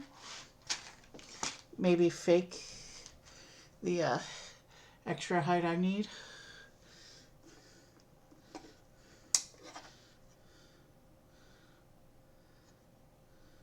We're still a little bit short, and it's noticeable.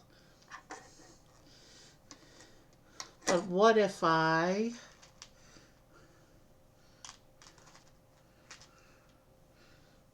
do it this way? I put that stud there, and with that stud in place, I get just about the correct height. It is noticeably different, but it's a temporary fix, and it won't really be noticeable once we start putting the ropes and the mat and the sails up. So it's a good enough fix for now. I just wasted like 15 minutes on that. So it looks like here we're going to do all the shields. So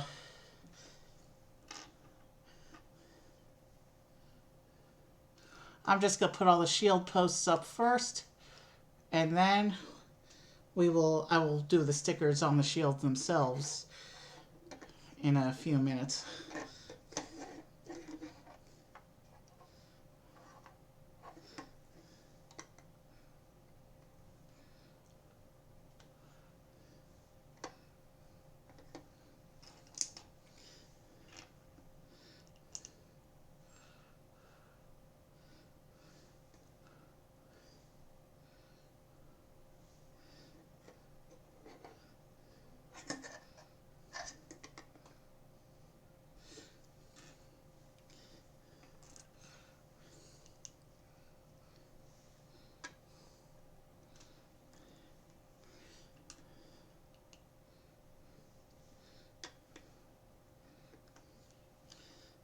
So there's 2 each of 4 different shield designs. I'm just going to hold the section up to the camera once I've applied them all.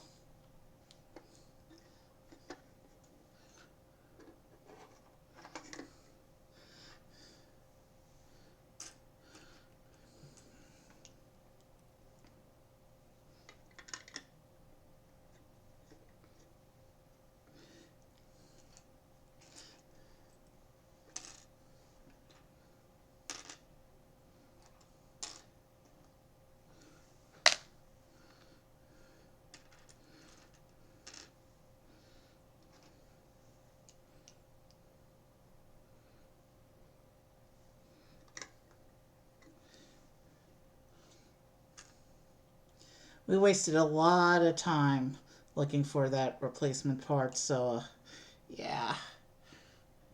We're at 4.5 hours now. Most likely we're going to push 5 hours. We still have to do the shields. We still have to do the ropes and the sails. We still have a little bit of build in front of us with these parts that we still have. So here's the shields as they look on the sticker sheet. You can see there's 4 different designs.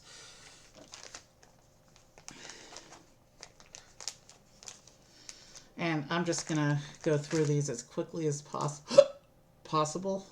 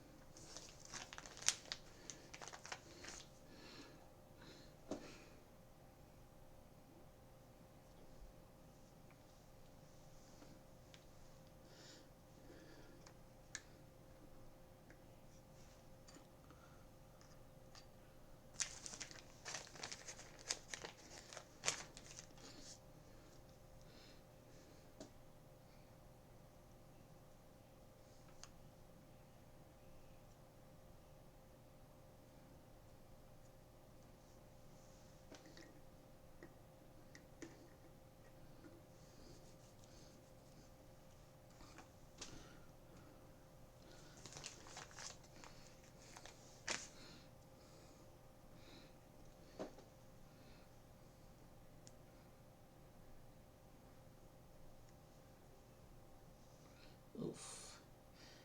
That's my worst shield placement. The only bad one so far. Let me try and adjust this one.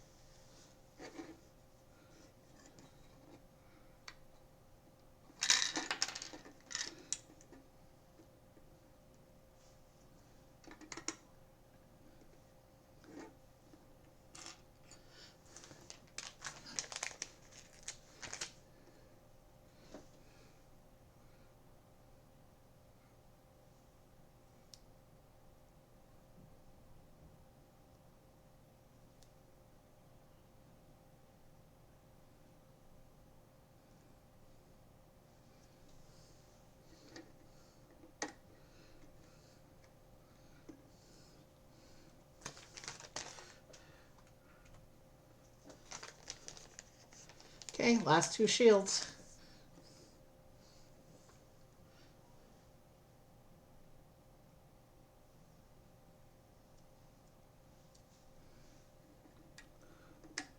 And it's just past midnight.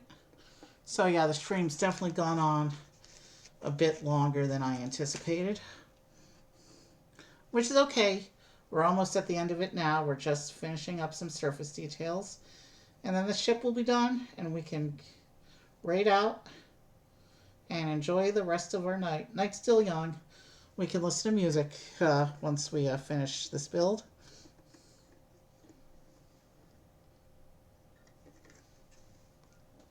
Let me just line up the shields and make sure my rows of shields are straight. And then I will put the shield assembly on camera.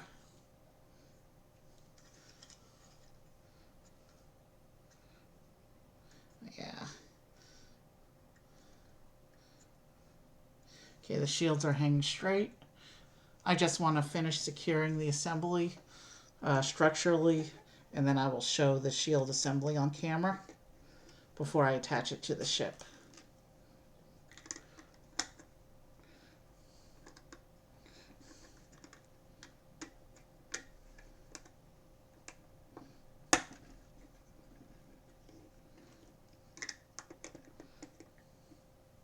Oh, before I forget, here's the empty sticker sheet.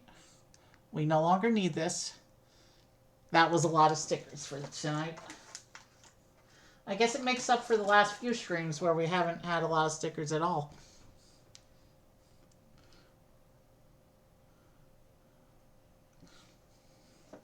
So yeah, let's just finish building this up. And then I'll show you this assembly with the shields before we actually go and attach it to the ship, so you can get a close-up view on how the shields look.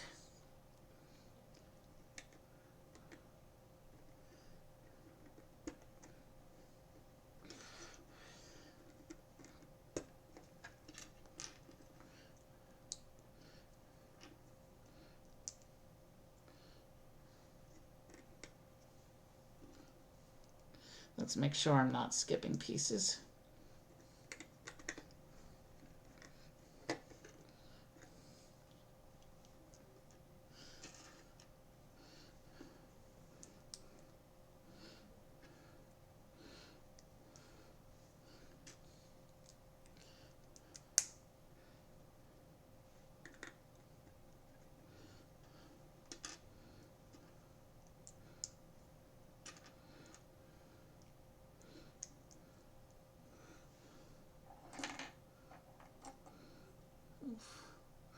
Let's not lose our people now.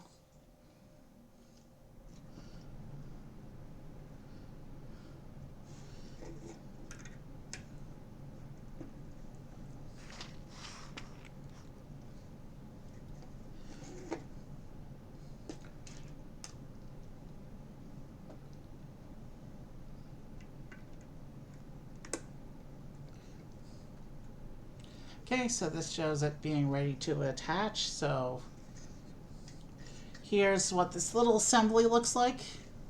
There's a close-up of the 4 shields.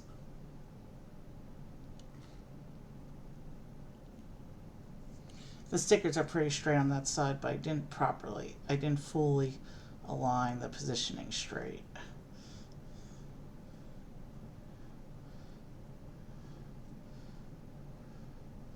Let's see, how's it? Oh, I need to better position on this side as well.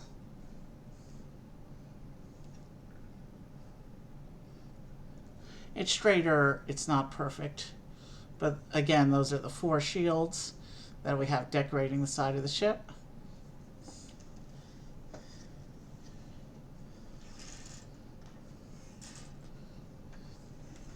And this is supposed to come down on this section here in the middle, line up with this section.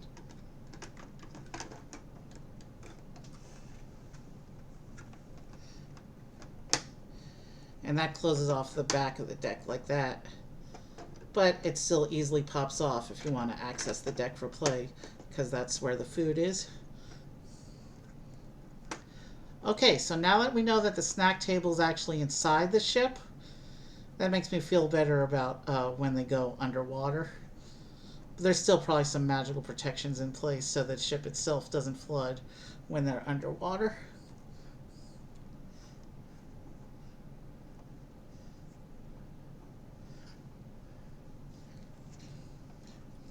But yeah, and with that section in place, I did pretty well with those stickers. They line up with the other stickers. And I just knocked pieces off again in 2 places. So let's do some quick repair of what came before, and then we'll go on and we'll finish this thing. We're right there at the end of this model. And we keep... the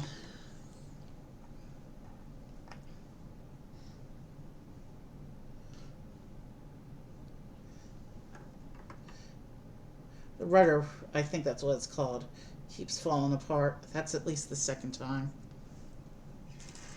Let me put these parts where I can reach them easily. It looks like we're building another masting section now.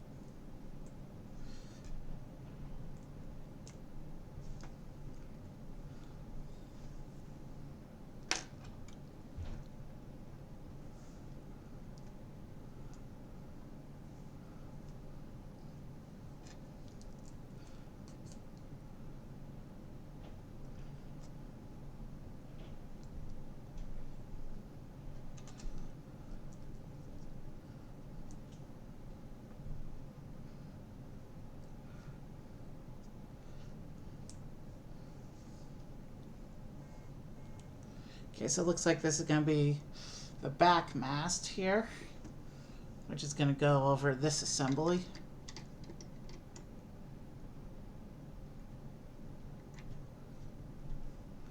But I'm trying to see how exactly it's all facing.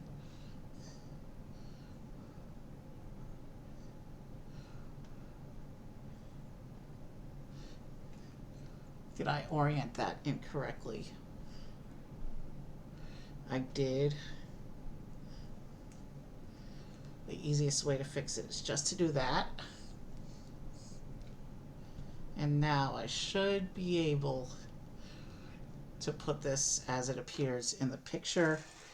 But I need to pull the ship closer to me so I can see what I'm doing, because the connection point was behind other pieces. There we go. So the back mast is now attached.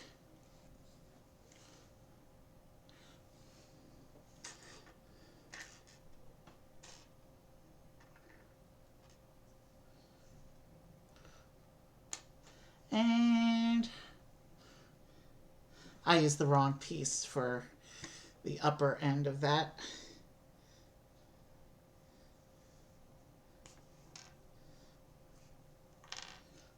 Let me fix that real quick.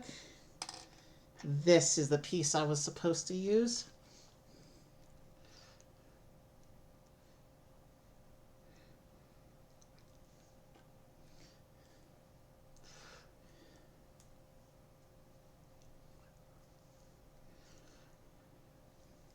Now we should be able to finish the ship.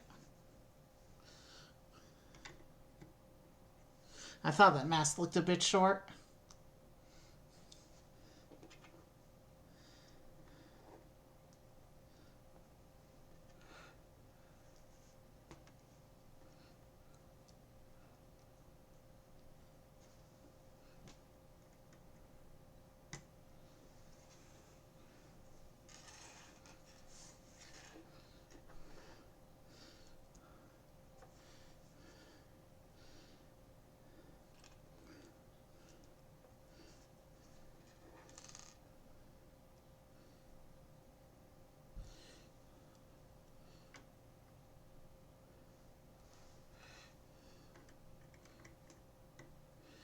Okay, that's on.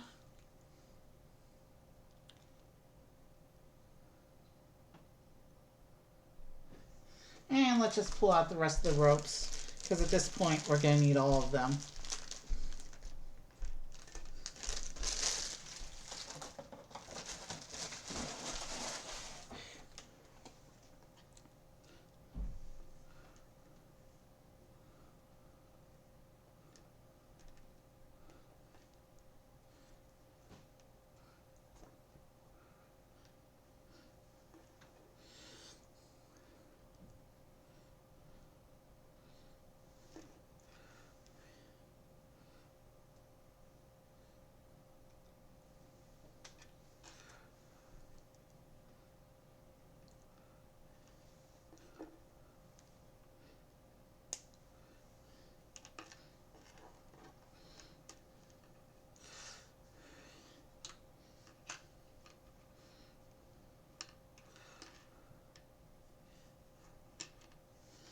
Okay.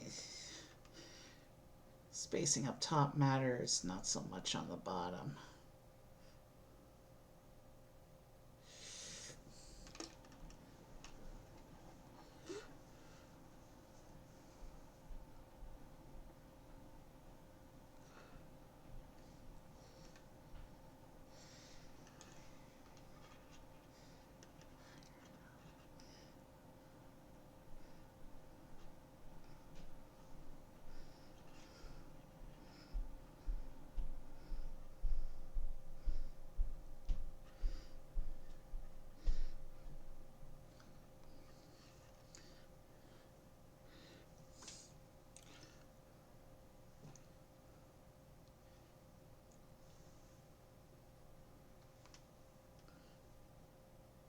Okay, I'm trying to see how this attaches.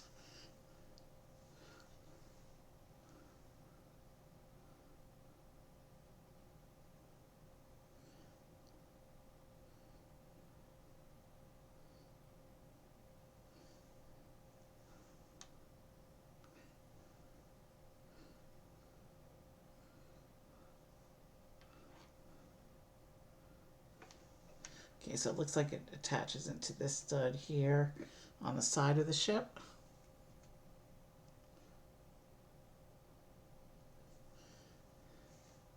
And then lowers down and attaches here.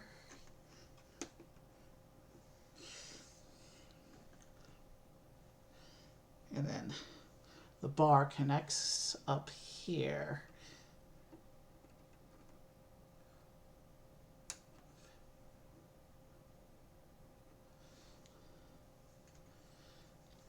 Let me turn that around so I can repeat the roping on the other side of the ship here.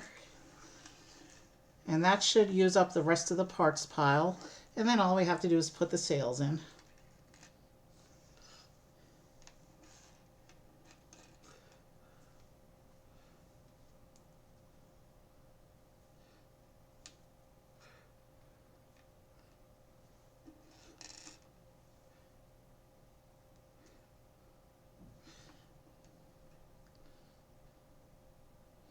Ooh, we have an extra rope piece.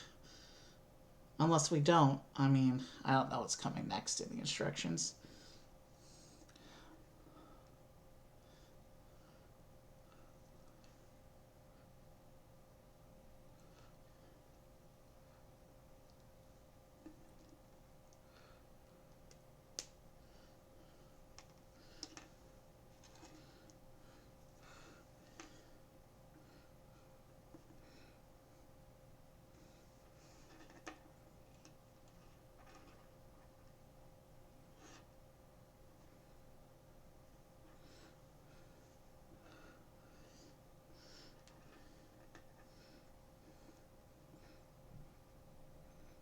Okay.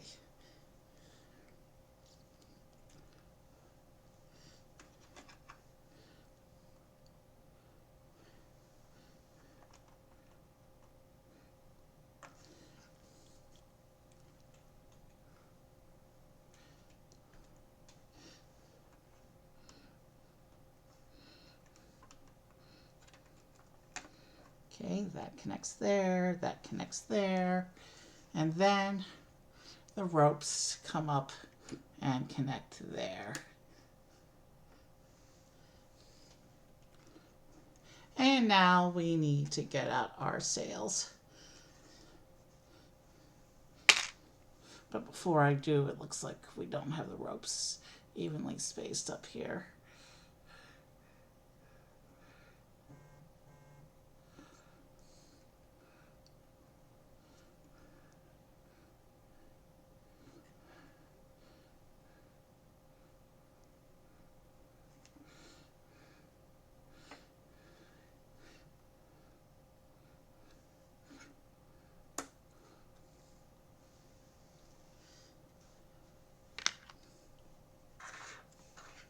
All right, let's get out our packet of sails and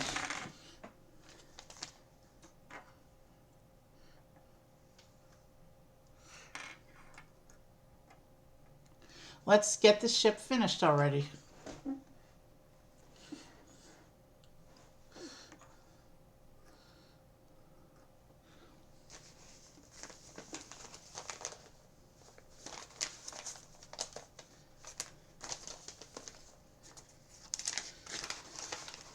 So we need the triangle sail first.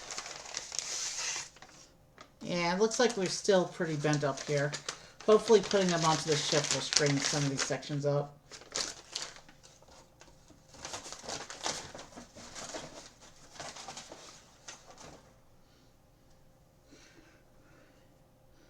Okay, so we want the triangle one first.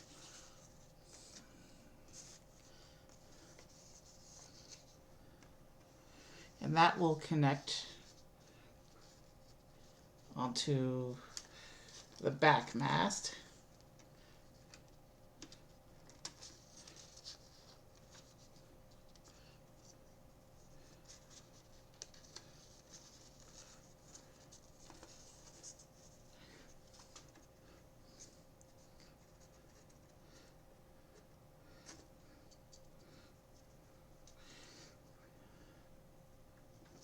And with sailing ships, You definitely have one angle that's camera friendlier based on how you're positioning the sails.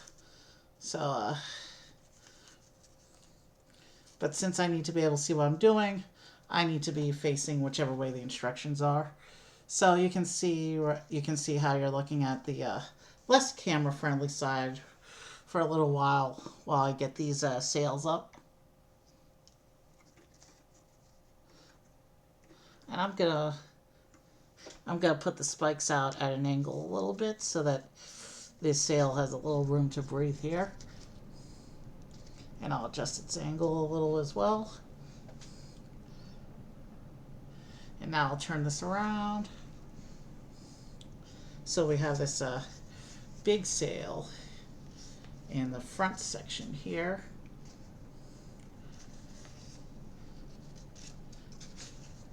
Now these, because they're attached oriented forward, there is no camera unfriendly angle for these sails,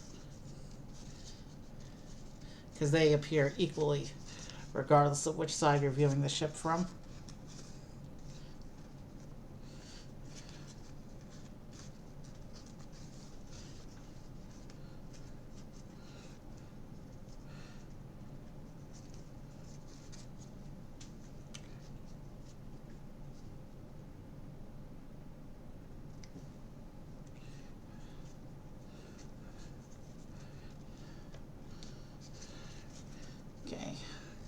Okay, I got it in the hole there. So yeah, that sail seems to be holding its shape a little nicely, considering how bent it was in the packet. Could be straighter, could be smoother, but in the heavy rainy winds of England, where Hogwarts is, you're gonna have a little bit of a blowy effect on your sails. Here is the big printed Durmstrang sail, and you can see how badly that got bent up in the packet. Hopefully putting it on the main mast here will straighten it up a bit, but that's a beautiful sail. One of the cooler cloth or one of the cooler sail wing cloth and vinyl pieces in my collection.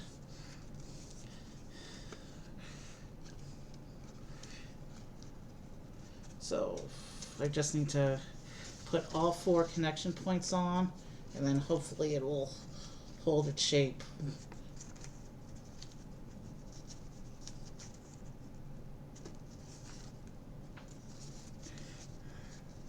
And if I come around to this side,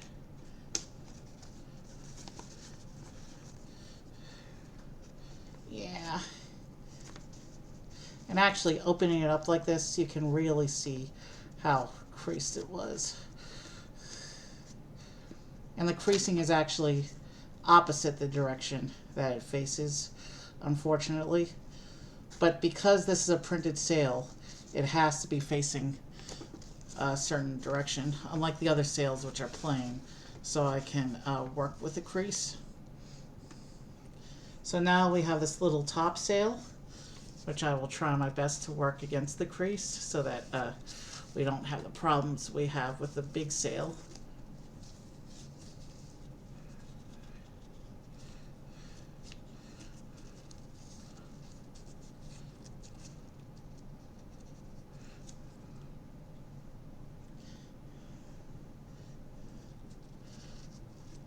And you know what? Considering that the ship sails underwater for the most part, although this part of the ship stays above the water, so forget I was starting to say anything.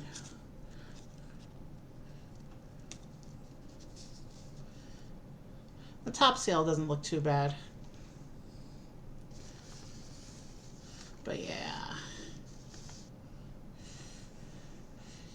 There we go. The main sails are on, and now I have to add the 3 banners. 2 of the banners are mostly straight. One has a bad crease in it, but I can try and reverse this crease, and it should hang a little bit straight. Maybe with a little bit of a wind-blown off-kilter effect.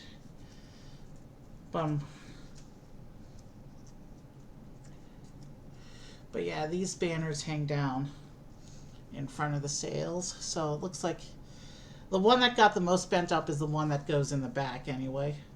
So let me hang that banner. And then we have this banner that hangs down over the main mast here. And then this one. I don't know if... And with that, that's all the pieces I have in front of me. The ship's decorations are complete. We're right at the 5-hour mark of stream, but let me see if I can't figure out how to get this all on camera so we can get a good look at this thing, because it is big. It's tall. And this shows you can remove the back deck portion to get inside.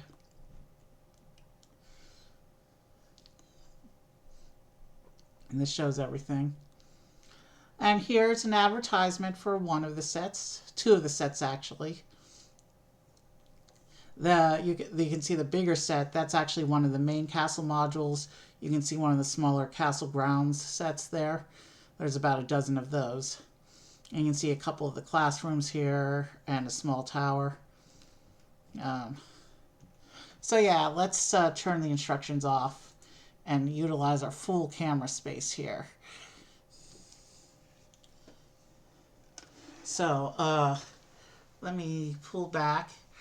And so this is about as much of the ship that appears above the water as it sails towards Hogwarts.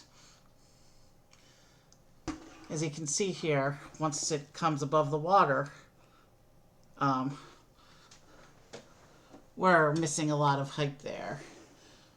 Let's do some creative camera adjustments so we can get the rest of the height of the ship here. I'll have to pull the characters off because as we adjust the ship, I'm going to lose sight of them. Let's raise our camera. You're going to get a little bit of face cam, most likely, because the ship is so big.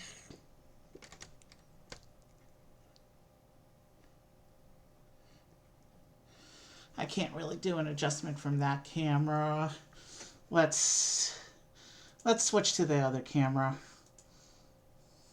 Let's see if we can get this one to adjust down to the ship.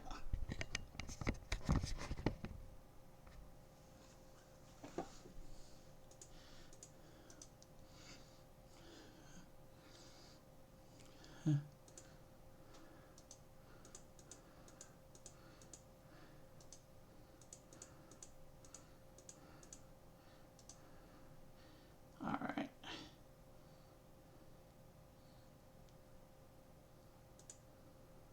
There we go. So you can see some face cam now, but that's the only way we're going to get the whole height of the ship, I think. Well, we're getting the top of the ship. We're not getting the body of the ship now. It's tricky with these big, tall sets. If I pull that down like this, we might get a best of both worlds approach out of this camera.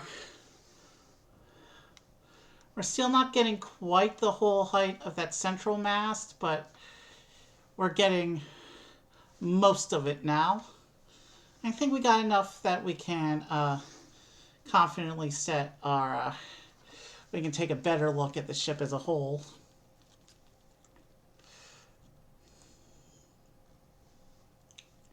I like that sail, even if it did come a little bit bent up.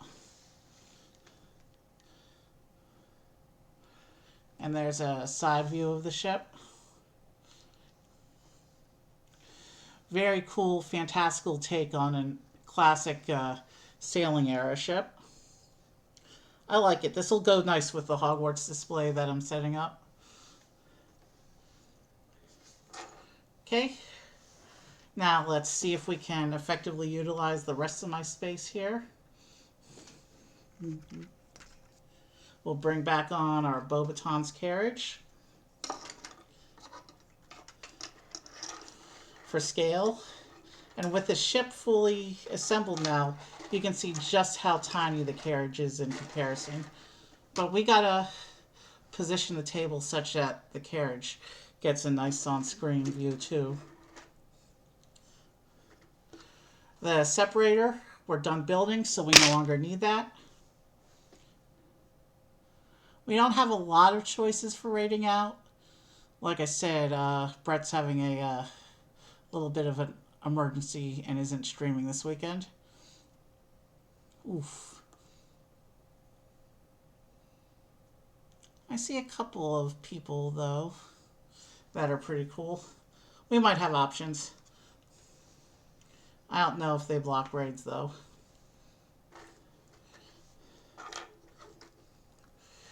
The problem is if I display the carriage that way, the Pegasus disappears behind the ship. So we'll have to display the carriage this way. And yes, it's going behind the ship a little bit. Let's raise the Pegasus's wings so you can tell that it's a winged, because the wings are kind of flat and off. Yeah, I want the carriage to be visible. The ship's taking up a lot of space, which I knew it would. I think that's the best we're going to get the carriage. Now, here's little Hogwarts off to the distance as Beauxbatons and Durmstrang make their arrival.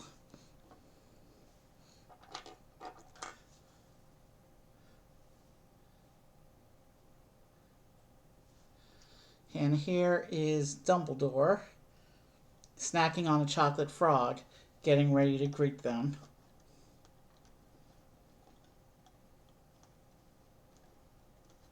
If I can get him to stand here.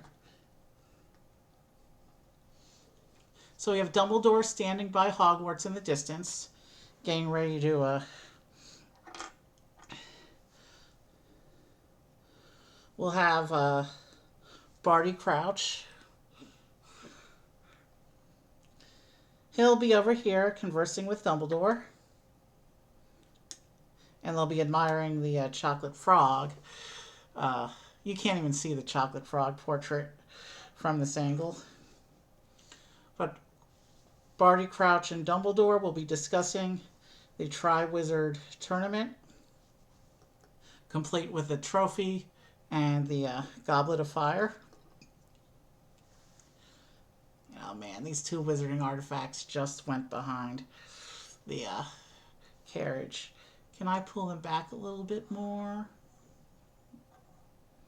So there's the Goblet of Fire and the Triwizard trophy. Before I call it a stream, let's get close-ups on these two one more time. There's the trophy. And here's the Goblet of Fire.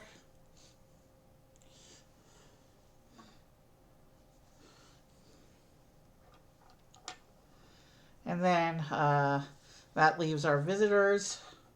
So we'll have Madame Maxime driving the carriage up there. And so that you can actually see her, we'll have Fleur standing on the back, on the chest on the back, waving at the crowd as the carriage passes by. It's a flying carriage technically, so this will never stand in the real thing, but she can ride on the back and greet her fans.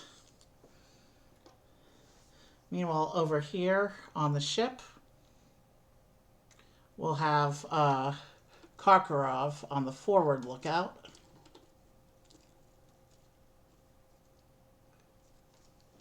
And we will have Victor Crumb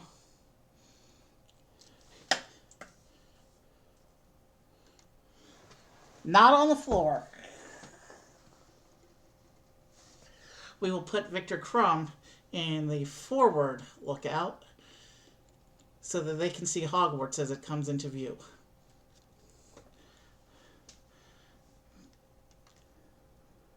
So there, you can see the two guys in the top of the ship there. You can see the two ladies in the carriage. The Pegasus needs to come on screen a little bit better. And then we have Dumbledore and Crouch the Ministry rep preparing for the tournament over here at Hogwarts. Eh. Given how much space the Durmstrang ship takes up, this isn't my best end of stream raid out arrangement, but it will have to do. Now, oh, we learned yesterday that he blocks raids. Okay, alright, so, we're not gonna...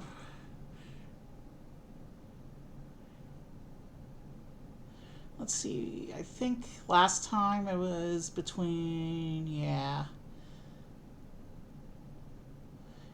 You know what?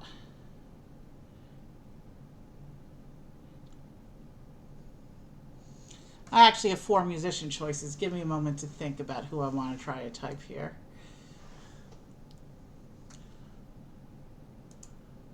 I think Jane Joel is too hype for tonight. I want something a little more chill. Well, Tyler's set for just chatting, not music. Alright, so in that case, I think the play here, we're gonna raid, if I can reach my keyboard here, we're gonna try to raid, what's the name of the channel there? Nicole Audrey Music is usually a good show. One of the more chill musicians out here. And a late night streamer, so she's probably just getting started. So we don't have to worry about raiding out and then immediately being raided out somewhere else right after we show up. Alright, so yeah, this was a fun first Lego Harry Potter stream, even though outside of Dumbledore, the stream did not contain any of the core cast. But I think it's a nice introduction into the wizarding world. Even if we didn't really do much of Hogwarts itself. We're going to be doing that soon on the channel, though, so this was a nice good start. And again, an amazing ship build. I always like Lego boats. They're always pretty cool. And I think this one might actually be baggable for storage and transport. Since I'm not ready to start setting up the Harry Potter displays yet, I might actually be able to bag this one. Still having issues with that cloth sail, though. That sail's creased. So we're going to raid out to Nicole Audrey Music. And as we enjoy the chill tunes, I'm going to start cleaning up over here. Have a good night. And I will probably see you for a gaming stream very soon. Or another karaoke practice stream. That was fun. But I'll definitely be doing some streams this week. Have a good night. But I'll definitely.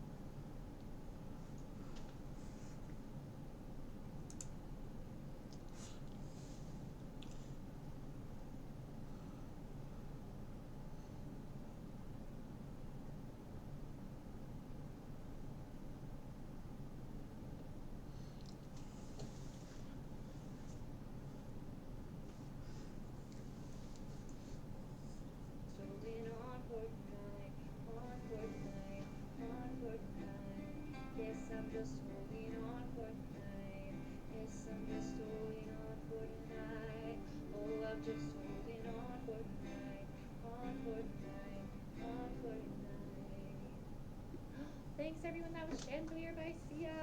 Oh hello Uncle Evie, thanks for the raid. Welcome in. Thanks so much. Well, Val said not to disturb anyone.